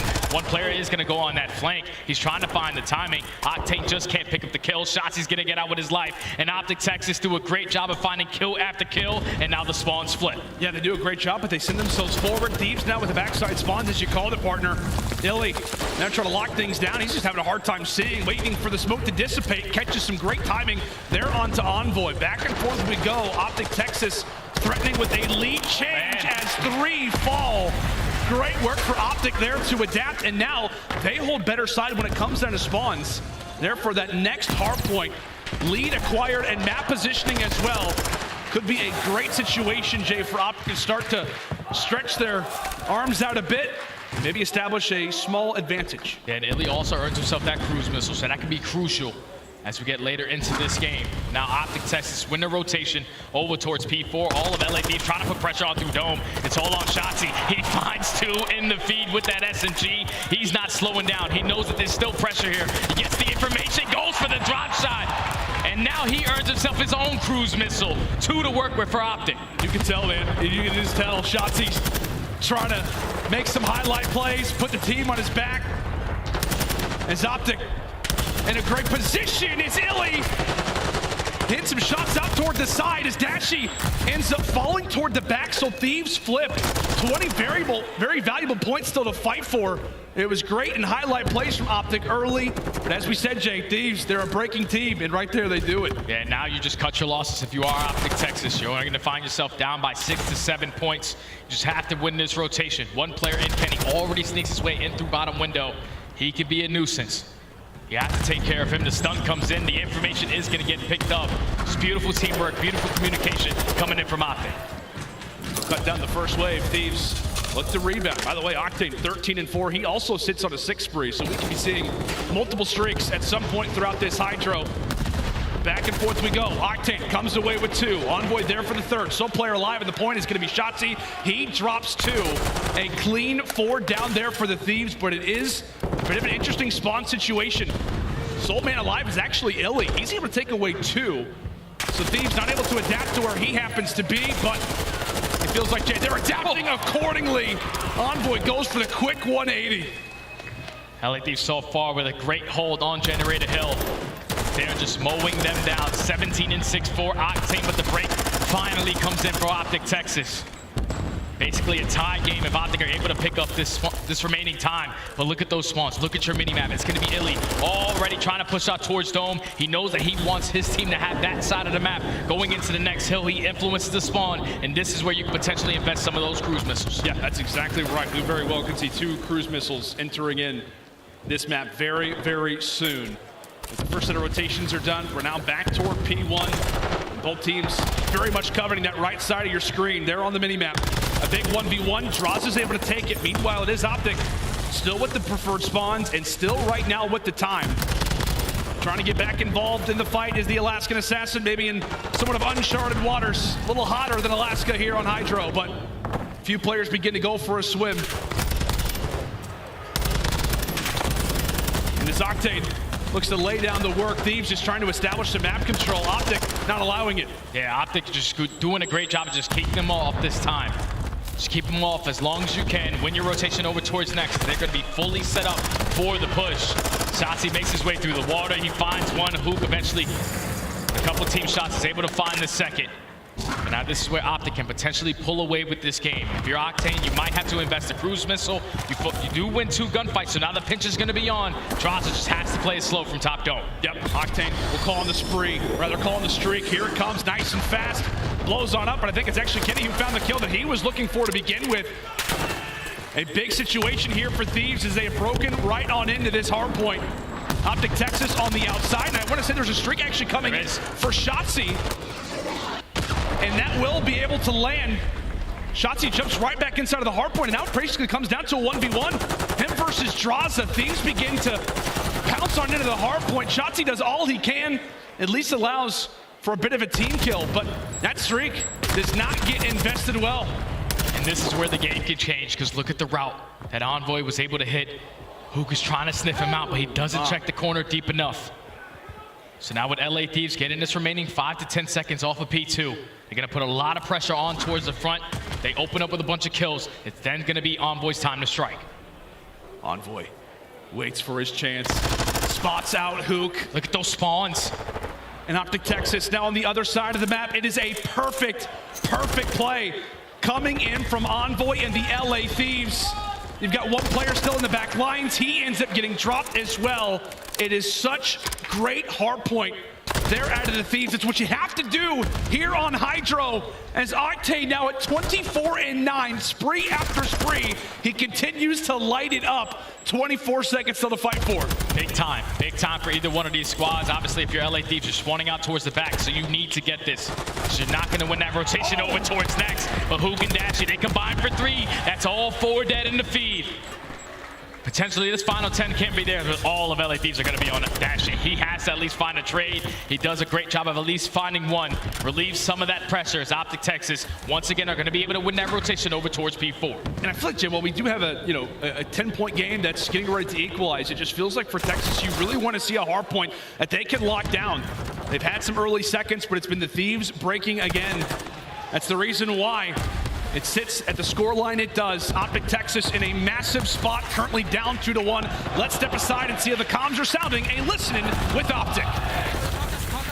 I'm looking low OpTic. Just keep ironing. I have OpTic. No, wait. He's so castle. Yeah, I spawned out. Yeah, behind you too, maybe. Whoever's out, stay left. Whoever's out, stay left. They're going to P2 spawns, I think. I blocked P2. Yo, one guy spawn. What's up, P2? Small. Yo, one guy spawn. Which spawn go? He's going front. Absolute. From P2. We're good. Go again. Two rolled right now. Top noob. Still top noob. Brandon above you. Spawning on noob. 100%. I left that guy. Zinni, Penny. You guys top Zinni. Top Zinni. I'm gliding here. I can tell you that. Give me a second. I'm going to hop on. When a new that gets in here, Is there anyone back, right? All new. I'm gonna get together. Yo, one guy's up top. All new. He's right side time, and one guy's up top. He's top in there now. One guy's top door. One guy's in the back on me. We're in the back, We're in the back. Okay. Deep back like gas. I'm ignoring him. He ran back. He's behind the gen.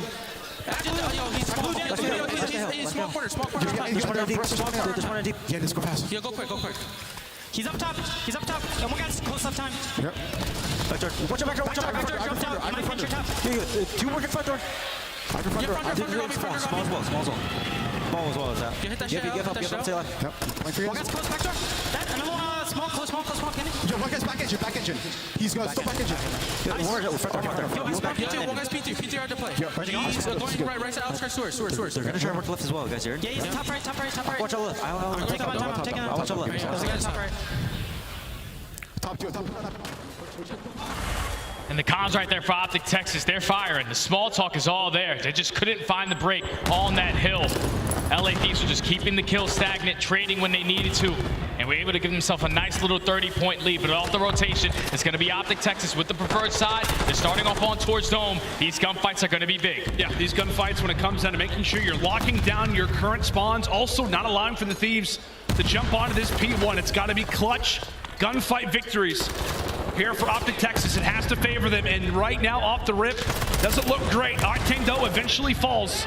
Great work coming in from Bruce as he's swimming toward the outskirts. Kenny trying to make the plays, thinking about next. And like we said, there's some still very valuable time over at P1. Thieves, they've got plenty of bodies here.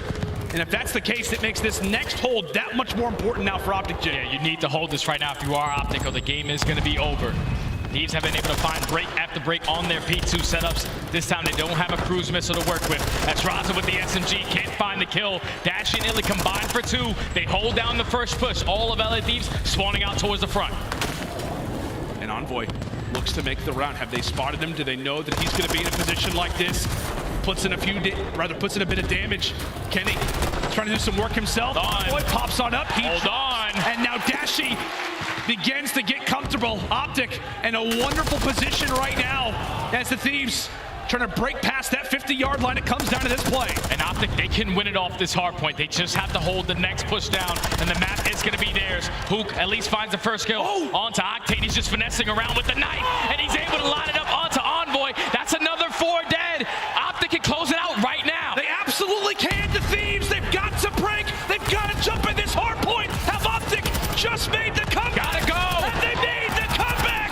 iLLeY, put him in the dirt. We've got a game 5 again.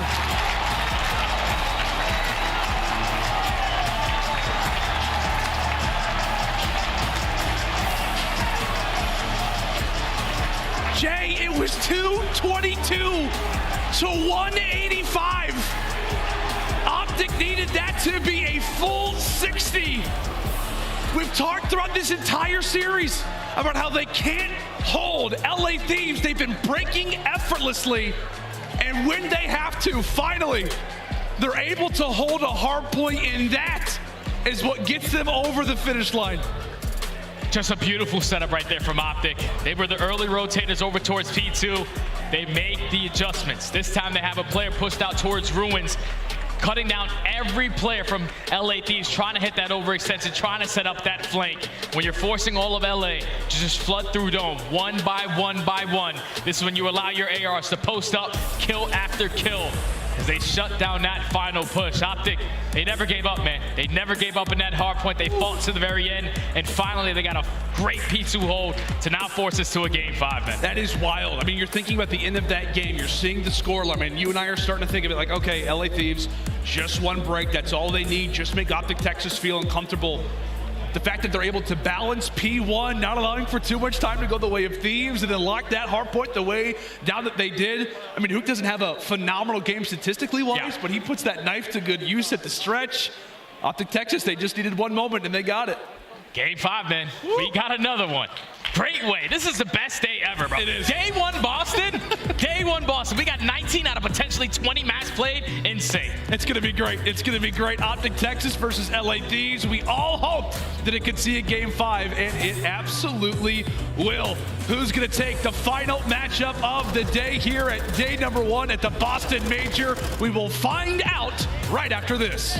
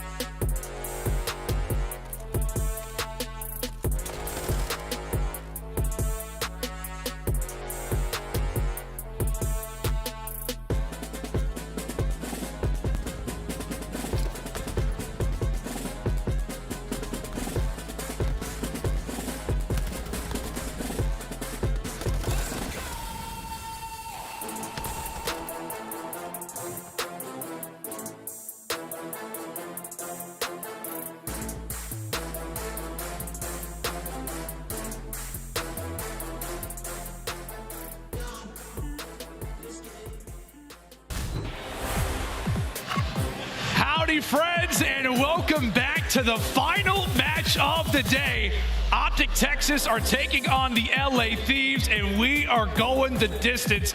It's been a crazy, wild ride here at day number 1 of the Boston Major, but Jay, there is no better fitting end to a matchup like this. All the stories, everything coming into it for it to end in the final map possible. Oh man, this is exciting, man. Game 5 between 2 of these CDL Titans that we have in the league, man. The only thing that scares me is that OpTic have yet to play this map with their new team and their old roster. They have been auto-vetoing this for 2 stages now, so this is the true test to see how good they are in Search and Destroy. Playing a map that you have yet to play, so hopefully we'll see. We'll see indeed. Boston, you've been great. I need you guys to make some noise. Oh yeah, we need energy. Matchup of the day, get loud. Wait, later, hold on. Who are we going for? Thieves? Are we going for Thieves?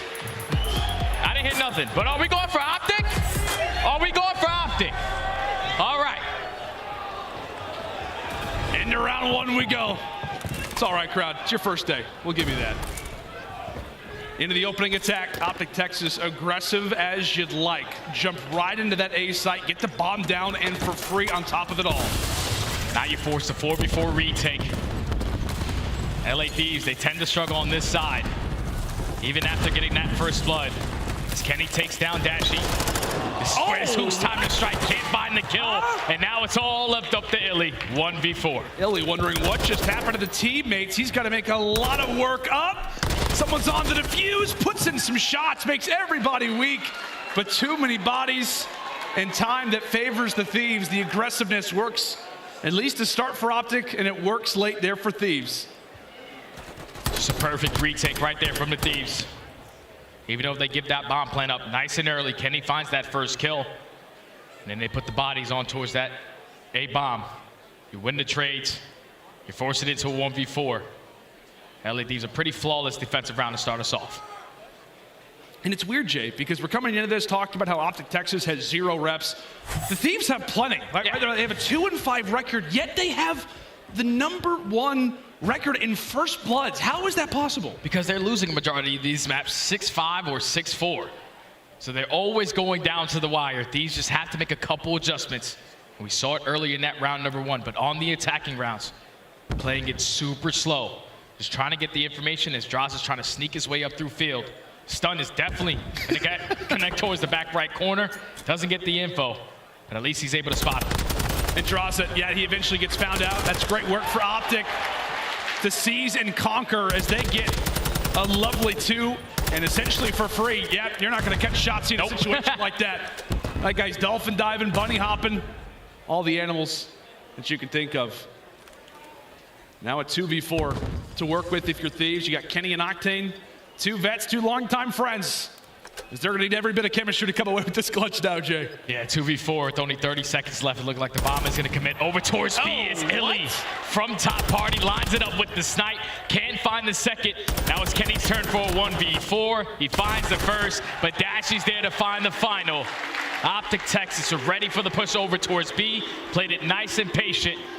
Found the first 2 kills, and then slowly picked the rest apart. 1-1.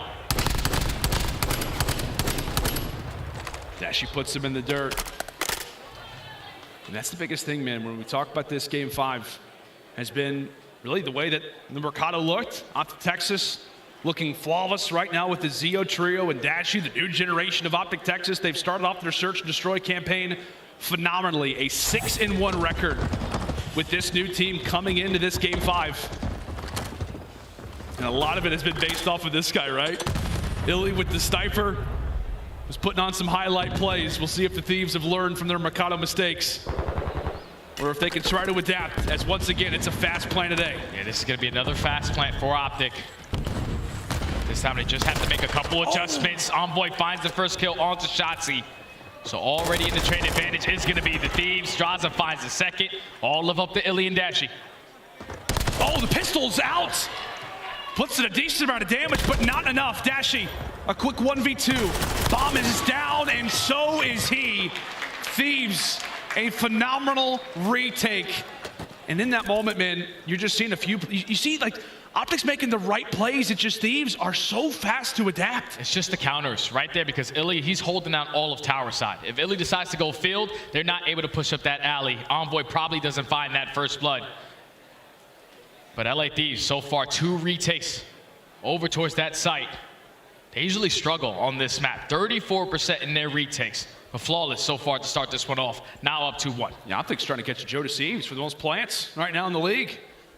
So far, not working out great, as we can see based off that score line. Into round number 4 we go. Thieves now jumping back on the attack. And as we said, trying to learn from their mistakes. They've had so many reps, so many rounds so far here on iLLeY, and oftentimes it's come down to losses in the clutch moments. And that sniper is back out from iLLeY on the opposite angle. They still have to be ready for that. As he quickly goes from one side of the map to the other, Jay. He's trying to go back and forth, trying to see the way the Thieves are going to play this, but Shotzzy finds himself in a great position. Dashy gets the first blood. He knows the pressure is going to be in towards A. When does Shotzzy decide to strike? Octane doesn't line it up with the snipe, but it's Shotzzy's turn. He finds a second 4v2. If you're the final Thieves players, I mean, you're just in an awkward position, back to back, inside of the warehouse. How did they come away with it? It was getting Octane earlier. Oh, iLLeY! I didn't even see that guy. I didn't even see him.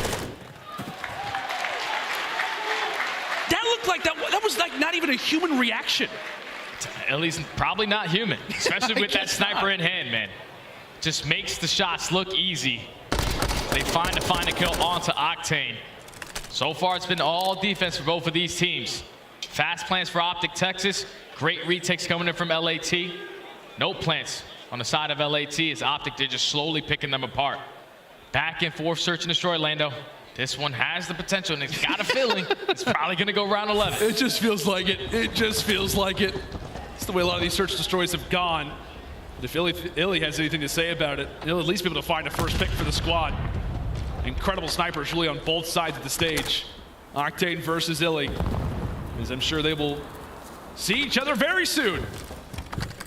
But in this third attack now for OpTic Texas, a bit of a different look, Jay. Been straight up fast A hits, slowing things down now. Yeah, they haven't found any success when they get that bomb planted. So let's just take our time.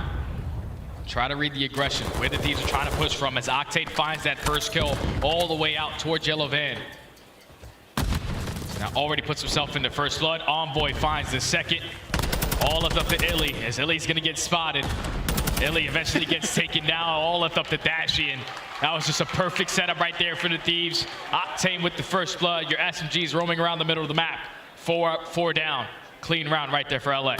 And I feel like, Jay, moving forward, I mean, if you're OpTic Texas in your future offenses, you've kind of tried everything, right? Yeah. You've tried to play fast, you've tried to play slow, nothing's working. I think the thing that you gotta change is just your setup post-plant. Like, you can allow the Thieves to get that first blood and already put themselves in the trade advantage. When you get that bomb down in the 4v4, just play for a trade. Now LA Thieves take the very first attacking round, very first defensive round on the map. It's now up 3-2. Thieves trying to keep the streak intact. A lot of matchups between these franchises so far throughout CDL history. The Thieves have that advantage. I believe it's 7-5 right now. They've won the last 3 matchups. And the last 3 matchups on land. Trying to defend that here in Boston. As right into this round we go. And the man of the hour is going to be Huke, but it's Dashy who starts things off with the first blood. As Huke falls, it's at least going to be positive numbers still for OpTic Texas. The dust settles 3v2. And who else is it? Octane and Kenny again. Again. On their attacking rounds. Octane did pop that dead silence, but he's got nothing to show for it. It's now there's 40 seconds left on the round. You have 2 players from OpTic and iLLeY and Dashy just roaming around trying to play for the trade. And Shotzzy is the line of defense, just holding down this cross towards A.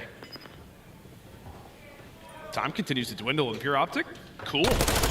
Okay, not so cool. Kenny jumps right on through, strikes at the perfect time possible, and he'll be able to get that plant down. However, iLLeY, pistol in hand, he's ready to take somebody down, but Shots not able to greet him. He pulls out the sniper, close range. And they close the door, understandably so.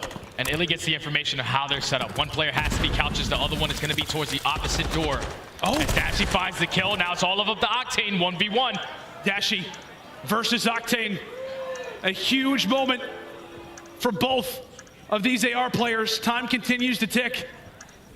And Dashy is looking for the routes. He knows where Octane's got to be hiding roughly. Oh, he beams him off the bomb! Bruce with the absolute beams.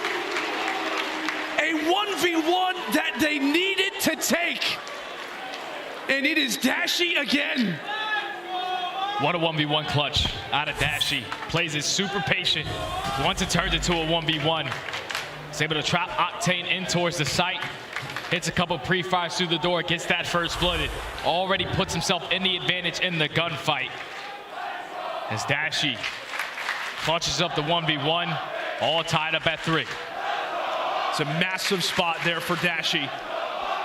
Most recently, he was on the Hex podcast. They were going back and forth, and Hex told him, man, he's like, you know what? Pressure's on you. Skunk called you up. In a situation like this, it's up to you to lead us, and right now he's doing so perfectly. To kick off this game 5, 7-3. As we jump into this round, it is trades to start things off. Aggression once more here on iLLeY. Is Drazah narrowly able to stay alive? Tosses out a nade. Nothing lands. Quick dolphin dive right into the fight, and again, it is Dashy who delivers. Dashy finds that kill from top mid with a little bit of assistance coming in from Shotzzy. Shotzzy is the bomb carrier. He rotates his bomb all the way towards B. Kenny's in position to at least take him off. Shotzzy's not going to rush this one. Just going to get this bomb down, but Kenny's in a position to break their setup. And Kenny, in a situation where you'd like him to be aware that bomb plant's going down, now he very well could catch OpTic Texas off guard, depending on where he comes from. It's 2v3. Man disadvantage once more for Thieves. Can they deliver this time? Shotzzy in the garage. Ready to go, ready to fry, ready to gun. Does fall. However, Envoy's position is known. iLLeY and Dashy now have to clean him up. 15 seconds left. That's all they got to do is defend, and defend they will. 4-3. First attacking round of the map 5. OpTic Texas are able to take it. It's been all defense up to this point. The rotation comes in from Shotzzy, sneaks right behind Kenny. You get the bomb down. Already in the man advantage. Once iLLeY finds the first, it was Envoy in a 1v3. Not an easy task to take care of. So OpTic Texas now take the lead in the game 5. And Dashy on a 5 spree. That cruise missile, if he can earn this last kill, is a game changer. It absolutely will be. And if you're Thieves, I mean, you're coming into this round, you're in the comms saying, hey, obviously we need a round. What do we want to do on offense? But how do we get Dashy off of the spree? How do we make sure that he's not going to have a streak to work with throughout the remainder of this game? A lot of things on the mind of Thieves, but are they going to account for a Shotzzy flank? Shotzzy, he's playing this beautifully. Drazah does find the first kill, but this is where Shotzzy can strike, as the dead silence is going to be earned. Puts himself in a great position towards bottom pool. His teammates are covering that. Oh, he's got Denny! Envoy catches him regardless. That was going to be the play that broke open this round, but Huke trying to put the round and this game now on his back. Cuts the player off the bomb. And with that being the case, he needs to walk away with this fight, but it's Dashy. Again, left in a moment to clutch, a 1v2. And he could catch timing right here, Jay. He could catch timing. And this is doable. This is doable if you are Dashy. You also earn that cruise missile, but the nade does not connect. You hit your first couple of bullets. He's thinking that the setup is exactly how they did it before. 2 players in towards the site. This time we switch it on up. LA Thieves respond with their attacking round of their own. Led by the first blood of Drazah. And at least if you are OpTic, especially Dashy, you find that 1 kill to at least earn that cruise. When each team needs to win a round, they do. When each team on either side needs to clutch up, they do. Now to 4-4. You started a moment ago. It feels like this one's got what it takes to see a round 11. And so far, it looks to be that way. Can somebody catch a bit of an edge? Can it be OpTic? Can it be Thieves? Who's going to see series point first? As utility tossed and the streak is out. Now's the time for Dashy to invest it. But Drazah comes away with the first blood. Oh, that's unfortunate right there for your OpTic, because you clear out this B site. At least Dashy's able to find one with that cruise onto Octane. Oh! And the bomb is going to be able to get planted for free. iLLeY finds himself towards top. Radio makes that kill. 3v2. Look at the route that Envoy's hitting though. That bomb is down. And Huke, he's ready for somebody to just jump right through that door, but Dashy is making life easy for him. Envoy, a 1v3, 30 seconds to go, and best of luck. And despite what looked to be horrible timing for OpTic Texas, they drop the first blood, they call in the streak. Dashy threads the needle, and from there, OpTic fly. 1 round to go. Just a beautiful play call right there from OpTic. You invest that cruise, you get all the information, even though they did get picked off first. They found the trade with the cruise, and then they allowed iLLeY to get pushed up towards radio, which he eventually finds a second. You get that bomb down at B. Very, very difficult retake to execute. Now OpTic find themselves at game point. Can they close it out right now? Well, we've said it every time. One of these teams has needed to adapt, needed to clutch up. They have. Can Thieves do it and get us to around 11? Stuns out early. Trying to catch out Shotzzy, and they will. Perfect utility toss there from Thieves. However, Dashy again able to reply. Dashy's just taking over this game as Huke finds a second. 3v2. LA Thieves have to clutch on up. Oh, and iLLeY finds one himself. It's all on to Octane. A 1v3, and he falls too.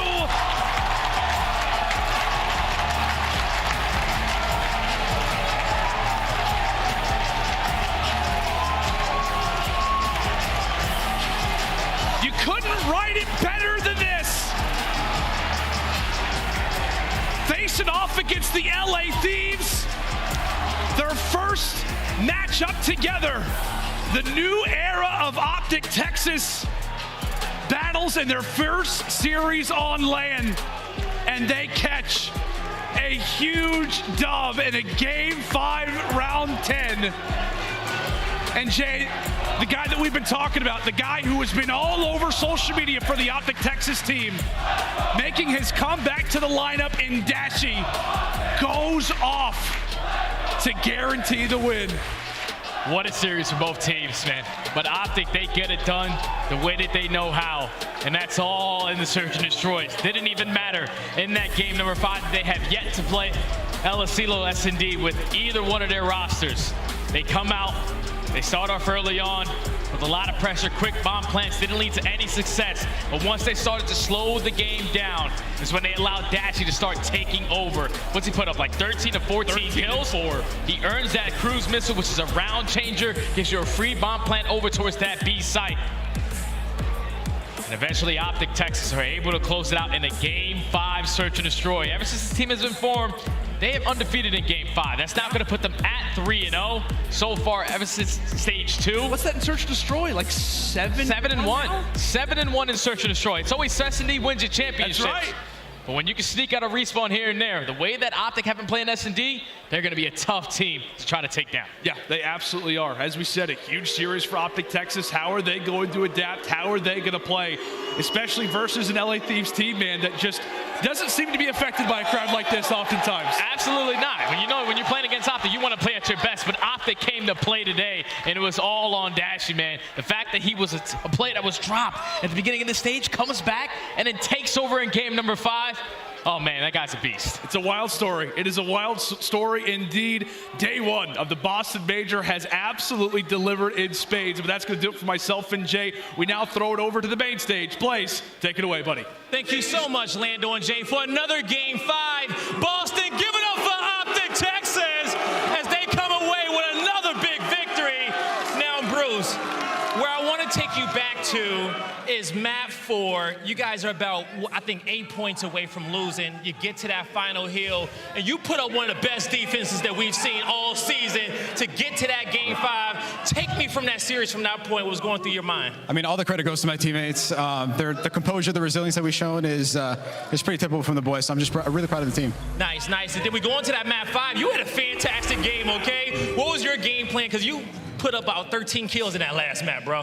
Honestly, that was our first time playing as Hill as a team, so I was just like, I'm just going to play my game, and whatever happens, happens, and it turned out to be a good one, so we'll take it.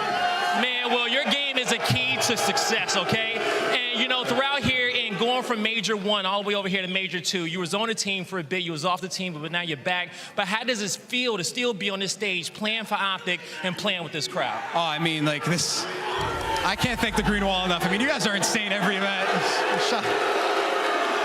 I mean, this is something that, I don't know if I can live without, you know what I mean? Competing is something that I just look forward to every day, so I'm just grateful for another opportunity. Well, you're definitely a part of the community, part of Call of Duty history as the crowd is cheering for you. Any last words you want to give to them in the organization? Yo, we love you guys. We're going to try to get you guys a chip. Trust. They're going to try to get y'all a chip, all right? That's going to do it for me and Bruce. Chris, close us out. Don't make mama cry already, Dashy. Come on now. OpTic taking us all the way to that Game 5, and they pull it out once again. We've got Brycey, Alley Cat, and Mr. Joey D on the end of this desk. And Joe, I want to start with you. The only analyst here to call the exact score. You saw it coming. OpTic clutches up in another Game 5. Yeah, I mean, their search and destroy looks incredible. I still think there's a lot of questions here. I do not like the Mercado pick. Listen, with this roster, I'm playing Fortress or I'm playing aBeZy. This is a fly around and kill shit team. Let's do it, right? I do not want to rotate. The HyDra was close, but I'll tell you what, man, the search and destroy, that was, I mean, just, again, incredible from them. Games 2, in control. Game 5 here, they made so many mid-round adjustments. iLLeY with this snipe, it just feels like they have such a read on the map. And I think that's with the addition. You know, you bring Dashy back, but even with Huke on the map, it just feels like they have so much chemistry and trust within one another to make plays on the map. And everyone kind of had their moment in this one. OpTic fans, just quick word of advice. Stop asking for your players to be dropped mid-series in the chat. Just wait for the final verdict, because everyone took their turn. And we mentioned it, the sniper rifle was going to be key to future S&Ds. Nameless called that out last week. We saw iLLeY pulling out on a number of maps today, Brycey. Yeah, we certainly did. It's something they really play around as well, and it does help them out. The thing about OpTic and S&D is they're always looking for trades that I almost feel like they shouldn't get away with sometimes. They find kills on the map to like, oh, they've got a player down, suddenly they found 2, and the game's completely changed on its head. This team works well in chaos. Allie went to a Game 5. Yeah. LA Thieves came in with the A seed. Are you surprised at all, or is this the expectation for the Thieves every time we get to land? No, not at all. The Thieves is a team that will historically, I think, be doing much better on land than they do in qualifiers. That's been the tail last year and this year, but I do have to tip my hat to OpTic here. I was really worried when they lost that control. I thought that's the game mode they really needed to win. They came out in that HyDra hardpoint, and even though they fell behind, they clutched up in the end. I think that's going to be really important for them moving forward. What a finish to that Zarqwa HyDra map. 250-233 to even get the opportunity to clutch up in the Game 5, and they give the fans what they want once again on the big stage. But let's take a moment and revisit one of the key moments that helped them regain their momentum after dropping Game 1. They look to iLLeY, they look to the snipes, and the man connects. He gives you some big openings covering his SMGs as well. Is he the guy you need to shut down if you go to Mercado again in the future? I don't know if he's the guy you need to shut down. He's watching crosses. He's getting a lot of info. I think the guy to me to probably shut down is either Shotzzy and Huke, because one of the things in Search and Destroy they do so well, it's not only their trades, it's also how tough they are to kill, right? You see Shotzzy through the X-ray, right through Codcaster. He's jumping around, Dolphin diving. He is playing his life just buying time.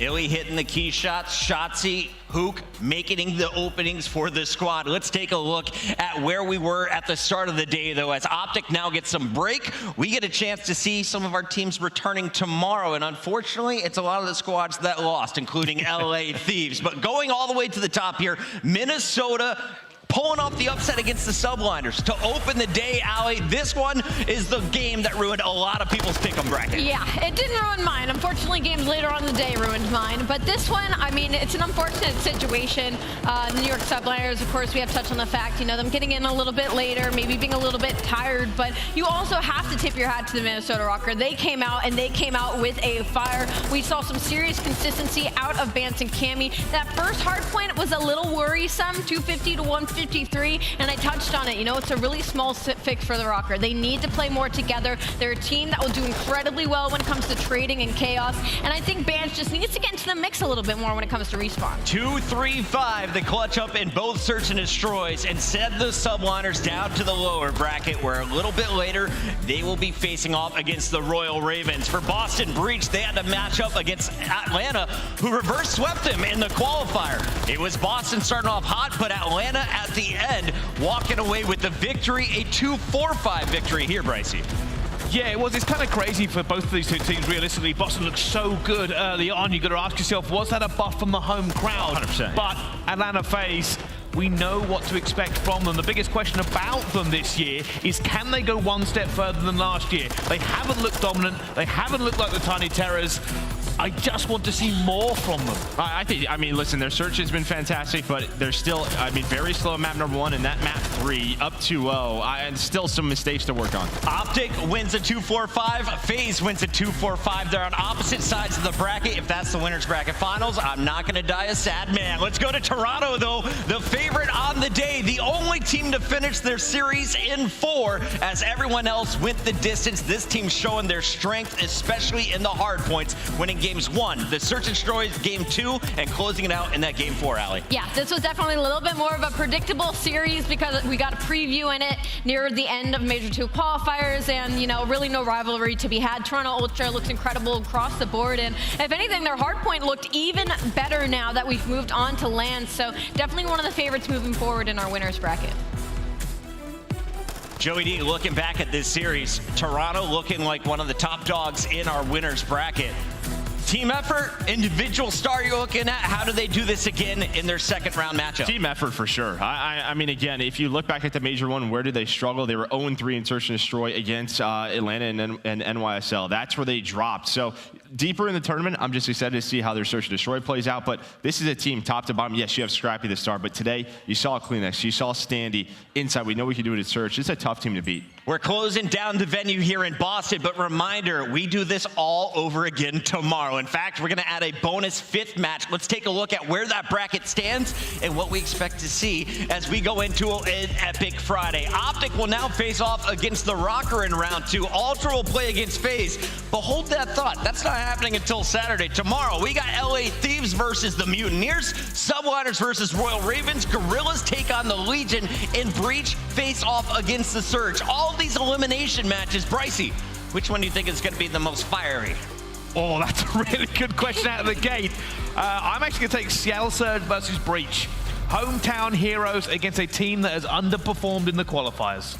We want to give a quick PSA before we go forward. A lot of people were epically waiting for this doors to open this morning. It was bright. It was sunny. Tomorrow's going to be brutal. It's going to be bitter cold. So keep your gloves on. Stay in your car until last minute, and then we'll welcome you all in, and we'll have our corn dogs ready. Right, Joey D? Yeah, we're having corn dogs? Yeah, and little chicken nuggets, dino nuggets. This is a great update, but I don't think anyone else is. We also have the Asim bar. All right, ladies and gentlemen, we got to shut things down, but real quick before we go, a reminder, harness the power of Ancient Steel with the Damascus Forge 2 Tracer Pack. It's available now, our COD pack. Pick it up today. Look at that molten steel. Super heat. Fiery. Love to see it.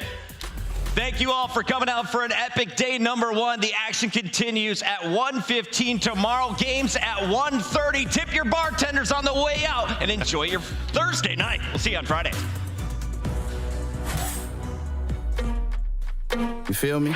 I'm feeling charged up. I'm a battery at full percentage. I got the green light. Keeping my guard up. I will not stumble no straight when they threaten my life. You cannot stop us. A force to be reckoned with. I don't recommend you try. I'm feeling charged up. Energized. I know my passion and purpose gon' take me higher.